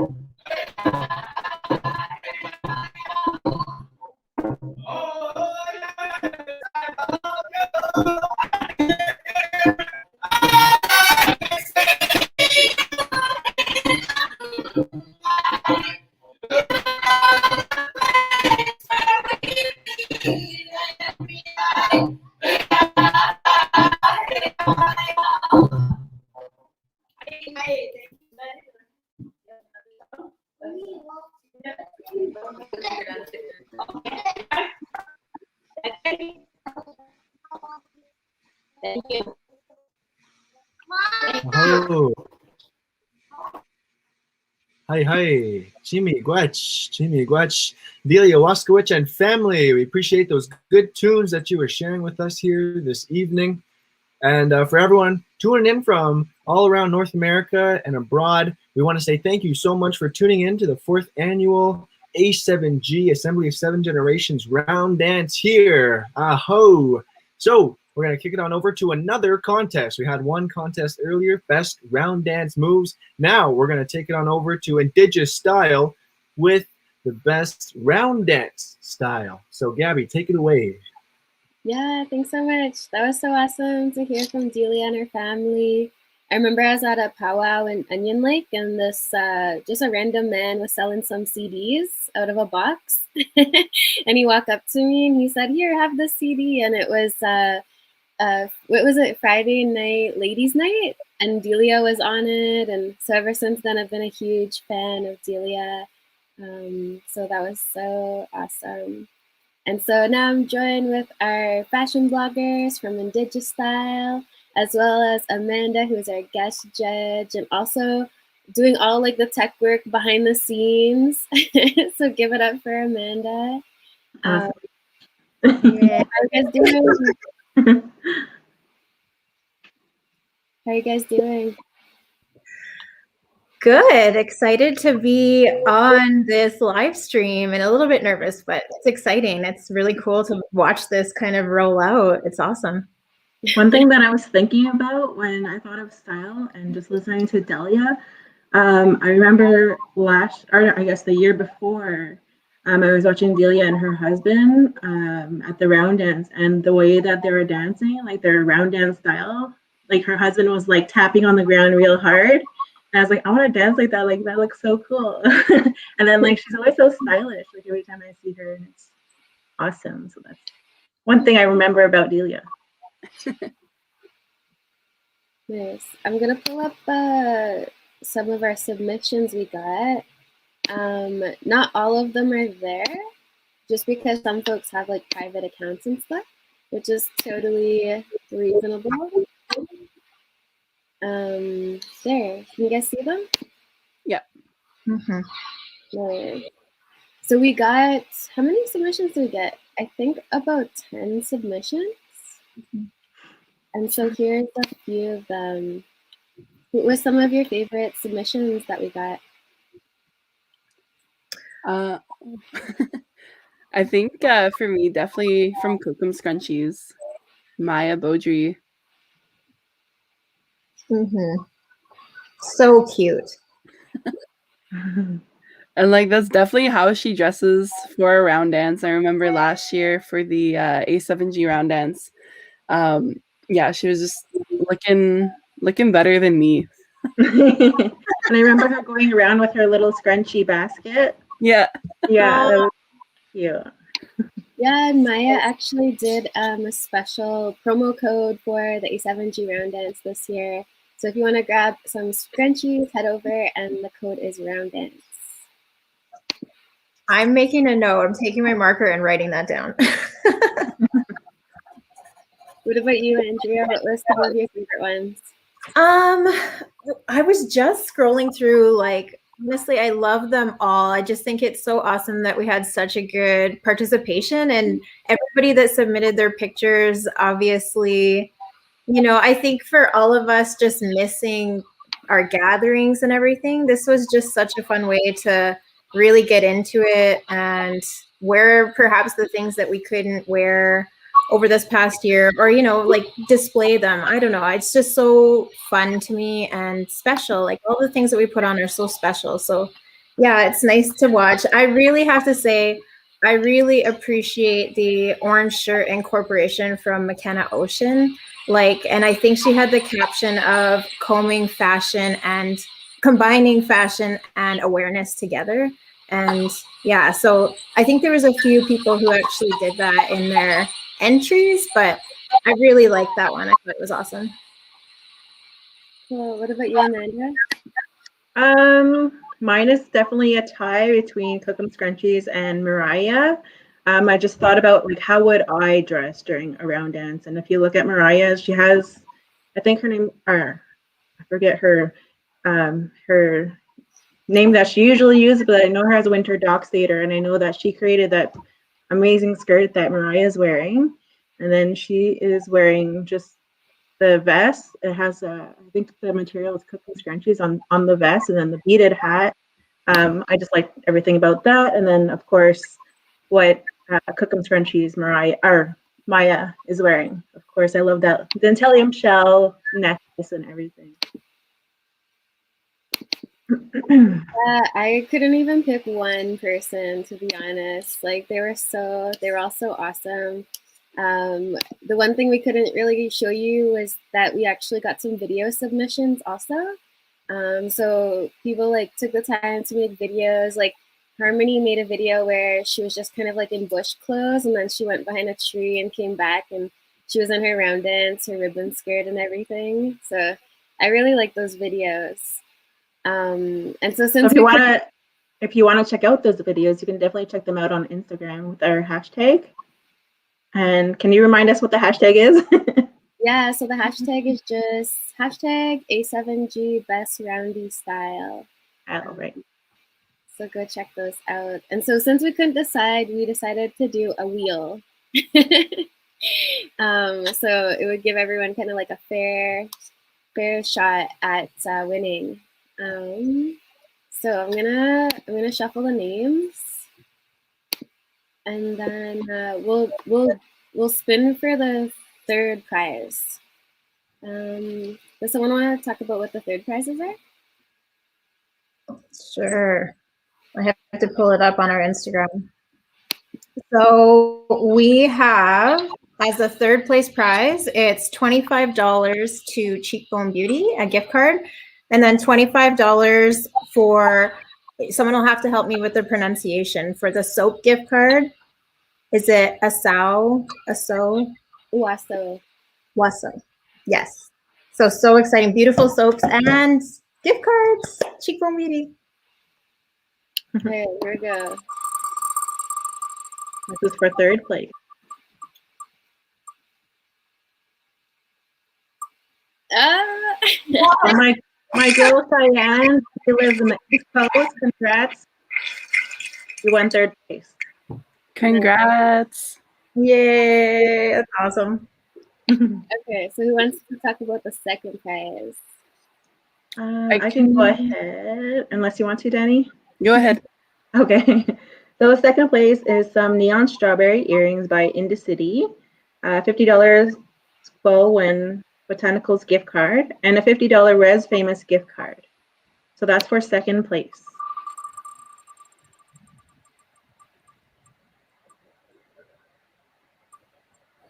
Ooh, how else? Nice.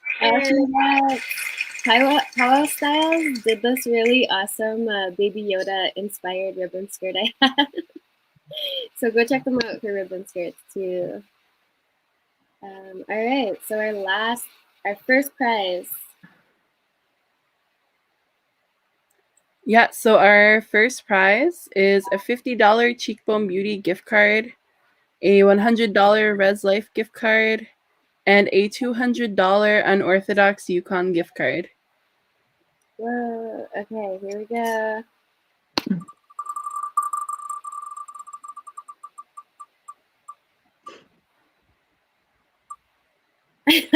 Nice. Woo! Way to go, Harmony.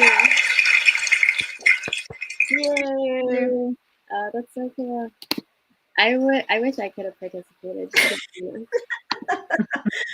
Me too. As our prizes started unrolling, I'm like, oh wow, whoever gets this is so lucky. So this is awesome. So feel free to follow us along on Instagram. It's just Indigenous Style, and we'll have folks posting in the comments and all the social medias. But yeah, how are you all enjoying the round dance so far? It's really cool. Yeah, it's awesome. I've kind of just had it on in the background throughout most of the day, and it's just, yeah, it's so nice. Nice. Thanks so much for participating. Thanks for having us today. Yeah, Miigwetch. See you later. All right. Well, that was a lot of fun, wasn't it? Yeah, we didn't have any technical difficulties. I'm happy. Yeah, that was great. That was awesome. Congratulations to all the winners as well. Y'all deserved it. And everyone looked good. They put on their best round dance outfit. Everyone had some real good fashion there. So that was really awesome to see. And we're really happy that all of our gifts are Indigenous owned businesses.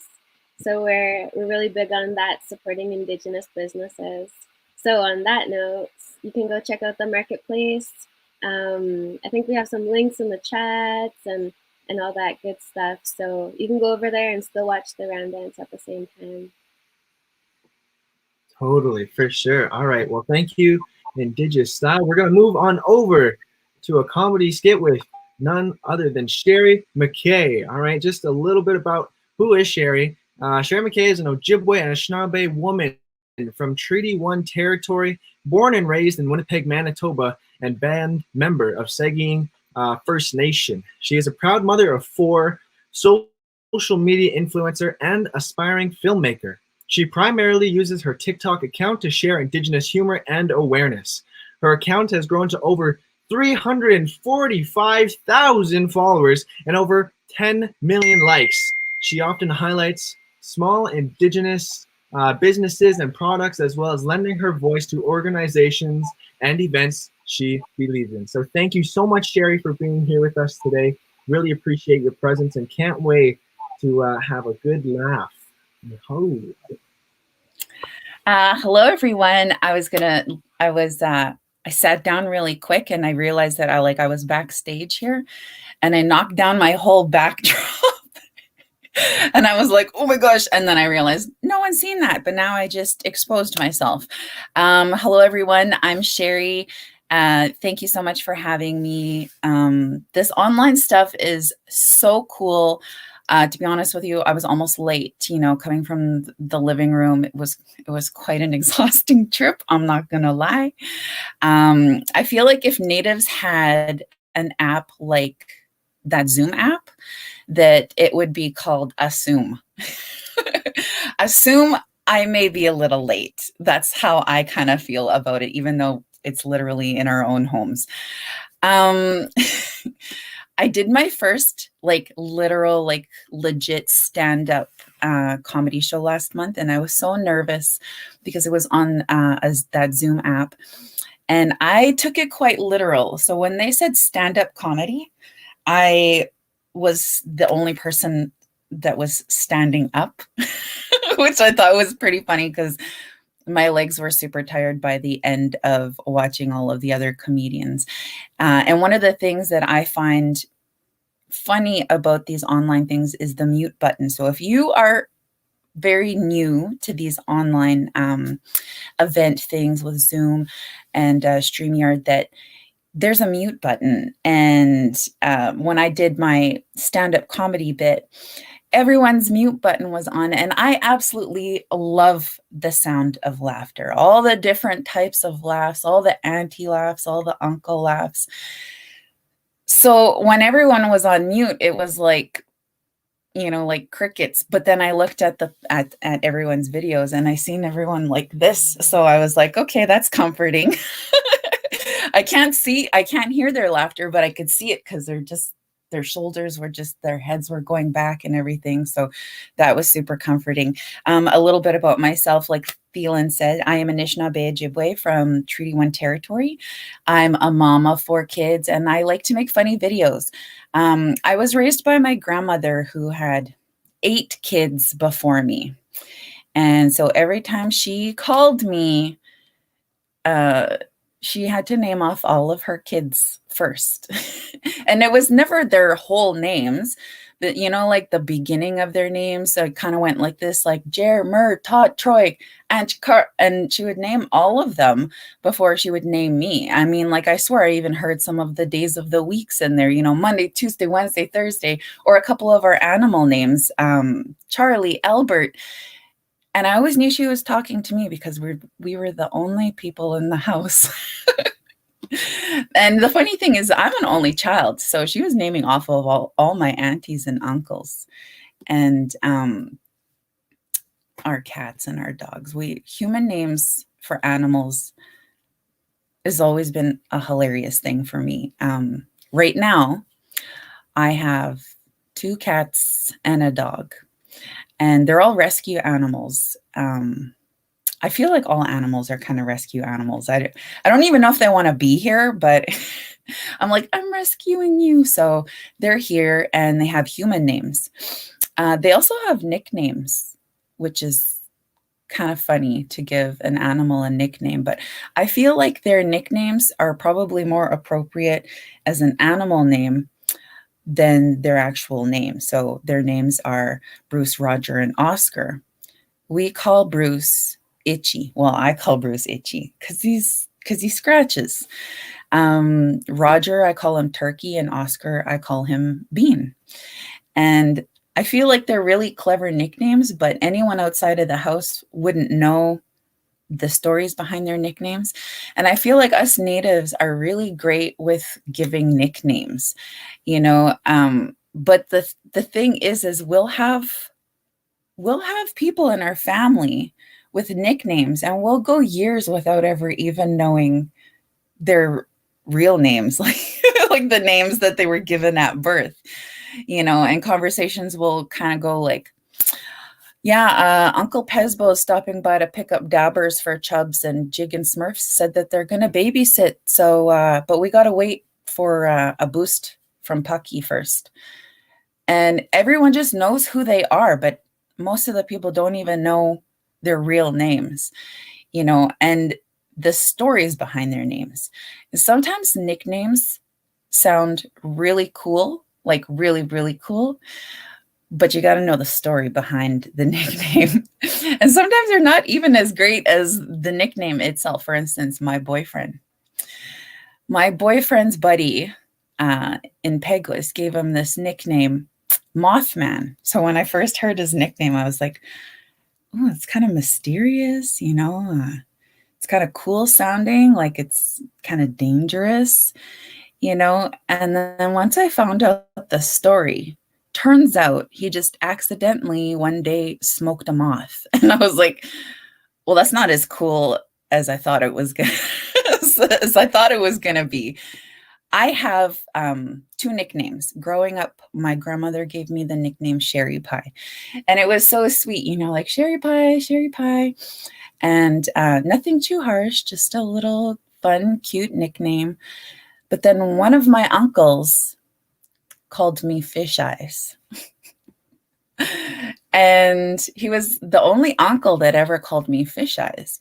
And I never really understood that uncle, you know, we never really seen eye to eye, that guy.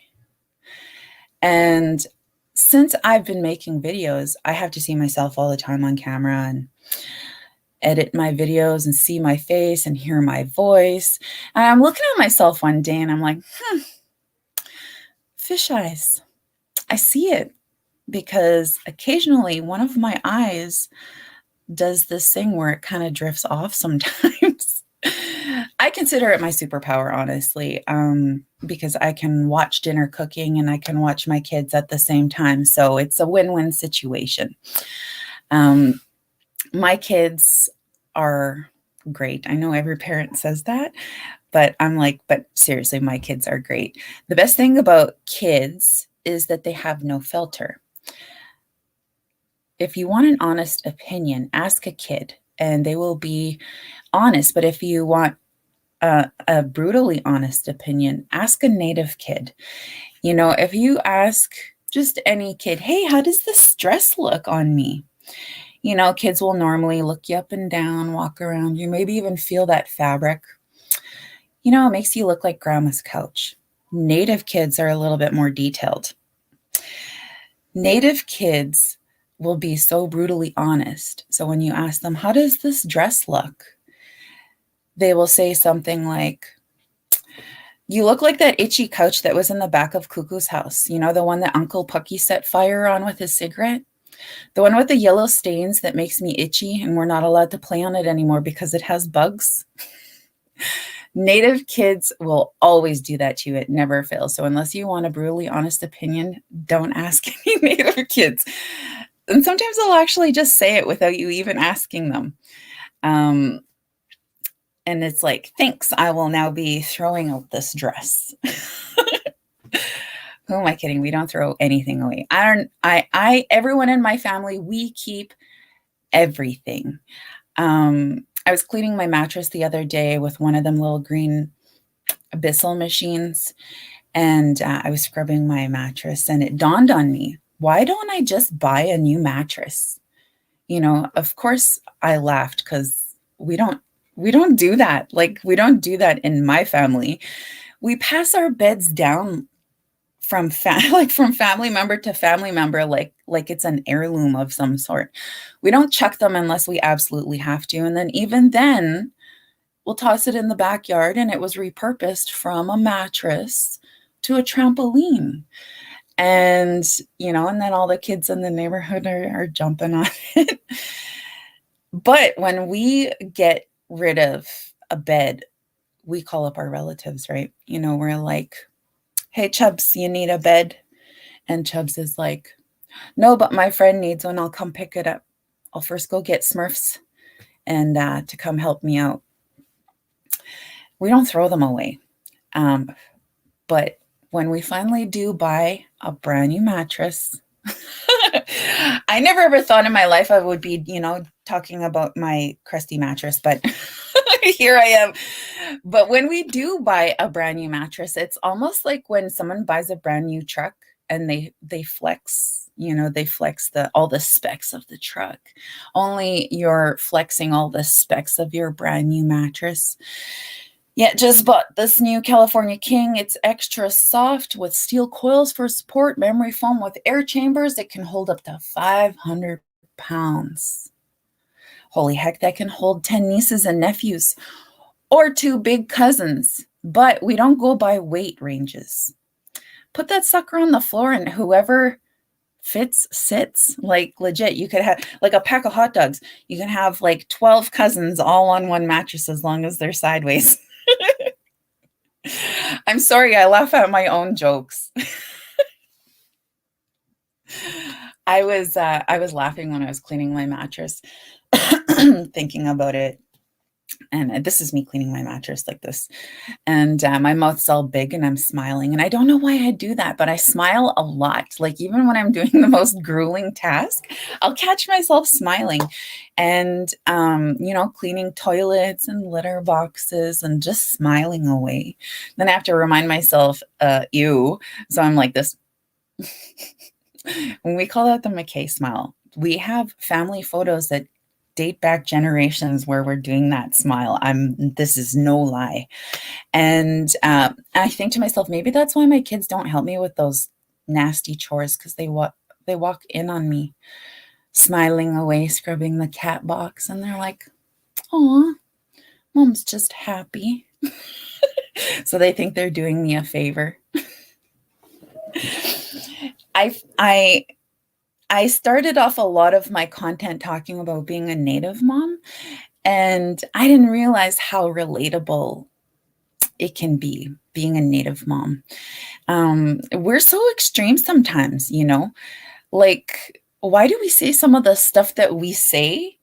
You know, like, you better pick up all that stuff or I'm going to throw it all out. Like, we bought that stuff. We paid money for that stuff. Why the heck would we throw it out? You know, instead, this is something that I've done because I'm trying to keep up with the times, is I will say, you better clean up all of this stuff or I'm going to take a picture of it and tag you on Instagram.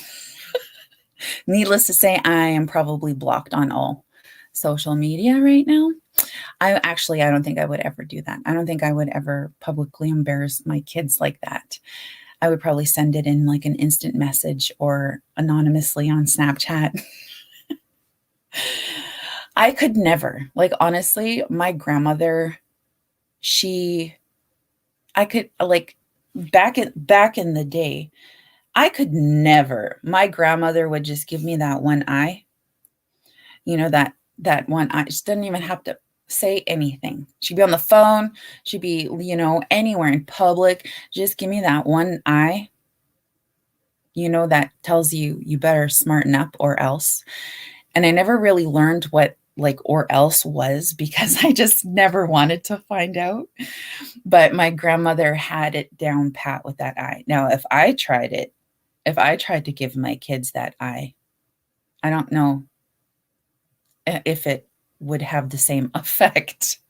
Because kids nowadays, they have it so different. It's difficult in so many other ways. But in you know, in terms of like, oh, well, you never got smacked around with a willow. You never had to go pick your own switch, stuff like that. It's a little bit different, but they have struggles in other ways. Like right now, this whole pandemic, it is so stressful on everyone. And I'm so grateful that I had this opportunity to come here and hopefully make you laugh at least once, or make you do one of these at least a little bit. So I really honestly believe that laughter and comedy is a part of our healing as Indigenous people. And this is one of the reasons why I enjoy doing it so much. It is so difficult to try and break through the things that are happening right now, just to try and make someone smile and laugh. So if I've ever done that, if I've made you laugh or I've made you smile with some of the things I've said or I've done, you know, I just want to say that I appreciate being here right now and a part of this event. And I'm really, really happy and excited that things like this are happening and that we have this platform to do, to reach out to each other on social media. I really feel that this is important because we can't participate together in these things. And so I don't mean to try and be like a big downer after trying to make you guys laugh, but I'm just saying that, you know, comedy has the healing property in it. And that's kind of what I want to do for the rest of my life. And so thank you guys so much for having me here. And Thielen, thank you so much for allowing me to participate in your guys' events. I don't know how much more time I have. I mean, I don't know. I'm like, I don't know what else to do. I want to say thank you very much, Sherry, for sharing your beautiful words and that good medicine of laughter that you bring everybody. Also, we also want to say, Sherry, you are a pioneer in representing our Indigenous people on social media platforms, and we are thankful for all that you do for our people. Yeah. No, Sherry, you've been a big part of this whole virtual thing from day one, you know, from watching you last year. Can you believe it's been a whole year? And then when we discovered you, it's been wonderful, you know? You're such a road model. You're such a road model. You're such a road model. You're such a road model. Yeah. I'll go with it. Thank you for being a road model. Thank you very much, Sherry, for everything. Thank you guys for having me. Yeah, we want to present this with you. With that being said, before we announce our next set of singers, we just want to say nanaskamun to Miss Delia Waskowicz and her beautiful family. You know, it made me really happy to see her sing with her family. That's really good medicine. And it goes to show that that generational teaching that comes with singing, especially from such a queen like Delia. We want to say thank you very much, Delia, for the beautiful music you share, you and your family. It's such a beautiful sight to see Wakuto and sharing Beatsy Nigamu and a family sharing round dance music, and it even goes beyond that. And I want to say thank you again to Miss Delia Waskowicz for being such an awesome pioneer for the female voice in our world of music today. With that being said, Dallas would like to introduce our next set of singers. You know, where everybody tonight has been such an amazing singers and songs being shared, but we are honored tonight to share Red Bull singers. Dallas, Yes. Is there anything you'd like to say? Well, no, let's just present it over to the Red Bull Singers. We got none other than Adrian LaChance, our good friend there, that's going to introduce the legendary Red Bull Singers. So, Adrian, on to you there, my niece Jazz. Dance.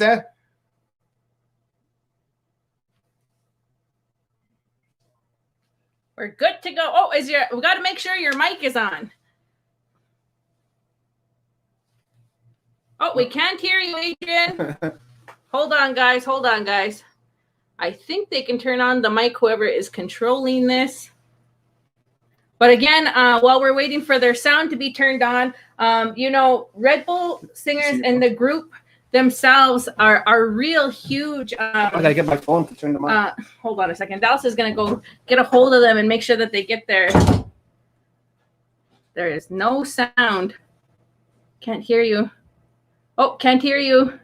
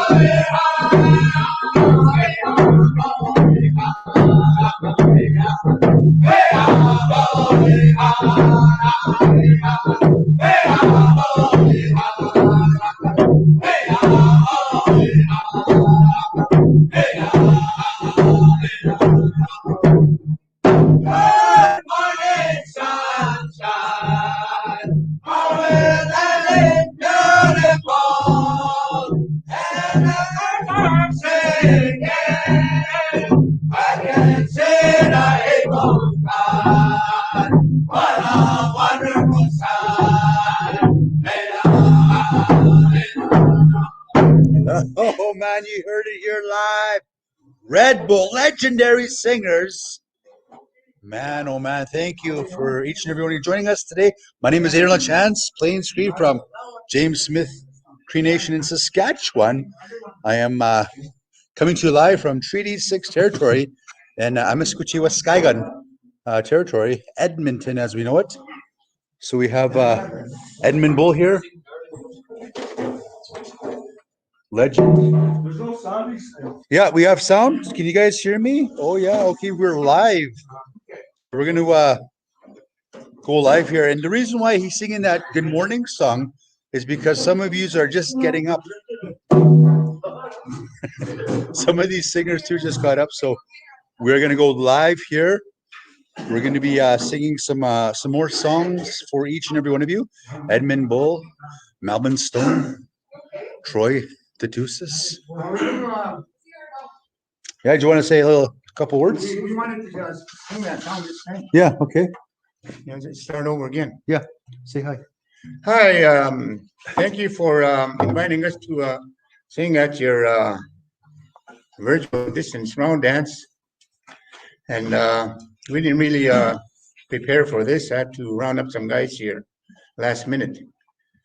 But thank you. It's an honor to sing for you people. Some of these singers come from 97th Street. I'm just kidding. But anyway, we're going to have a good time here live. Okay, Red Bull, give us that beautiful morning song. All right, here we go.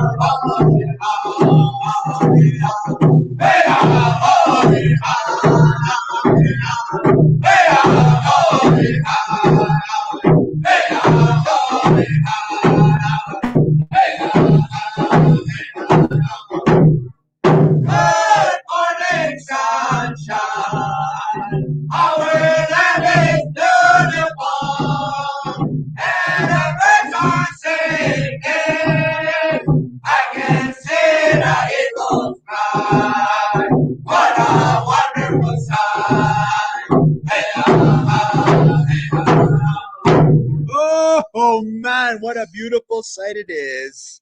The legendary Red Bull Singers live here, man. Oh man. You know, for those that don't know Red Bull, they are traveling the world since 1991, sharing the beautiful, powerful energy of the First Nations culture. Do you want to add them? Do you want to add them on Facebook? Do it. Add them. So we're going to sing another one. This one made them famous all around the world, even in Germany, England, some places they visited and shared this beautiful song. Hopefully you'll remember this song. It definitely put a tear to my eye when I first heard it. Red Bull, if you would, give us that beautiful song, Darling, Don't Cry.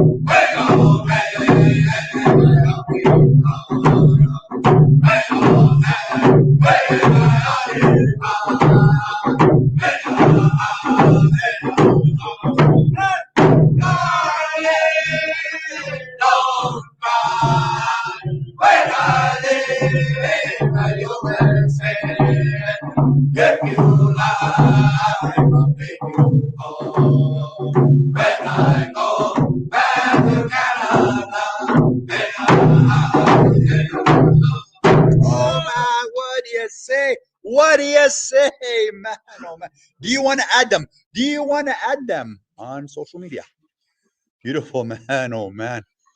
We're having a good time here. I don't know if you can feel the energy, but it's just radiating love, man. Oh, man. So one of the things I was told, not to look these singers in the eyes when they're singing, or you might get pregnant. I'm just kidding. But anyway, I've been around the world. I've been everywhere. That's a top 10 still. I've been everywhere. I don't know. I'm just an idea. Don't listen to me. We're going to go around. We're going to do introductions. So where you name and where you're from? Can't say my name is Bronson LaChance. I am from Mixed Cree Nation, and yeah. Hi. Dance, my name is Arlen Cashwadam. I am from Onion Lake, Saskatchewan. Hi. Yeah, I'm from, my name is Melvin Stone. I'm from Onion Lake. Hi. The legend. Yes, Edmund Bull from Little Pine, Saskatchewan. Hi. Troy from Palmaker. Hey. Reddy Harris, Chittick Lake. Chittick Lake. Nick Tegan, Onion Lake, Saskatchewan. Beautiful. Onion Lake singers in the house. Indian singers. And we have this guy here.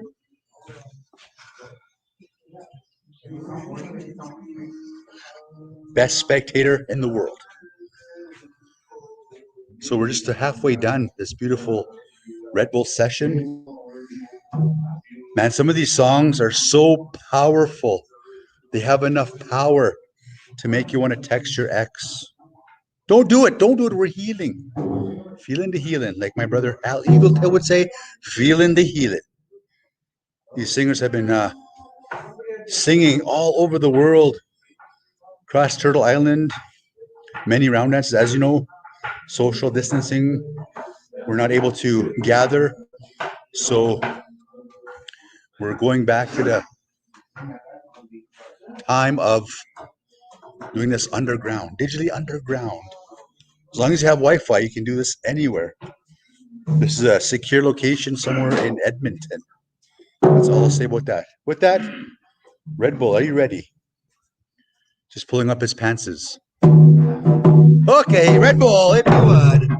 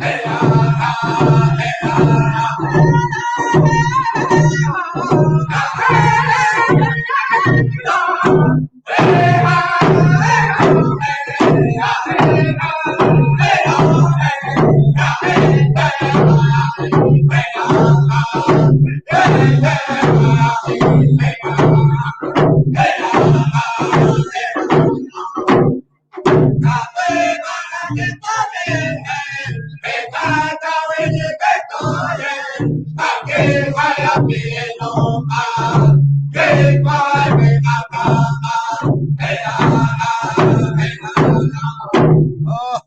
put your hands together.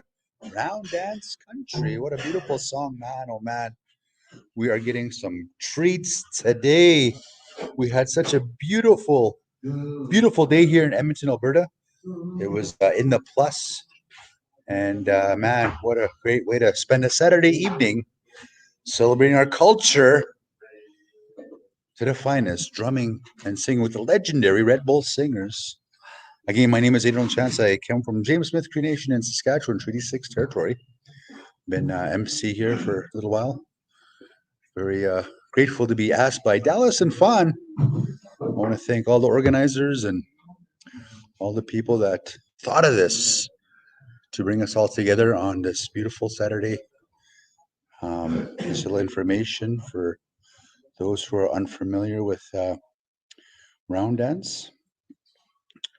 This was put on by, this is the 4th annual A7G virtual round dance. So thank you so much for all the organizers allowing us to be part of your beautiful round dance celebration here. And the elders say we will gather again. We will. Matter of time. We're just waiting for the right time to get supported by our leadership to host round dances again.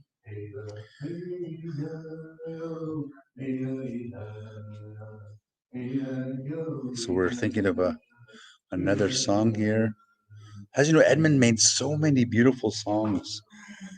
I've Been Everywhere, Darling Don't Cry.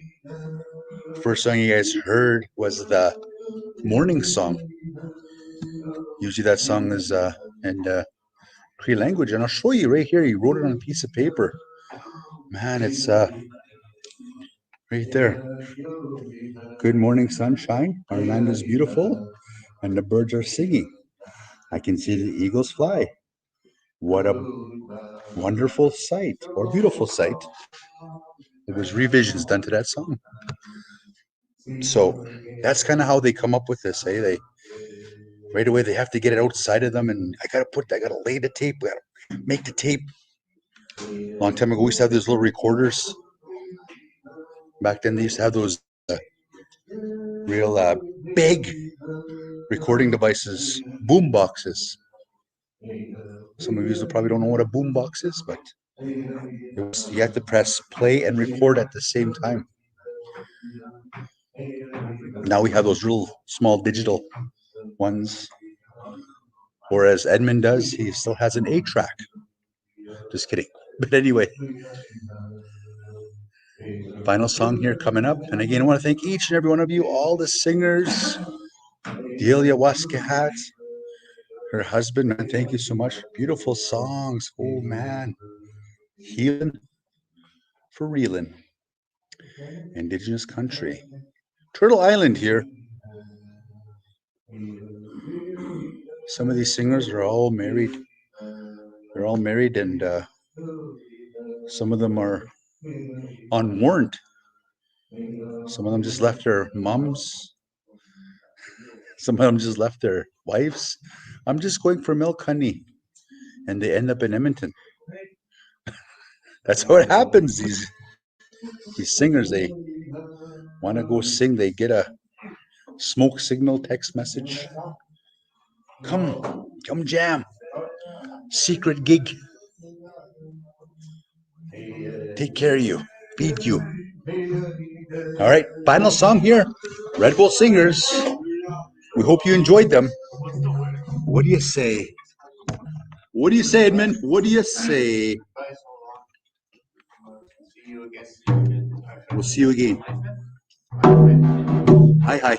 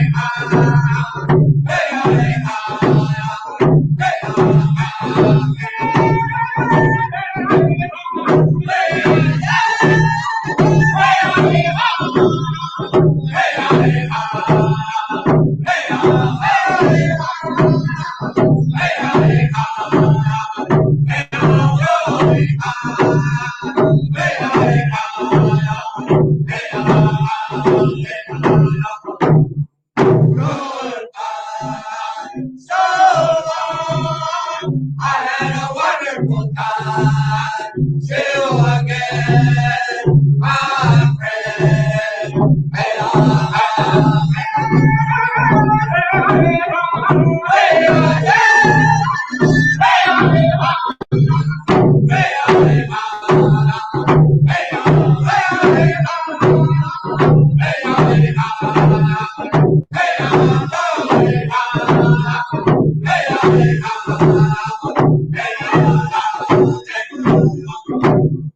Goodbye. So long, I had a wonderful time. Till again, my friend.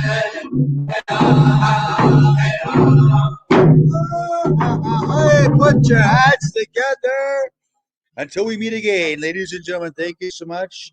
Stay safe out there, and we'll definitely do this again. Thank you, Dallas. Fawn, what do you say? What do you say? Right on. Hi.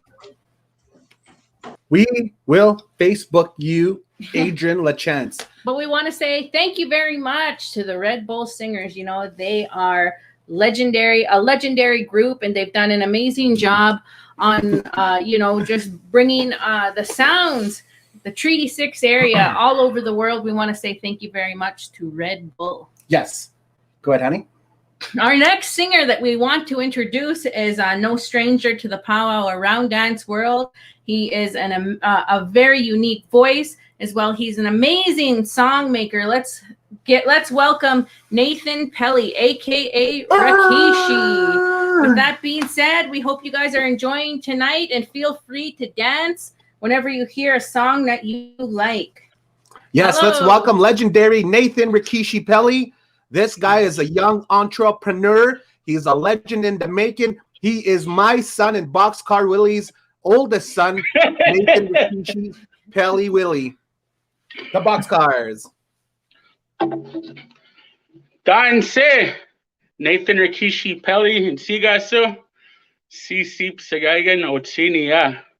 My name is Nathan Rikishi Pelly. I come to you from a little town called Duck Lake, Saskatchewan. I'm Cree, Plains Cree, Soto. I want to say thank you to the A7G for putting on this event and inviting me back. Shout out to Fawn and Dallas for the awesome introduction, and everybody else who sang before and told stories. It was all good. But I'm gonna sing a song. It's on our album. It's on Big and Tall, Rockin' the Hall. And this song belongs to my brother Brad Crane, but you can go and find it on Spotify or Apple Music or anything like that. It's Big and Tall, Rockin' the Hall. You can search my name, Nathan Pelly, or you can search Brad Crane, and it should pop up somewhere there. But this one's called Let Me Tell You, Baby.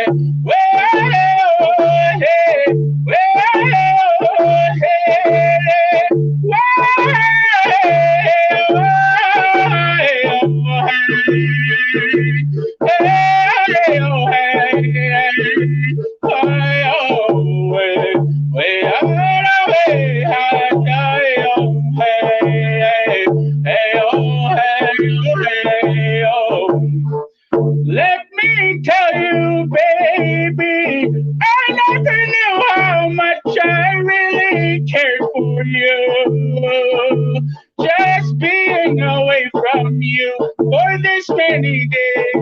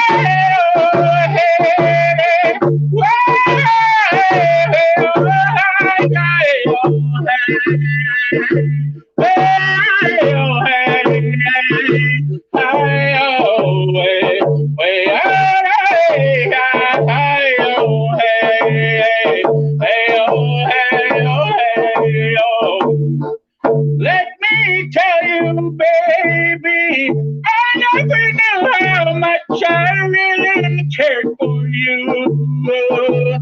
Just being away from you for this many days drives me crazy because I love you with all my heart. Hey, oh, hey, oh, hey, oh. Ahoo.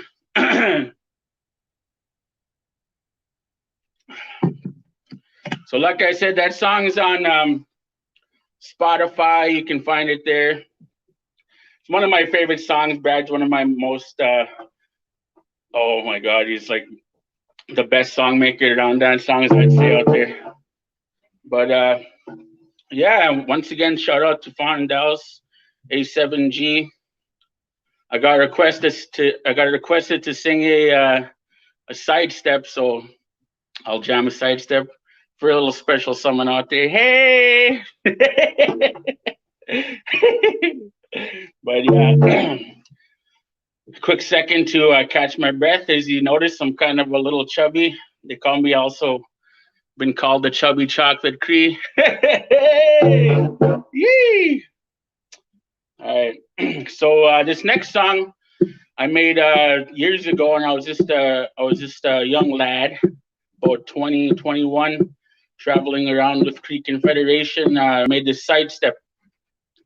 I was just jamming, and I've always been a fan of Little Otter, so I kind of used their style on this song here.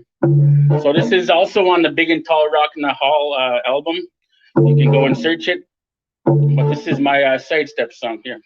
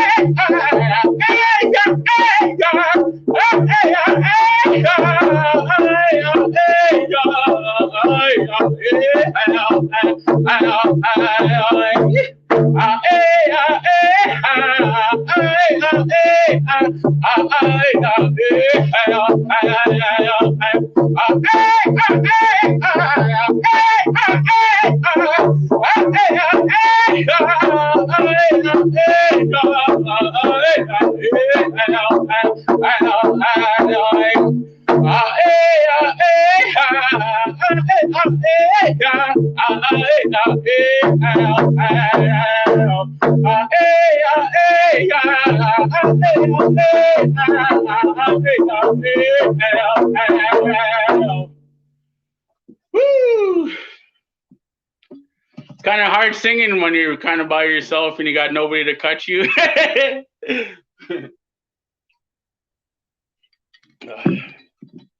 That was 4 songs, huh?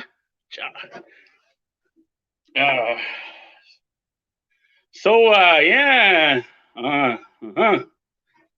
Next song I'm gonna sing is a cute little number. Whew.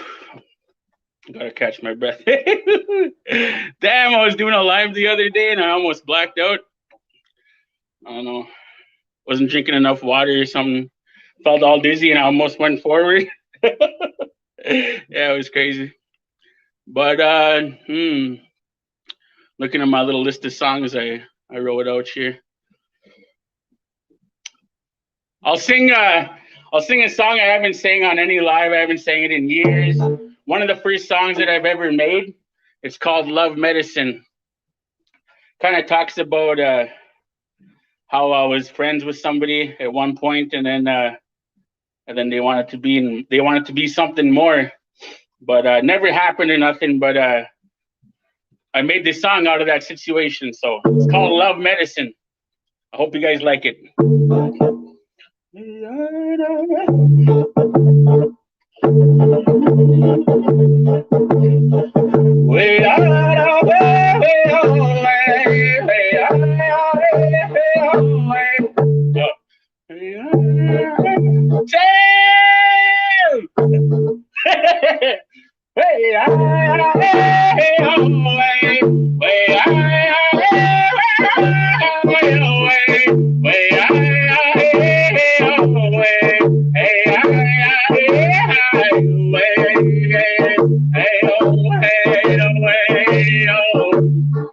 How could you do this to me? You always lie to me. Tell me we are just friends. Now you're using medicine. Hey, oh, hey, oh, hey. Way, hey, oh, hey, oh, hey. Way, hey, oh, hey, oh, hey. Way, hey, oh, hey. Hey,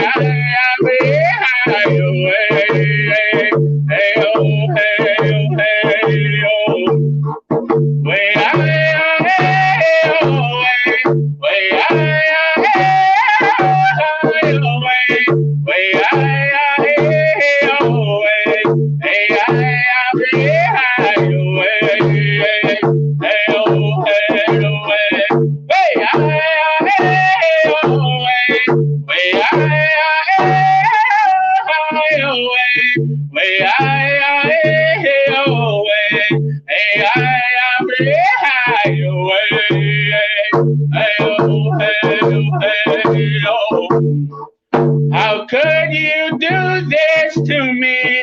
You always lie to me.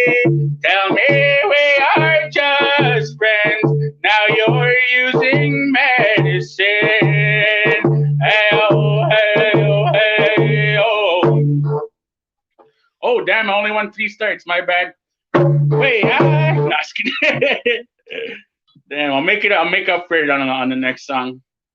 But yeah, I made that one quite a while ago. I haven't sang it. You can find that one on an album called Young Confederation.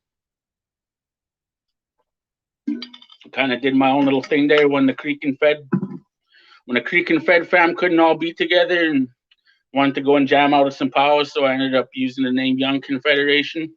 We made a couple of round dance albums. You can check those out too as well. But that Love Medicine one, man, we were recording and we couldn't find like a rattle. I wanted to put when he said using medicine, and then you know what I mean. So we ended up finding a little pill bottle, right? Tylenol or something, or Advil. TJ Warren was there and all the bros, and we ended up using that little pill bottle to make like a rattler sound.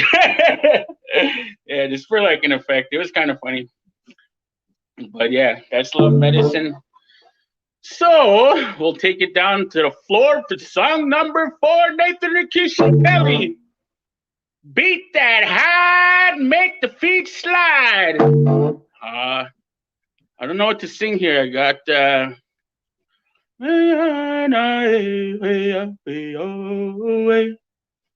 I'll sing that one. I haven't sang that one on the live yet. So this song is kind of self-explanatory. You'll hear the words.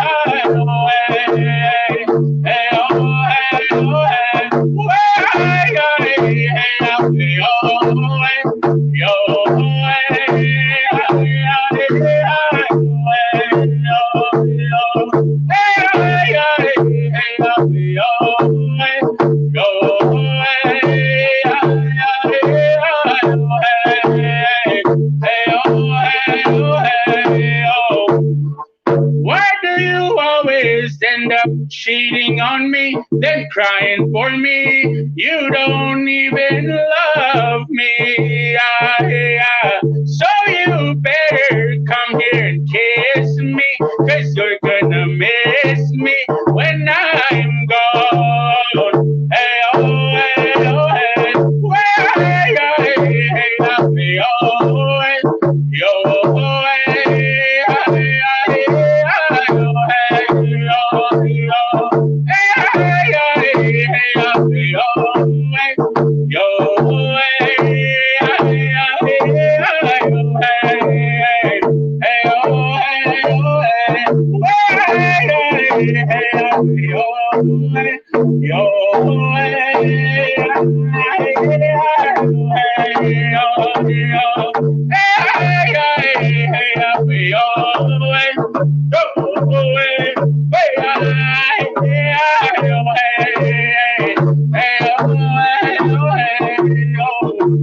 why do you always end up cheating on me? Then cry for me. You don't even love me. So you better come and kiss me, 'cause you're gonna miss me when I'm gone. Hey, oh, hey, oh. Thank you for the invite, Amanda Fox. Thank you, A7G. Hope you guys are having a good time out there. Much love. Stay blessed. One love. Hoka!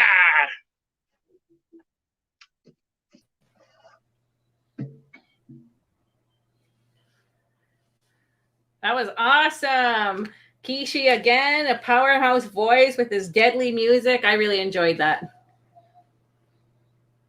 I hope everybody else who's tuned in is enjoying it. Please let us know where you guys are watching from.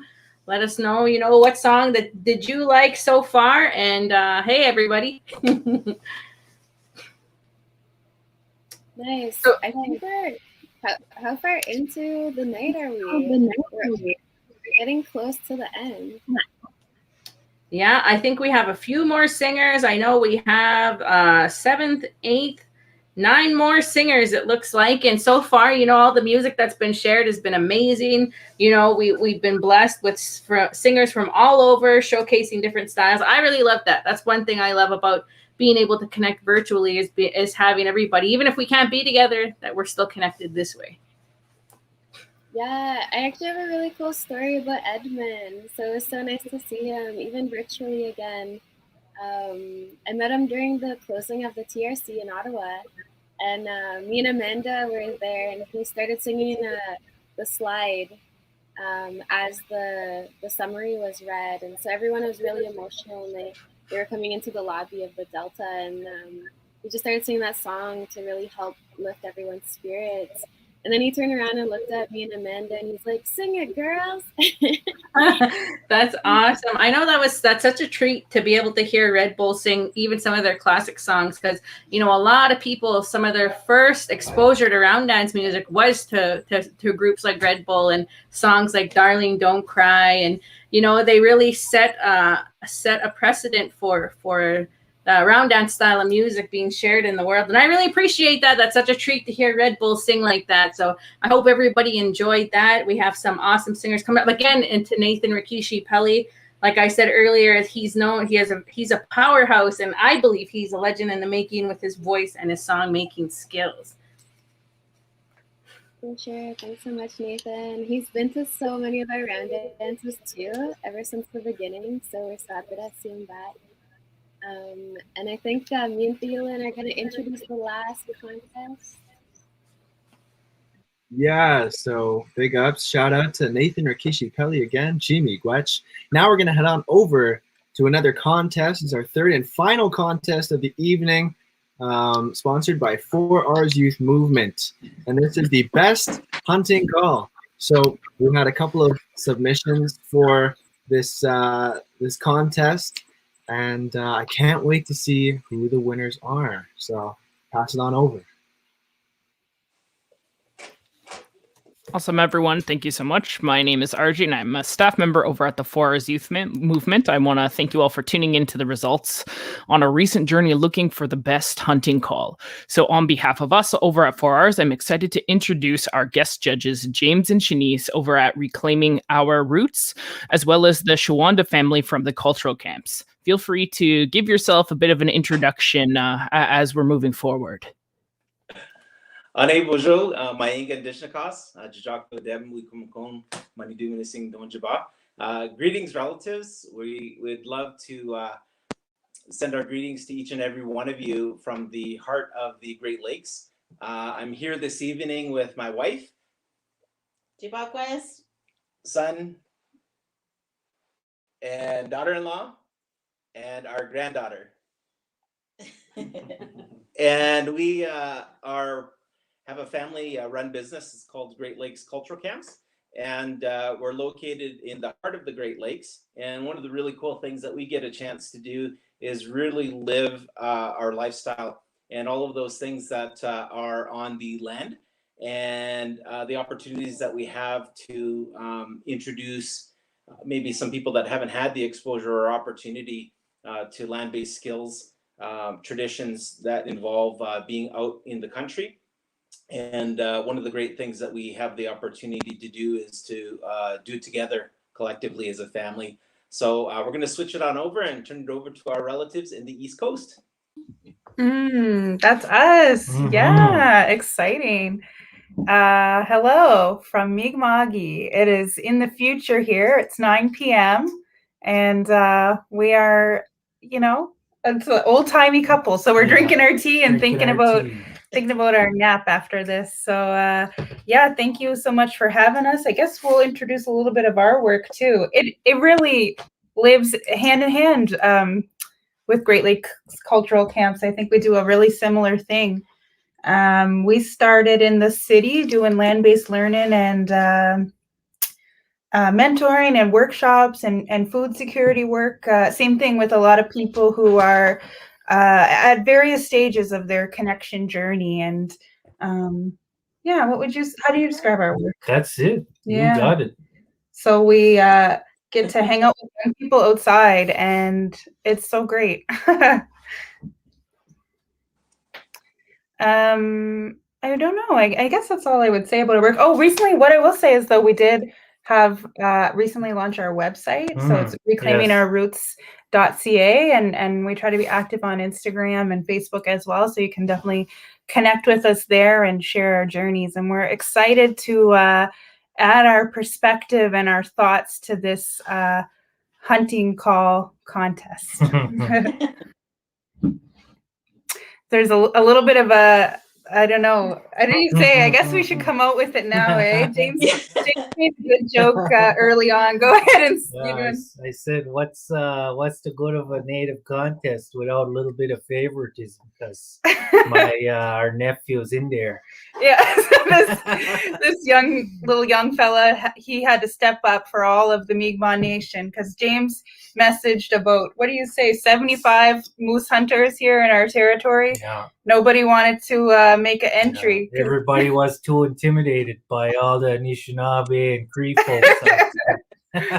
So this is our little gwis here of just 10 years old, bringing it home for the Miigwetch Nation.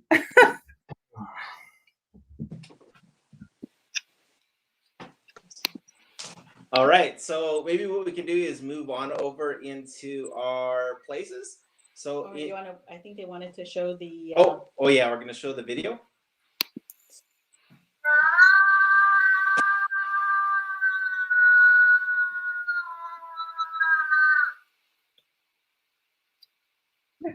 So cute. What a cutie. So shy. Yeah, you can tell he's like looking away. His mom took him off the switch for a minute. So that's Preston that we had in third place. Mm-hmm. Preston's going to be walking away with a prize of a $50 gift card from Natives Clothing. Congratulations. Yep. And we hope to remember his aunt and uncle. No, I'm just kidding. Imagine, eh? All All right, moving on over to our second place winner.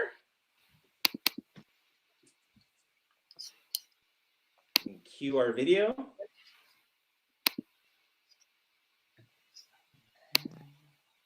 We'll wait for the Give me video a to come sec. up. Yeah. Okay. Feel free to So I talk just while want to I'm say trying to that, pull them up. yeah. Yeah, so I think Wanted our to say second how, place. oh, Oh, here we go. Goes. There it is. Production quality. Yeah, this is Hollywood stuff right here.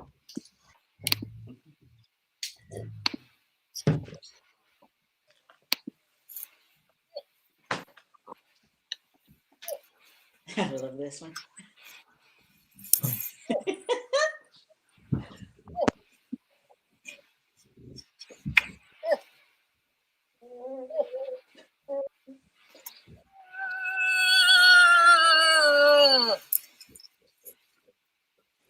Wonder if any empties heard that.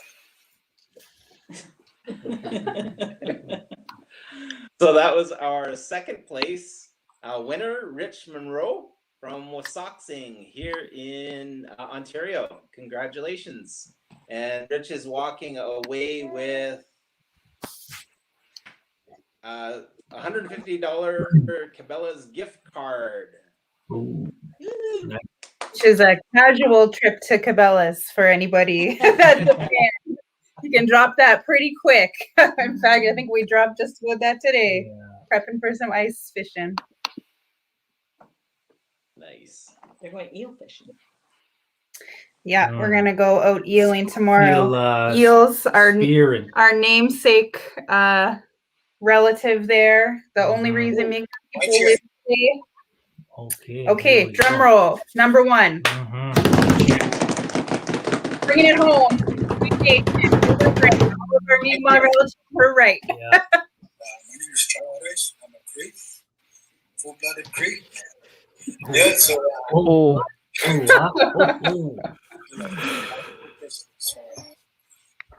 yeah, so I'll try this.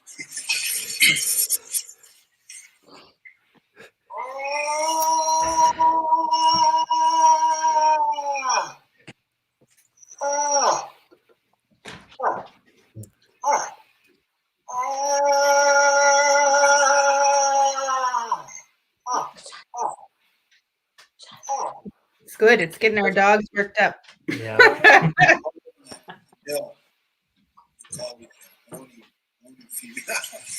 Usually they're calling it October. So Mel, that's the buck, big buck.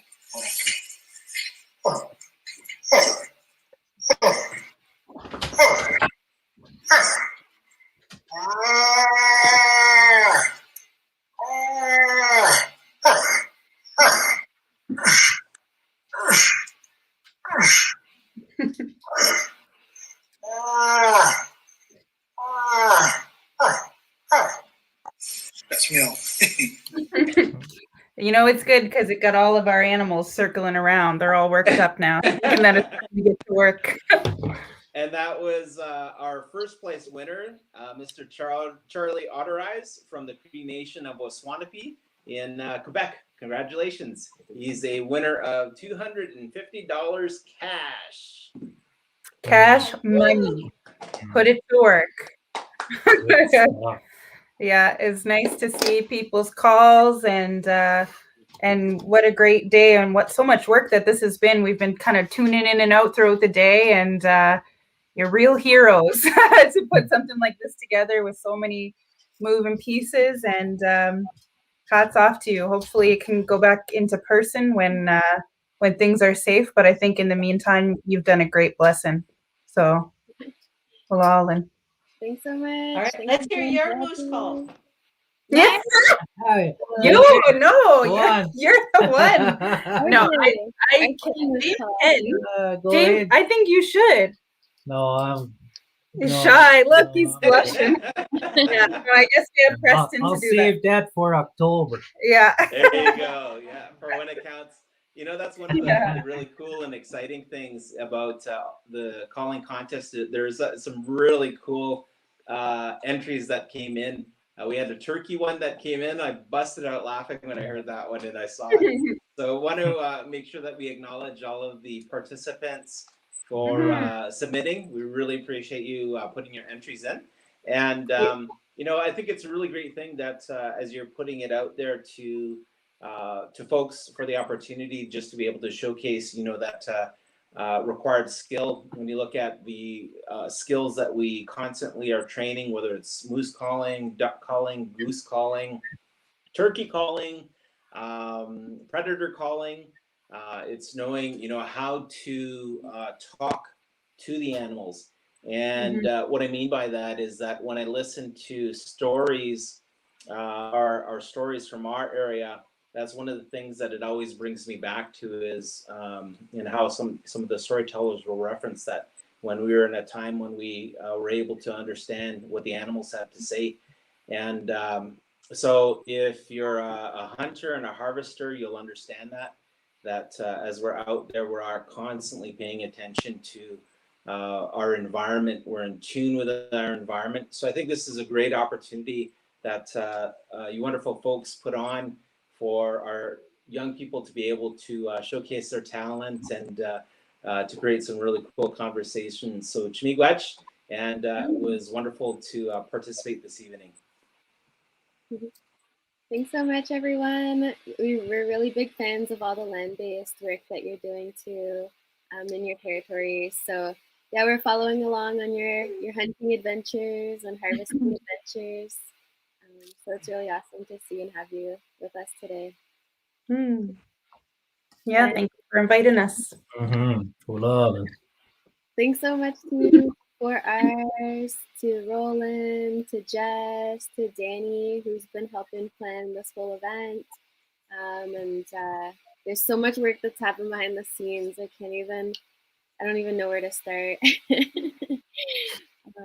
But I think with that, we'll pass it back over to Fawn and Dallas.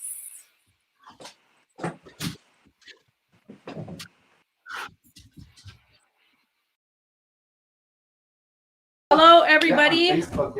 Welcome back. We are just getting the next ones lined up. I just want to say thank you to everybody. You know, it's such a beautiful thing to showcase our animal calls. You know, that goes back. That's something I know is a big part of our history with our people being hunters and gatherers. So that's a really cool thing. And a little bit of humor that's stuck in there too. As we're waiting for our next singers, I believe it is the Logan Alexis singers. Let me see. We're just waiting to see who's on. If somebody can give me some word for that, but I want to say thank you again. If you're tuned in, please just let us know where you guys are tuned in from and feel free to share. So we are going to go over to Ethan Pusquiak. You know, this young man is from my community at the Onichikskopunik, Satellite Cree Nation. He is an up-and-coming amazing singer and song composer. You guys may have seen him share music on lives or TikToks. With that being said, we are going to go over to Mr. Ethan Pusquiak to share some music with us tonight. As we're waiting for Ethan to join us, let us know what your favorite round is. There he is. Hey, Ethan, how you doing? We're excited to have you share tonight and hear your beautiful music. All right. That's a gakyo newa kamagantik guanito temtik. Ethan Pasquak netsiga so no chicks kapunik kotsinia. Tamska get the now. I greet you all in a good way like that. With good heart. Shake your hand virtually wherever you're watching this from. I hope you all are doing well, staying safe, and I'll get right to it. I'll sing my first song, and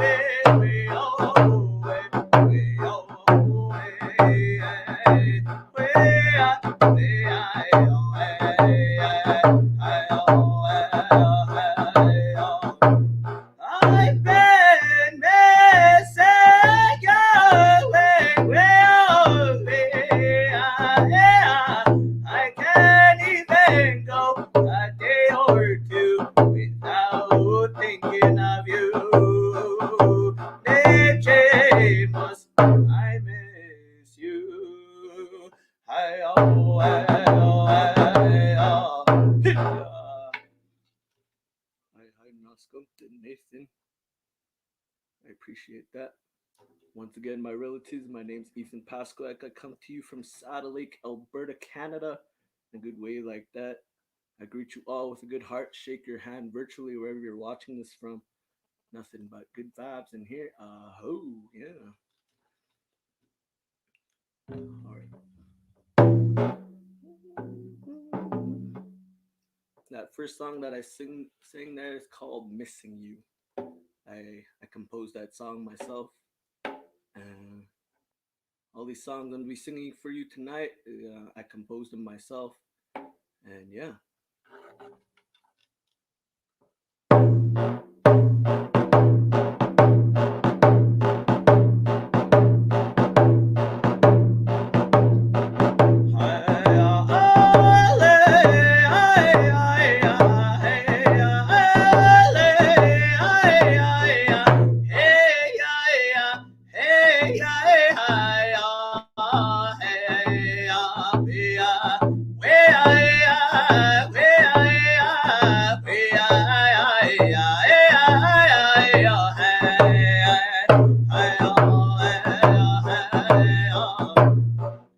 Girl, don't get me started. You're all I ever wanted. Hey, we are dancing with you under the moon forever and ever, me and you.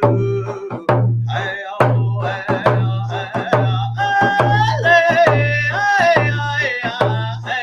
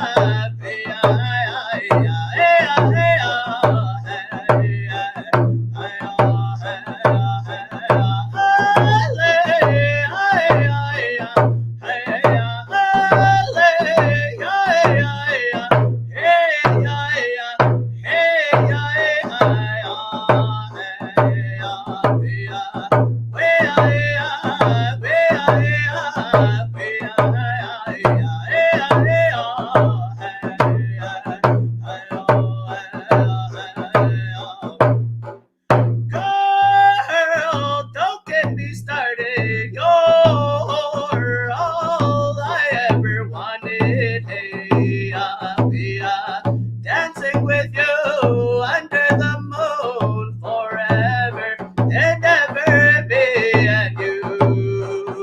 Hey, oh, hey, oh, hey, oh. If you're just tuning in, my relatives, I greet you all with a good heart. Shake your hand virtually wherever you're watching this from. I hope y'all are doing well. I'll introduce myself once again. Aya kakio newa kamagantik, egwa nitotentik. Pasqua mustus oasis nitiga sononochix kapunikote. Damskagetana. I said there, hello, my relatives. My name's Buffalo Child. I greet you all in a good way like that. I come to you from Saddle Lake, Alberta, Canada, and I hope y'all are doing well. Oh yeah, once again, I'm going to be doing an album here too, just for you guys, just to let you guys know. Pretty soon.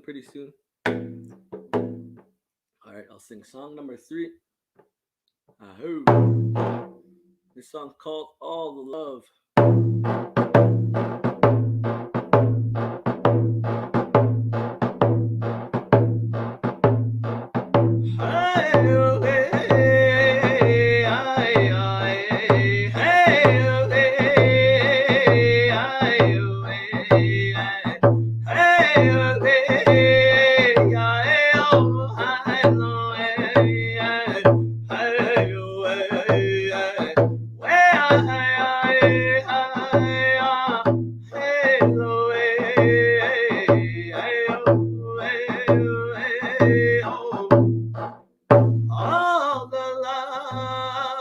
that you receive, all the love that you get from me, all the love between you and me, all the love. Hey, oh, hey, oh, hey, hey, love, hey, hey, oh, hey, hey, oh, hey, hey, oh, hey, hey, oh, hey, yeah, hey, oh, hey, oh, hey, hey, oh, hey, hey.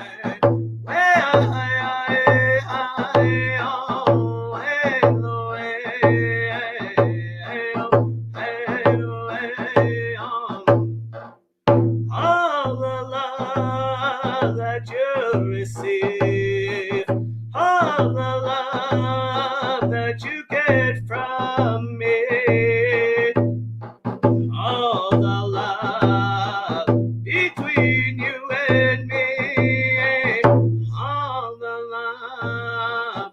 Hey, oh, hey, oh, hey, oh, hey, hey, hey, oh, hey,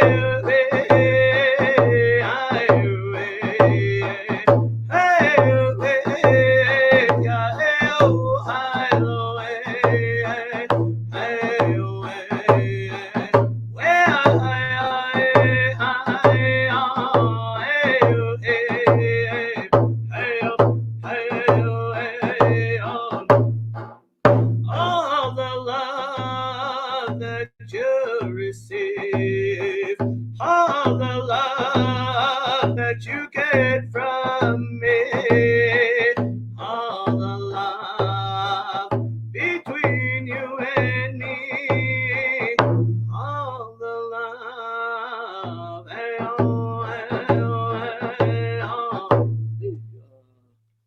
That was song number 3. That song was called All the Love. Yeah. If you guys don't follow me on TikTok, y'all should go follow me. I I post a lot of cover songs. I post my songs.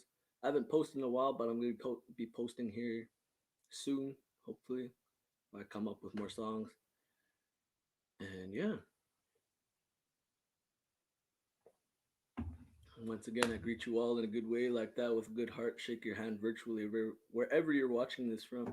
Hope y'all are doing well, staying safe, all that good stuff. This is the last song. And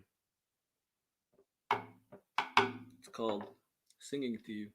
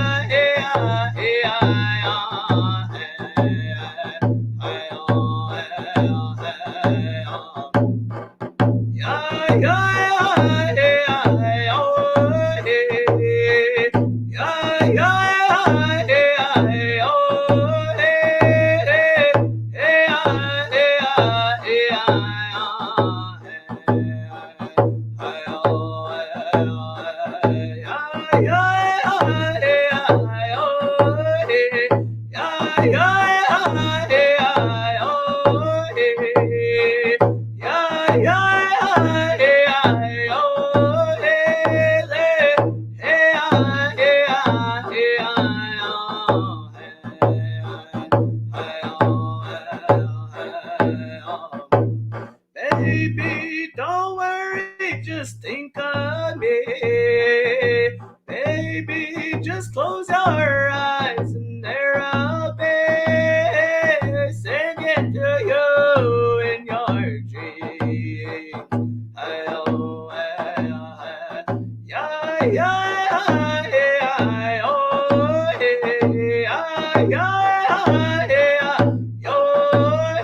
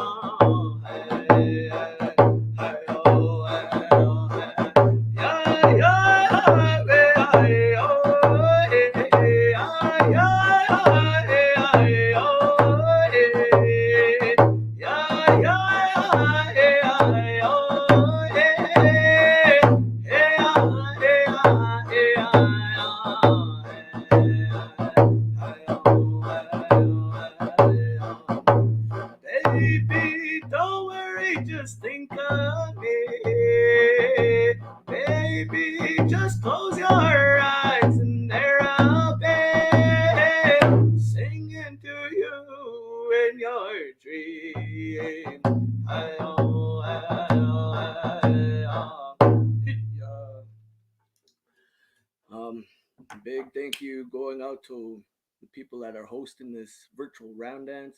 Big thank you going out to everybody that's watching, supporting.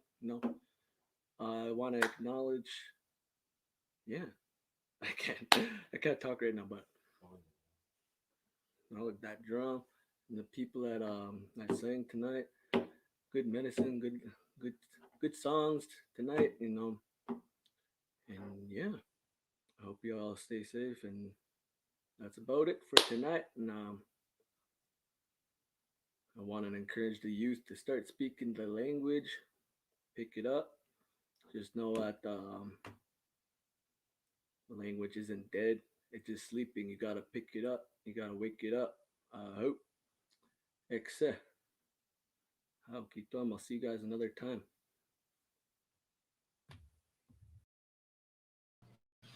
Thank you very much, Mr. Ethan Pasquiak. He's a good example that our future is looking bright and our youth are picking up on all of these cultural teachings and practicing, sharing their voice.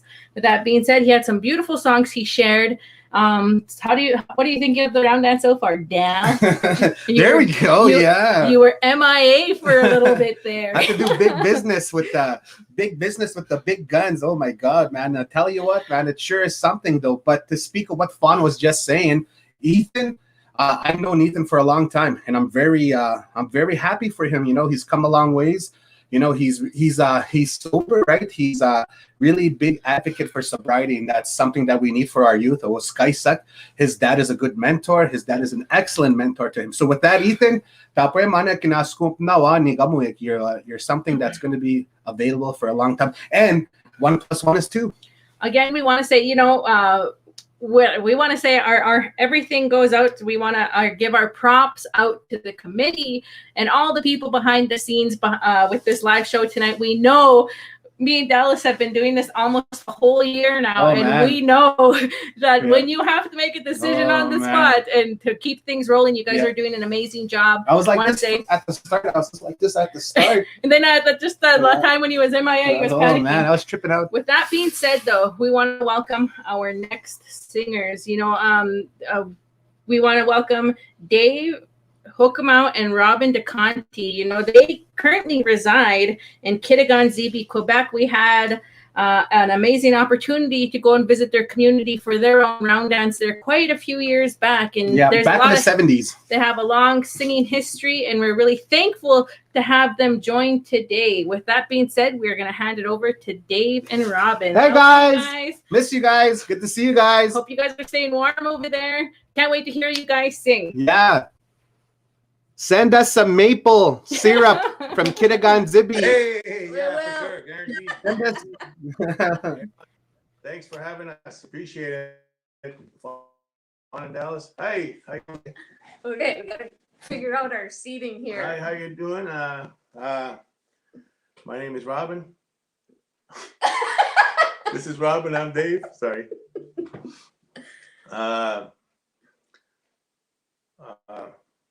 Ako just stand up a sheet ni mo yan.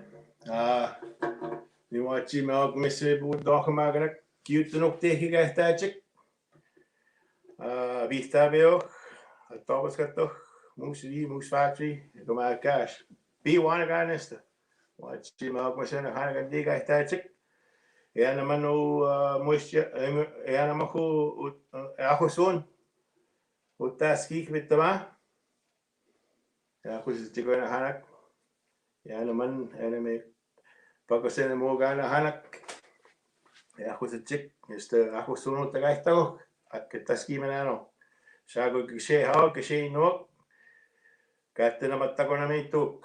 Kung tayo Chick kishe hao. Wala po ito ba, ni watchi mo kung masun hanak kito nok teki kay ta Chick. Masun ni chaganak, doka maganak. What's his song? Oh, no, I'm ready to sing. She just wants to sing, and well, I wanted to dedicate the song to people up north, my area, James Bay, where I'm from. We'll go with it, okay? I want to say hi to my family up north too. They're watching. I haven't seen them since the springtime, last spring. I love you all. And this is all for you, also.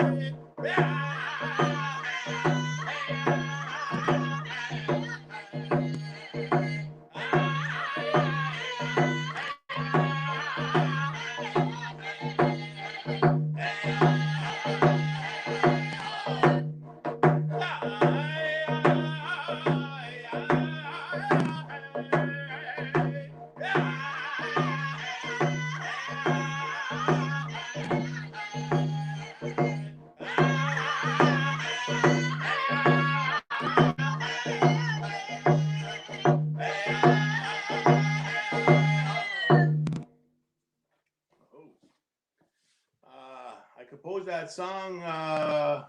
The style of that song came from the Miigwetch Juniors. When I was a kid, Otterhead singers, our mentors, shout out to Otterhead. They're the ones who first brought the drum up to our area. And as kids, we used to listen to them, and they would play their Miigwetch tapes. And we would meet. Actually, I have met over the years Miigwetch singers, some of those guys, and later on in their life now. And we've always admired their singing style and their songs and that kind of thing. So that's where that style of song came from. That's where I made that way. Sometimes, when songs come to you when just when you're feeling a little bit down about something, and I was feeling bad about my son one time, Benjamin, so having a hard time, and I just wanted to, so I made a song at that time for him. So hopefully you enjoy it.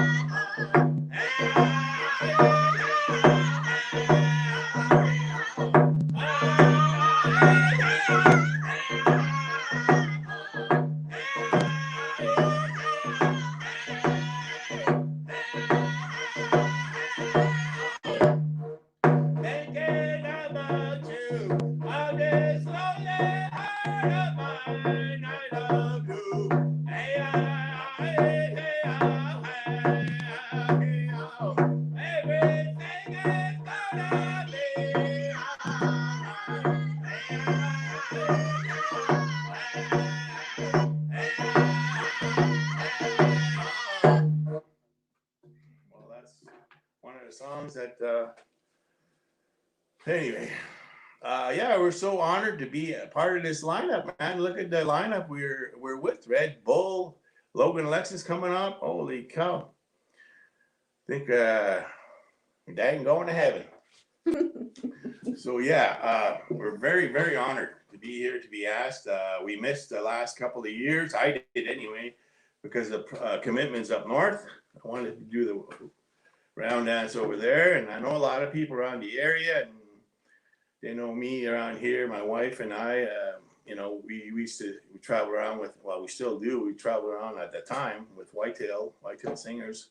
We started back in 1991, and a lot of our mentors, I want to throw it out there. When I first started, Otterhead were the ones that like introduced us to drum and everything. They were my mentors, and a lot of those guys now are pipe carriers, medicine men, and all that, and which is some of my guys are doing too, and following along the same footsteps. Anyhow, they introduced us to Miigwetch juniors, and we met a lot of those guys from the area. And Alex Skeed was one of the guys that used to come up the Indian days up in Moose Factory. He would come up there and teach us songs and teach us, you know, just learn from the guy. And we would sing all the time. And I miss those days up in Indian days.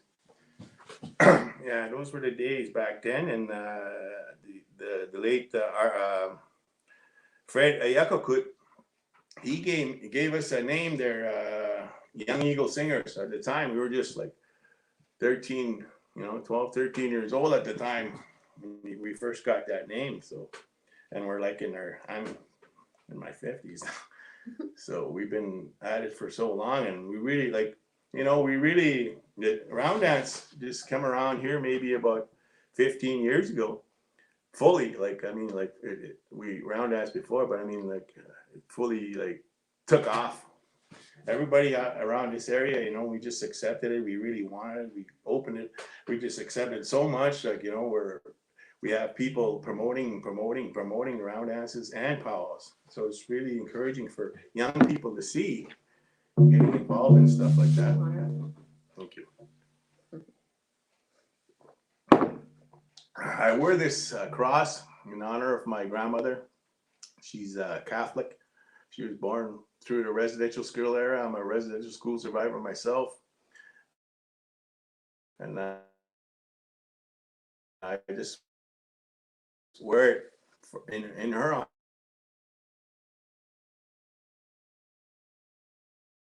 Like there you go.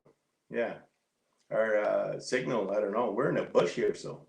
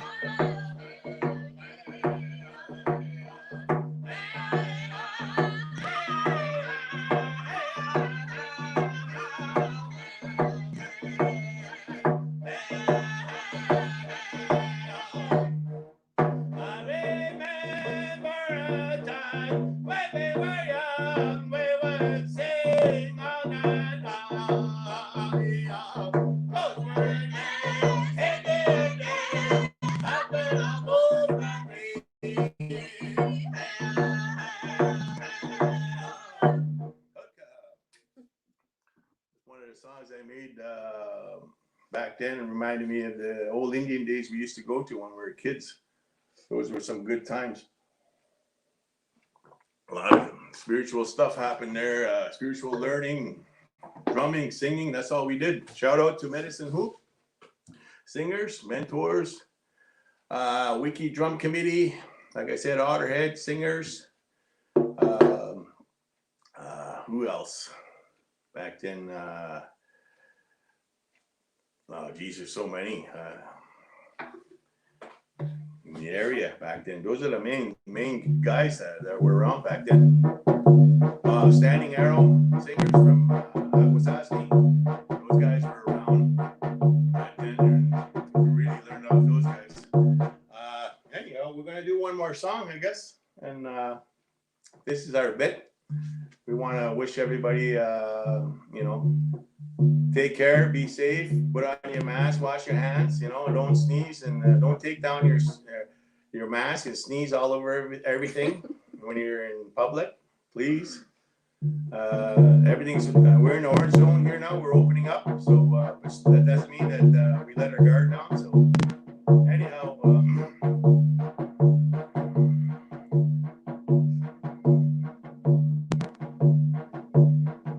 there's an old song, an old song from the Miigwetch area.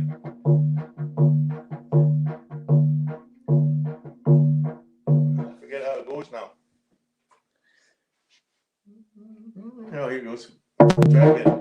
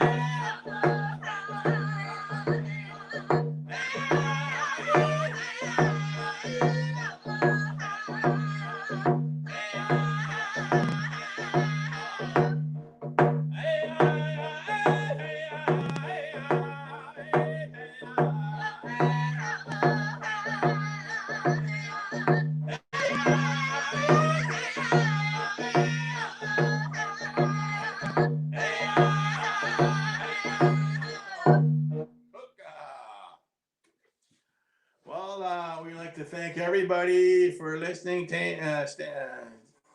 In tune, I guess.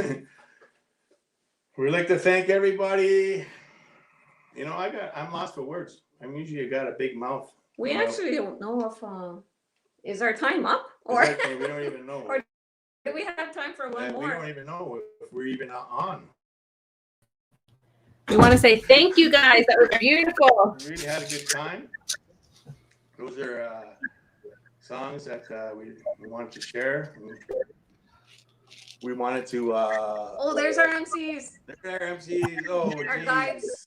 Okay. Yeah. Oh, okay. I can't fit my maple leaf sweater anymore. Hey, you guys should have sang the maple syrup song. The Kitakan Zini maple syrup song. We gotta make one. Yeah. Awesome. Thank you guys very much. Oh, thank you guys very much. That was Dave Hokomau and Robin DeConti. They're an amazing singing couple. They currently reside in Kitigan-Zibi, Quebec. We want to say thank you guys for bringing the beautiful sounds from the East to everybody tuned in tonight. I'll always remember Dave when we go up to Saskatchewan and stuff. And we went to Saskatchewan. Saskatchewan. Try to act like I know. And we ran into him over there. Yeah, and the Eric Creek, Quebec, there. Like, Dave, is this okay? It's okay, man. Those little tiny planes. But with that being said, we're really excited to introduce our next set of singers. The Logan Alexis Singers hail from the Alexis Nakota Sioux Nation. Woo! And they are, they are an amazing group, and their music speaks for themselves. We hope you guys enjoy the Logan Alexis Singers set of music tonight.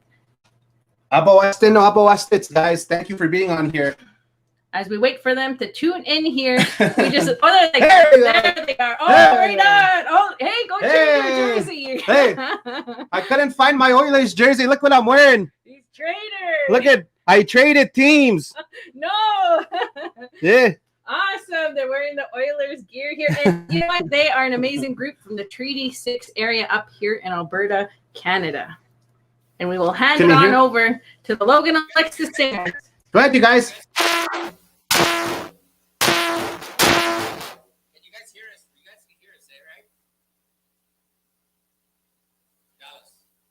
Oh, hey guys, it's a little too loud. Can you lower down their side, Mike?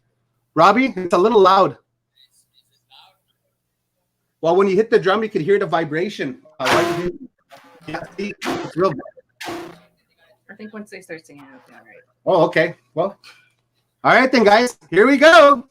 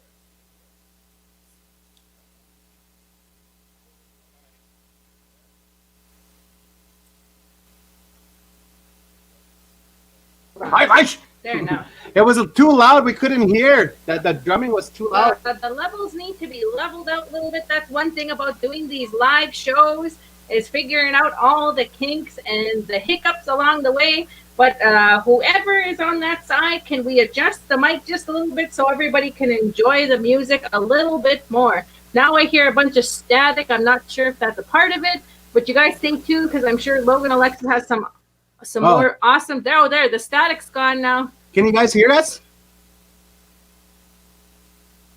Make a noise. Say, aha!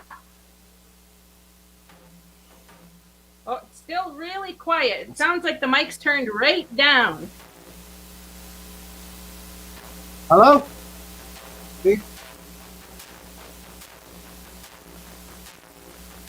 Yeah, it's real staticky. We need to adjust the levels on that side. That's, yeah, there you go. What's that? Hit the drum, Arnold.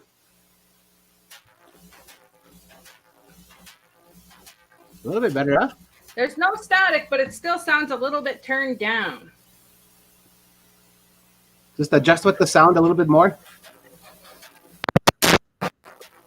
Oh, just about. Someone just about did something there. Just about worked. Robbie, keep playing with it. Just about got something there.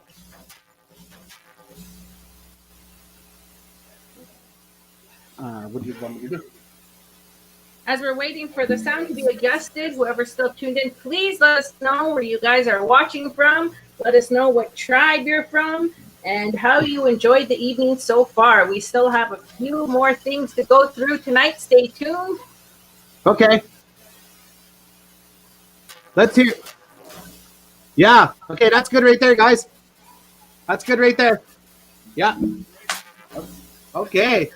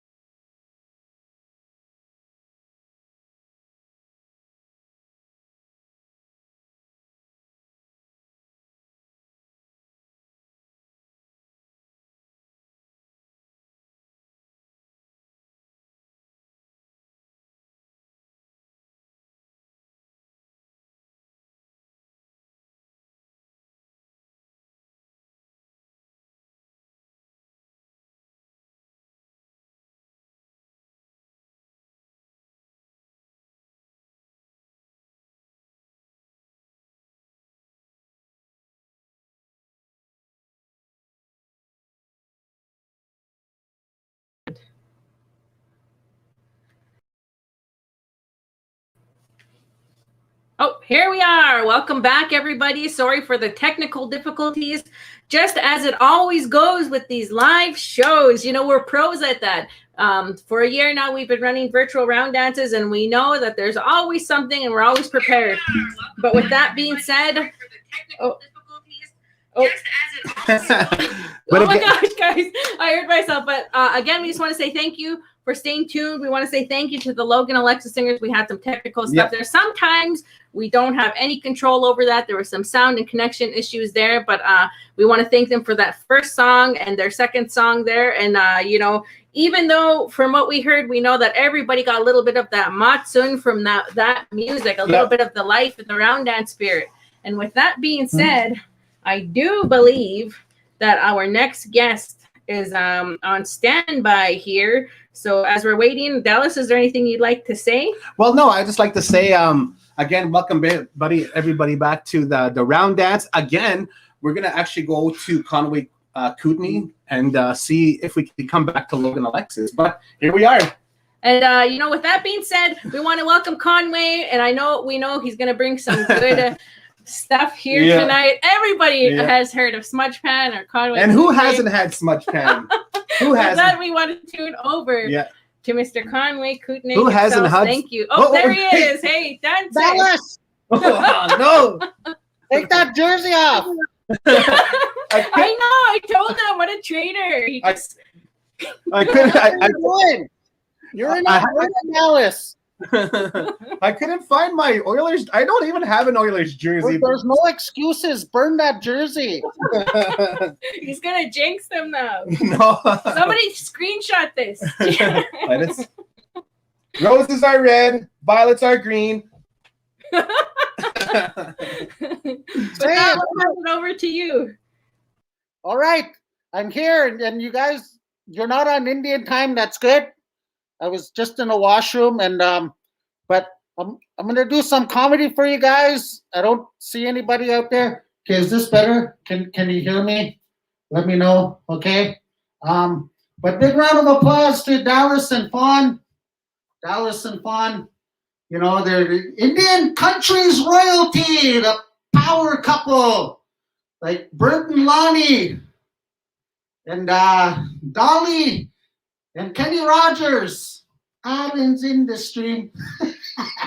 I'm just kidding. But I'm going to do some comedy for you guys. We're at a virtual round dance.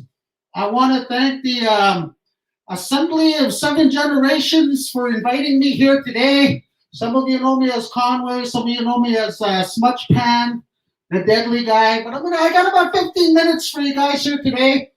And because we're at a round dance, this actually brought me back to one of my very first videos I did, and it's about round dances. So I'm going to start off by showing you this video first, okay?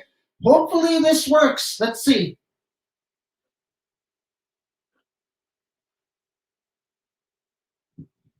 This is how you could tell someone's relationship status by the way they round dance.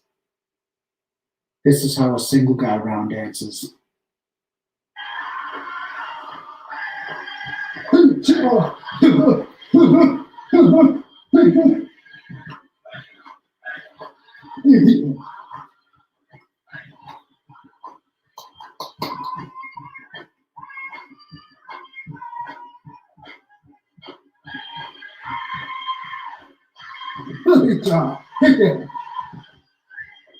This is how a single girl round dances.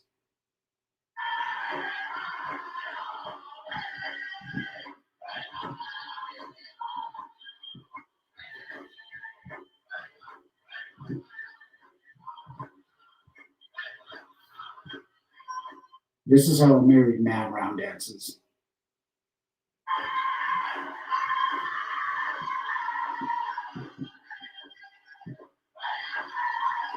This is how a married woman round dances.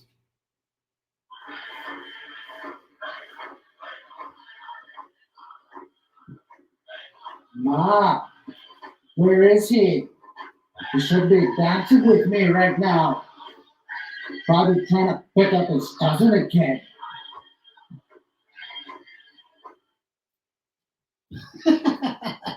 But there you go, ladies and gentlemen. That right there, that was actually one of the very first videos I did, and I posted it on Facebook, and it just like bounced around Facebook, and it went viral. It got passed around just like a new guy when he comes to a reserve. He gets passed around like that. That's how that video there got passed around, right? But this is my setup here. I'm in my basement, in my community, the Alexander First Nation, right? And I'm getting used to doing these COVID-19 comedy shows, right? So basically, I stand in my basement for about an hour, tell jokes, and laugh at myself.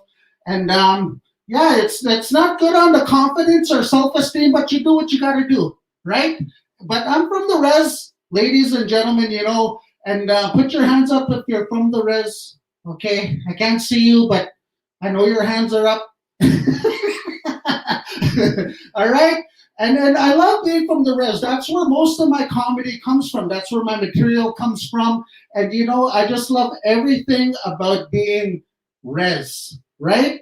But the thing that I love most, you guys, about being from the res is the kids. Our kids, man, our kids are amazing. Res kids are amazing, resilient kids. Now, how many of you out there have any kids? Put your hands up. Now, how many of you out there have any of my kids? No, man, but our kids are amazing. They're resilient.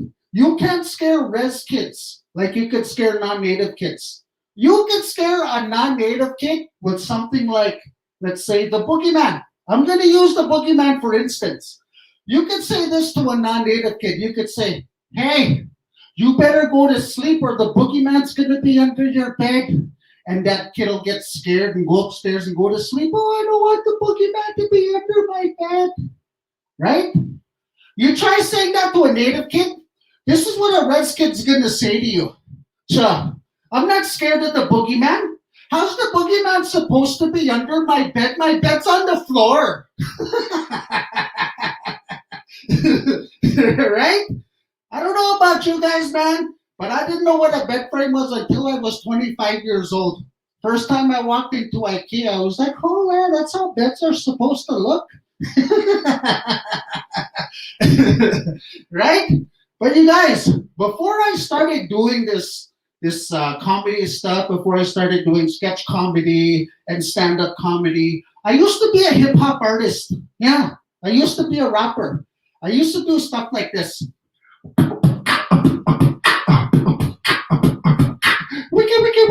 Wiki cousin. Yeah. And I used to do it for real. Not like that video you guys recently seen on YouTube, eh? You guys know what I'm talking about too, that double G on the beat, right? Not that stuff. I used to do real hip hop, man. Not that stuff you see like calves like lightning, thighs like thunder and panic. It's a blessing. Yeah.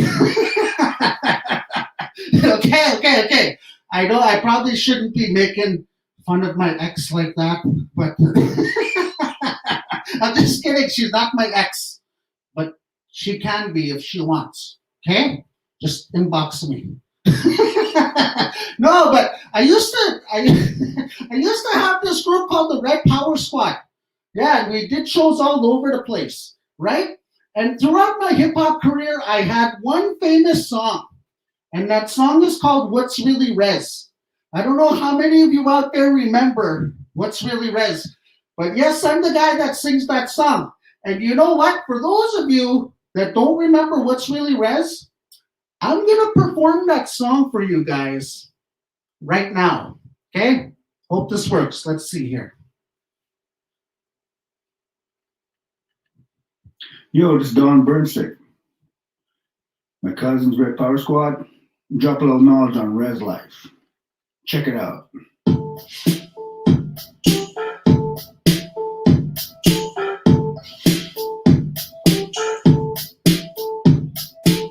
What's really res? What's really res? What's really res? What's really res? What's really res? What's really res? What's really res? What's really res? All right, I hope I remember the lyrics to this song. What's really res? What's really res?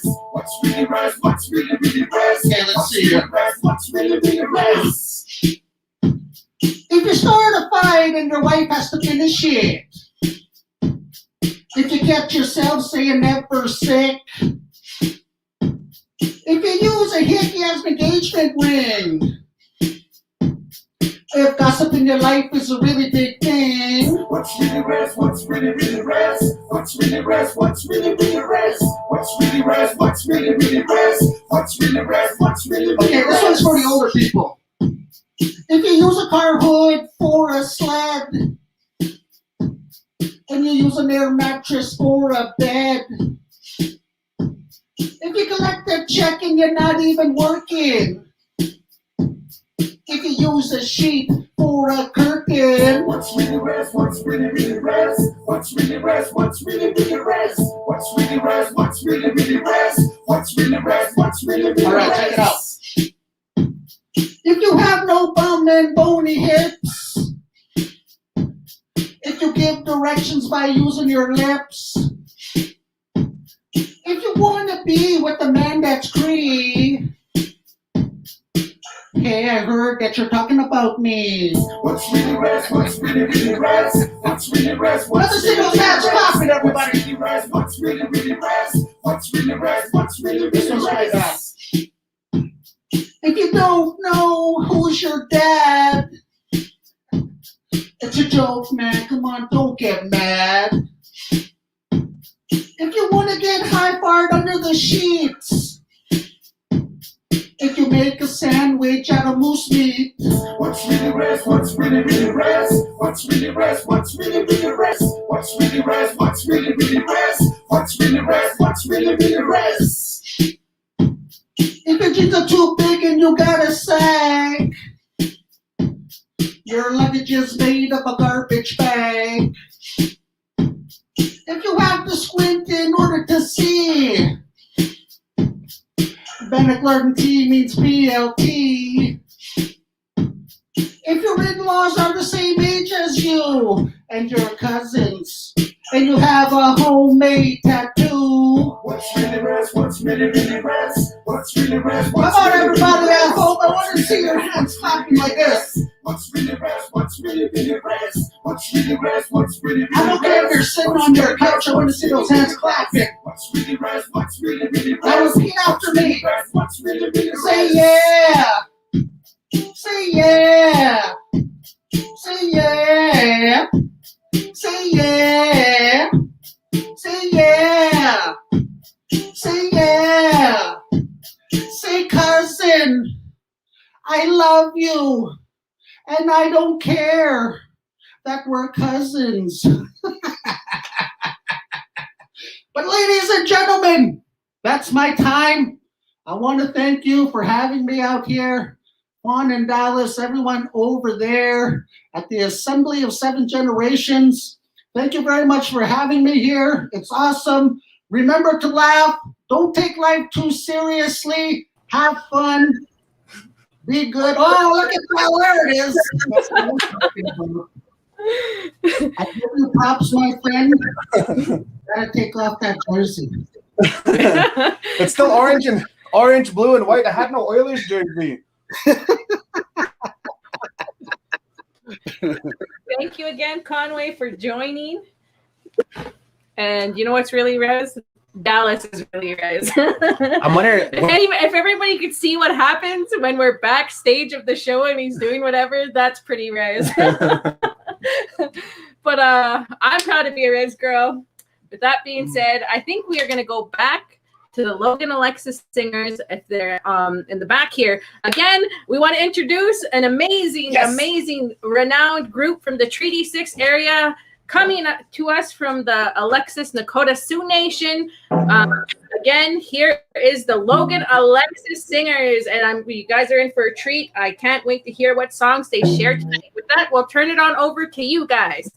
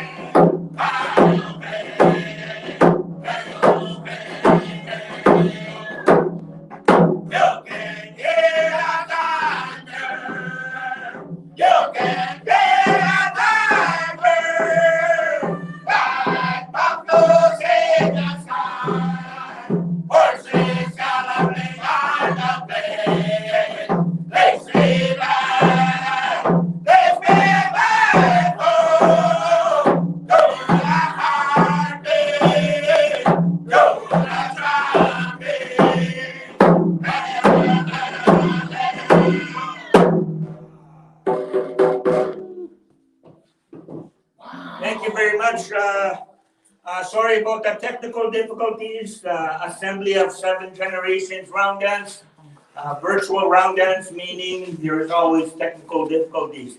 We are the Logan Alexis singers. My name is Eugene Alexis. Rob Alexis. Boss Alexis. Daphne Alexis. Arnold Alexis.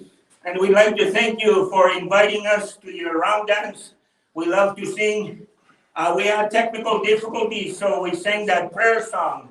We call that a prayer song. We usually sing it when the first thunderstorm comes out in the springtime. We're always, elders remind us to watch out for the first thunderstorm. And that's one song that we sing as a prayer song for the thunder beings. But thank you for inviting us. We're going to sing one of my late father's songs, and we hope you like it. It's called The Anthem. Okay.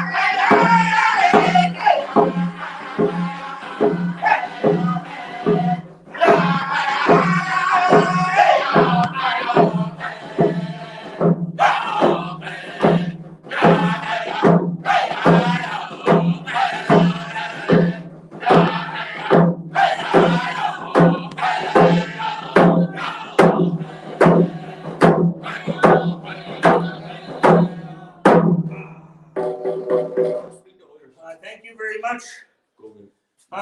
Yeah, it's a very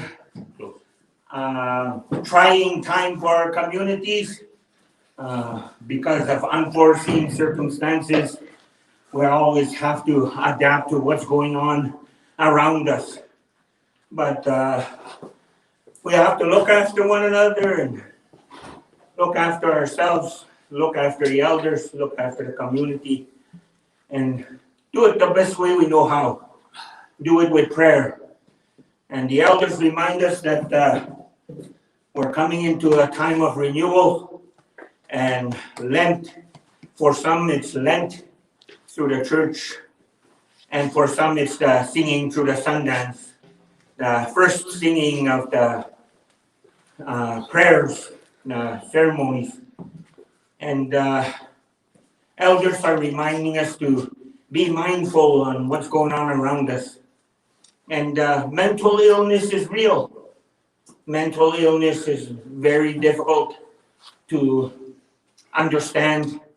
One day you're good, the other day you're bad. But we hear people praying. So keep your head up, be proud, call the Creator, and sing and drum.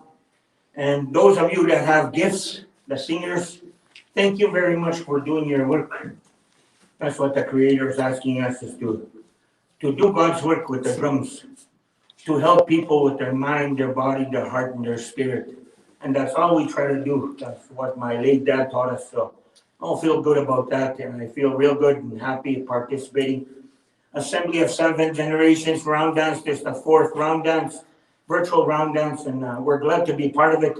We're praying for you. We're praying for you with the drums.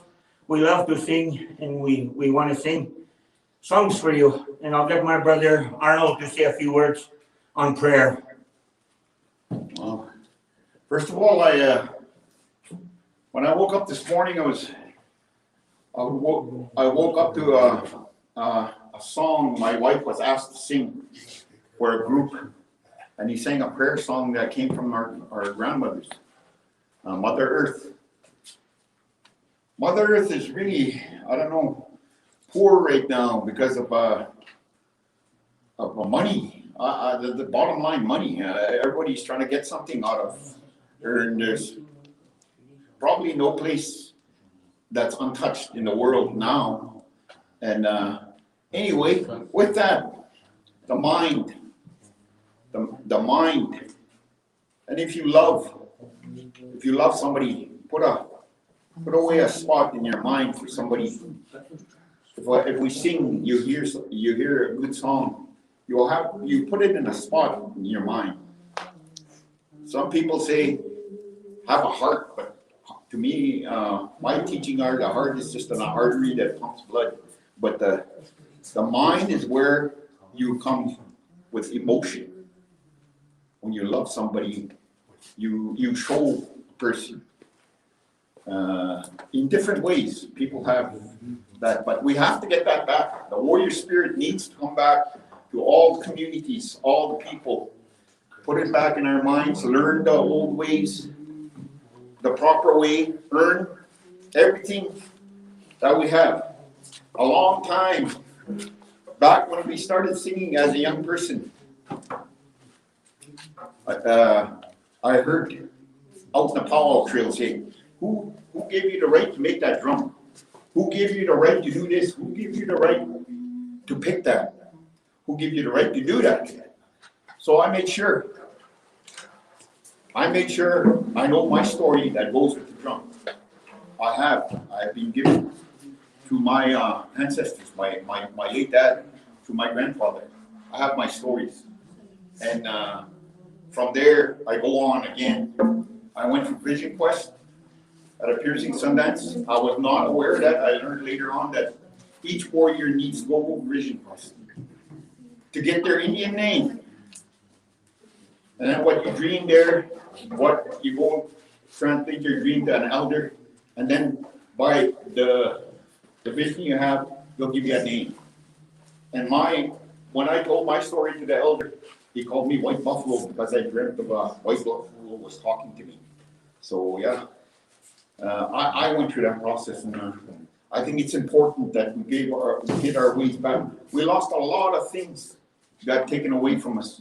Now we understand that we lost a lot, but there's lots of good things that we can take back. But we have to do it properly. We have to earn like we always did before, our ancestors did. So yeah, with that, I think we're going to sing. Yeah. We're dressed up for a reason. There's a Battle of Alberta tonight, and the boys wanted to sing. The grannies asked us to sing the Connor McDavid song, so this is going out to all the young people that led the Oilers, Edmonton Oilers, for Connor McDavid. It's one of our favorite crossover songs, but whoever likes the game of hockey, this song's for you.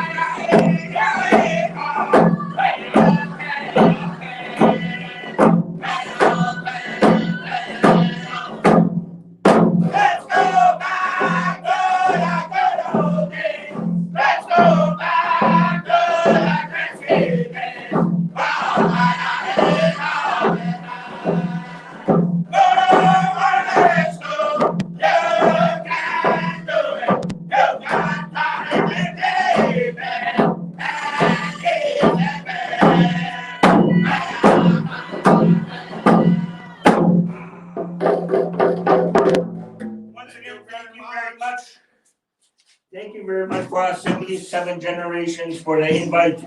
We tried our best. We'll see you again sometime, maybe on the Round Dance Trail. We'll see you. Thank you from the Logan Alexis Singers.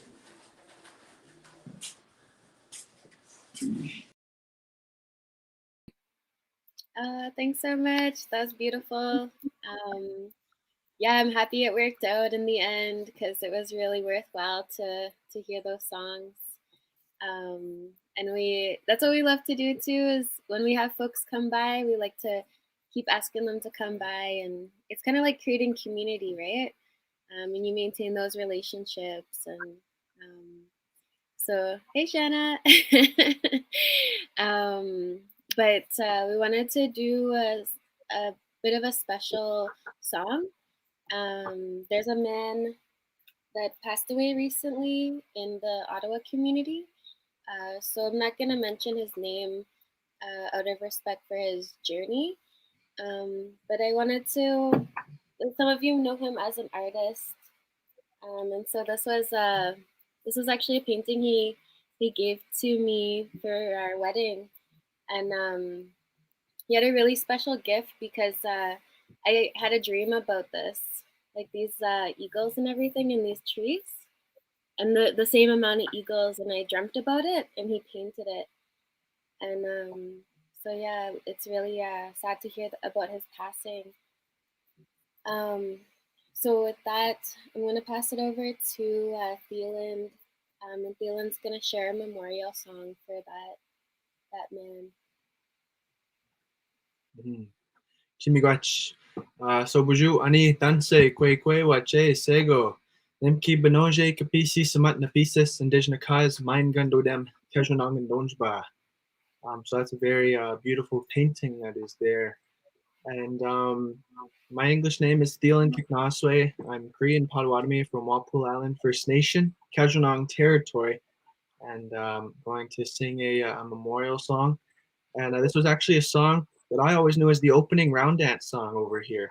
But I was taught a teaching this last year at the round dance, actually the 3rd annual A7G round dance with Harvey. And he told me that this song wasn't meant to be sung as the opening. It's actually meant as a death song. It's a memorial song. And the words, they translate to Creator, bless us with your kindness. Angels, come and sing with us. So I'm going to sing this song, and this is for that artist there. So.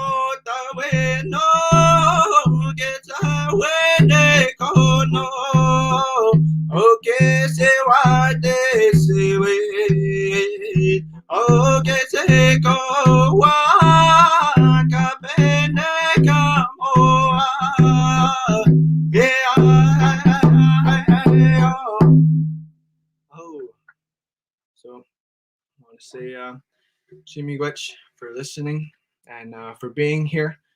I know this has been a tough time for a lot of us through this pandemic and through COVID-19, but this is why we're having this this ceremony, this round dance here, to bring our spirits together and to grieve and mourn the loss from this pandemic, but also come together in good spirits. So that's why I sang that song, and we offer our beautiful friend there a good journey onto the spirit world. So I don't know what we're gonna do now. I think we're gonna turn it over to Fawn and Dallas. Before we pass it on to the closing, I feel like I'm echoing for some reason, but sorry.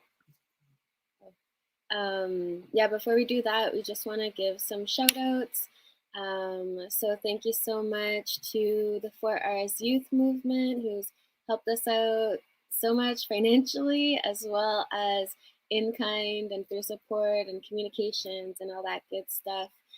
Shout out to Barry, who's been watching, who also helps us out with A7G all the time. Shout out to everyone at A7G who's been on camera and behind the scenes helping with this big event. Thank you to the Ontario Indigenous Youth Project Partnership. No, why am I forgetting? I work for OIYPP and I can't even remember what our acronym stands for right now. It's been a long 8 hours. But shout out to OIYPP. They always help us out. And last but not least, the Ottawa Carleton District School Board. And thanks so much to everyone that stopped by, everyone that was a special guest tonight, our behind the scenes crew, Josh and Amanda. Do you guys want to come on screen for a second? Okay, they're too shy. But they've been helping us out. Zach and Jordan, who've been helping us out with social media. Yeah, just so much, folks. Elaine and Vinny, Fred, who's been holding a sacred fire for us this whole time. Yeah, and so we really hope that, you know, you got some good medicine out of today, and I know I did. Am I forgetting anything, Thielen? I think we got everything. But yeah, just wanted to let people know and let folks know that the fire has been going since noon, and the tobacco and the prayers have been offered. So we've all been doing this in a good way. So yeah, today was a great day, and I think we're gonna head it on over to Fawn and Dallas. Want to say, get the dump Scott now. Again, everybody, we welcome everybody back. And I just want to say thank you to the committee, everybody who's been on screen, everybody who's been in the background too, being the wheels to run a live show like this. We know how much work goes into even just the in-person gatherings like this, but online brings it to a whole other level. So my hat's off to all of you guys. Yeah, no kidding. I just want to say first, Thielen, that was a good rendition of that song. Me, myself, I've been around that song for so many years.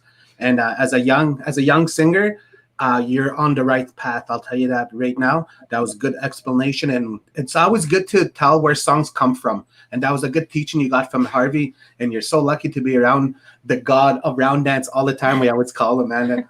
But and Gabby, man, wonderful job. You know, you and everybody else behind everything else. It was a wonderful day. And when Fawn first started, she was real excited and she was real hyper. It's like, oh, just relax. It's okay. Have a good time. And then, you know what? I totally feel like that right now. I'm just so like, oh my God, like when things weren't working out for, you know, people. He was panicking. Yeah, I started panicking. But oh man, but it was wonderful. It felt really good to get up and to get something ready and to have that excitement of a round dance. I really did feel like that today. And just want to thank you guys. It was wonderful. Awesome. Everybody a part of this. It was great. And again, we just want to say we hope everybody got a little bit of matzo and a little bit of that life and that spirit from tonight's music and festivities. You know, it was a beautiful thing to witness. And I want to say a big thank you to everyone at the Assembly of Seven Generations. So now's that time. We'd be closing up all the tables and getting all the chairs ready. But what we're going to do virtually is we're going to ask everyone on Facebook to make sure you head over to YouTube, because the Facebook stream is going to close. So make sure you go over to you too. And wanted to say a big Miigwetch hi to the both of you for being our MCs, but also doing some behind the scenes work as well. Telling all kinds of people. And it was great to work with you. Mm-hmm. No, we totally look forward to when we eventually get together again in person. Like that's the exciting thing, and you know we have to stay positive of this whole pandemic and COVID. And I really do believe, you know, every time we see that sunshine, that we're that much step closer to things going back to normal again. And you know, everybody still stay safe, and you know, our prayers are with everybody, and we wish nothing but health and happiness to everybody. We really do. Oh, am I muted? Is no one saying nothing? How come no one's crying? Am I muted? Speechless. Away for the closing. Are we supposed? We're gonna sing, right? Do we sing? Yes. Or do you just want me to sing like this? Like this? With that being said, again, you know, music is medicine. This pititiwin or wasaga simowin nagamuin. These songs, you know, they say they bring life. And with that, we want to offer a song to everybody here. We sure miss round dancing. It's a huge part of our life, and it's a huge part of the history of our area and our Nehioak here, our Cree people. With that being said, I think Dallas is coming up with a song for you guys. We're ready to go. And we're gonna actually using a brand new drum that was just dropped off by my cousin, Mr. Joel Wood from Northern Cree. They actually had a live and they won this drum, so it's our first time we get to use it to sing for you guys. Perfect timing too. We're gonna sing a hit everybody sings at a round dance, and I'm sure everybody knows this song. I'm gonna turn down my mic a little bit so we can pick it up a little bit better. There we go. Okay.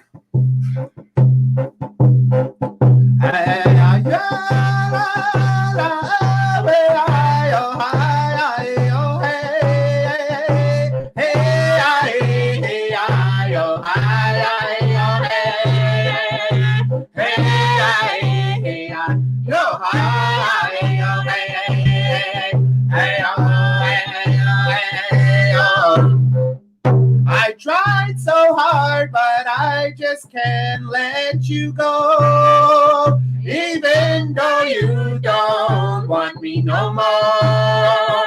No matter where you go or what you do, I'll still be here waiting for you. Hey, oh, hey, oh, hey, hey,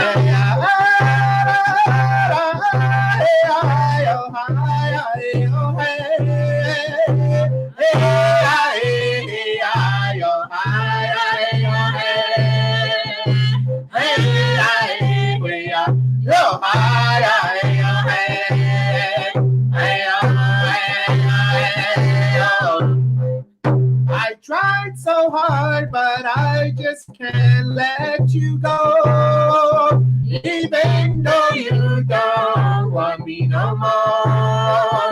No matter where you go or what you do, I'll still be here waiting for you. Hey, oh, hey, oh, hey, oh. You do remember me. And the next song we'd like to share with you guys is a song composed by my uncle Randy Wood, and we'd like to dedicate this to anybody and everyone who has maybe experienced a loss during this time. You know, they say this round dance, this gathering we do, it's to connect with our loved ones. So we want to dedicate this song to all of you out there.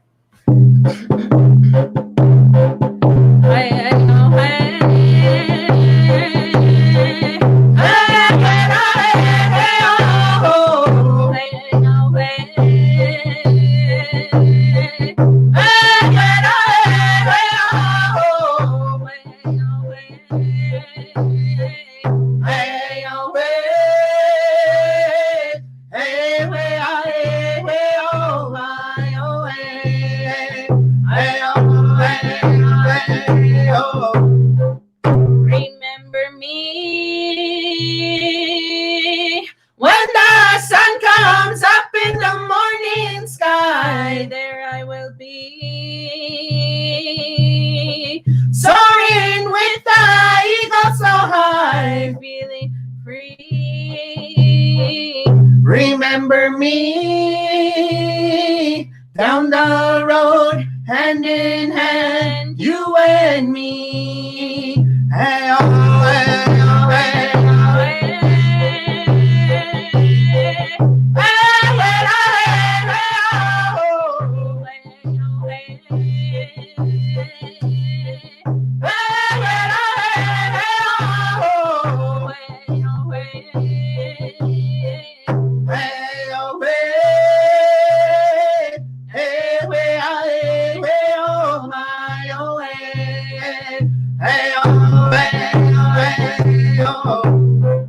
Remember me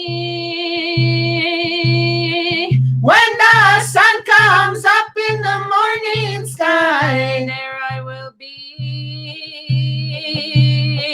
soaring with the eagle so high, feeling free. Remember me down the road, hand in hand, you and me. Hey-oh, hey-oh, hey-oh. Okay. Yeah, Peter, that's it. And if somebody give us word, we're not sure if we have time for one more song, or but with that, maybe we could sing one more song at our Nanaskamun song. Hey, Nanaskamun. Oh yeah. A story behind this song, you know, we really appreciate it when the fellow singers here have shared how their songs came to be. And come in, Ambrose, our son here. But this next song came to us. We actually collaborated on this song, and it came to us at the beginning of this pandemic in a stay-at-home order. And what we're saying in our language is Nanaskamon e Wanskayan. I'm thankful I woke up today. Ewapataman kutakisagaw and seen another day. Nanaskamon Tatokisagaw. I'm thankful every day. And it's a good little reminder. You know, we always say the best way to learn music is through, the best way to learn your language is through music and song. Yeah. And we're big advocates for that. So this goes out to Nathan Pelly because he's just missing her.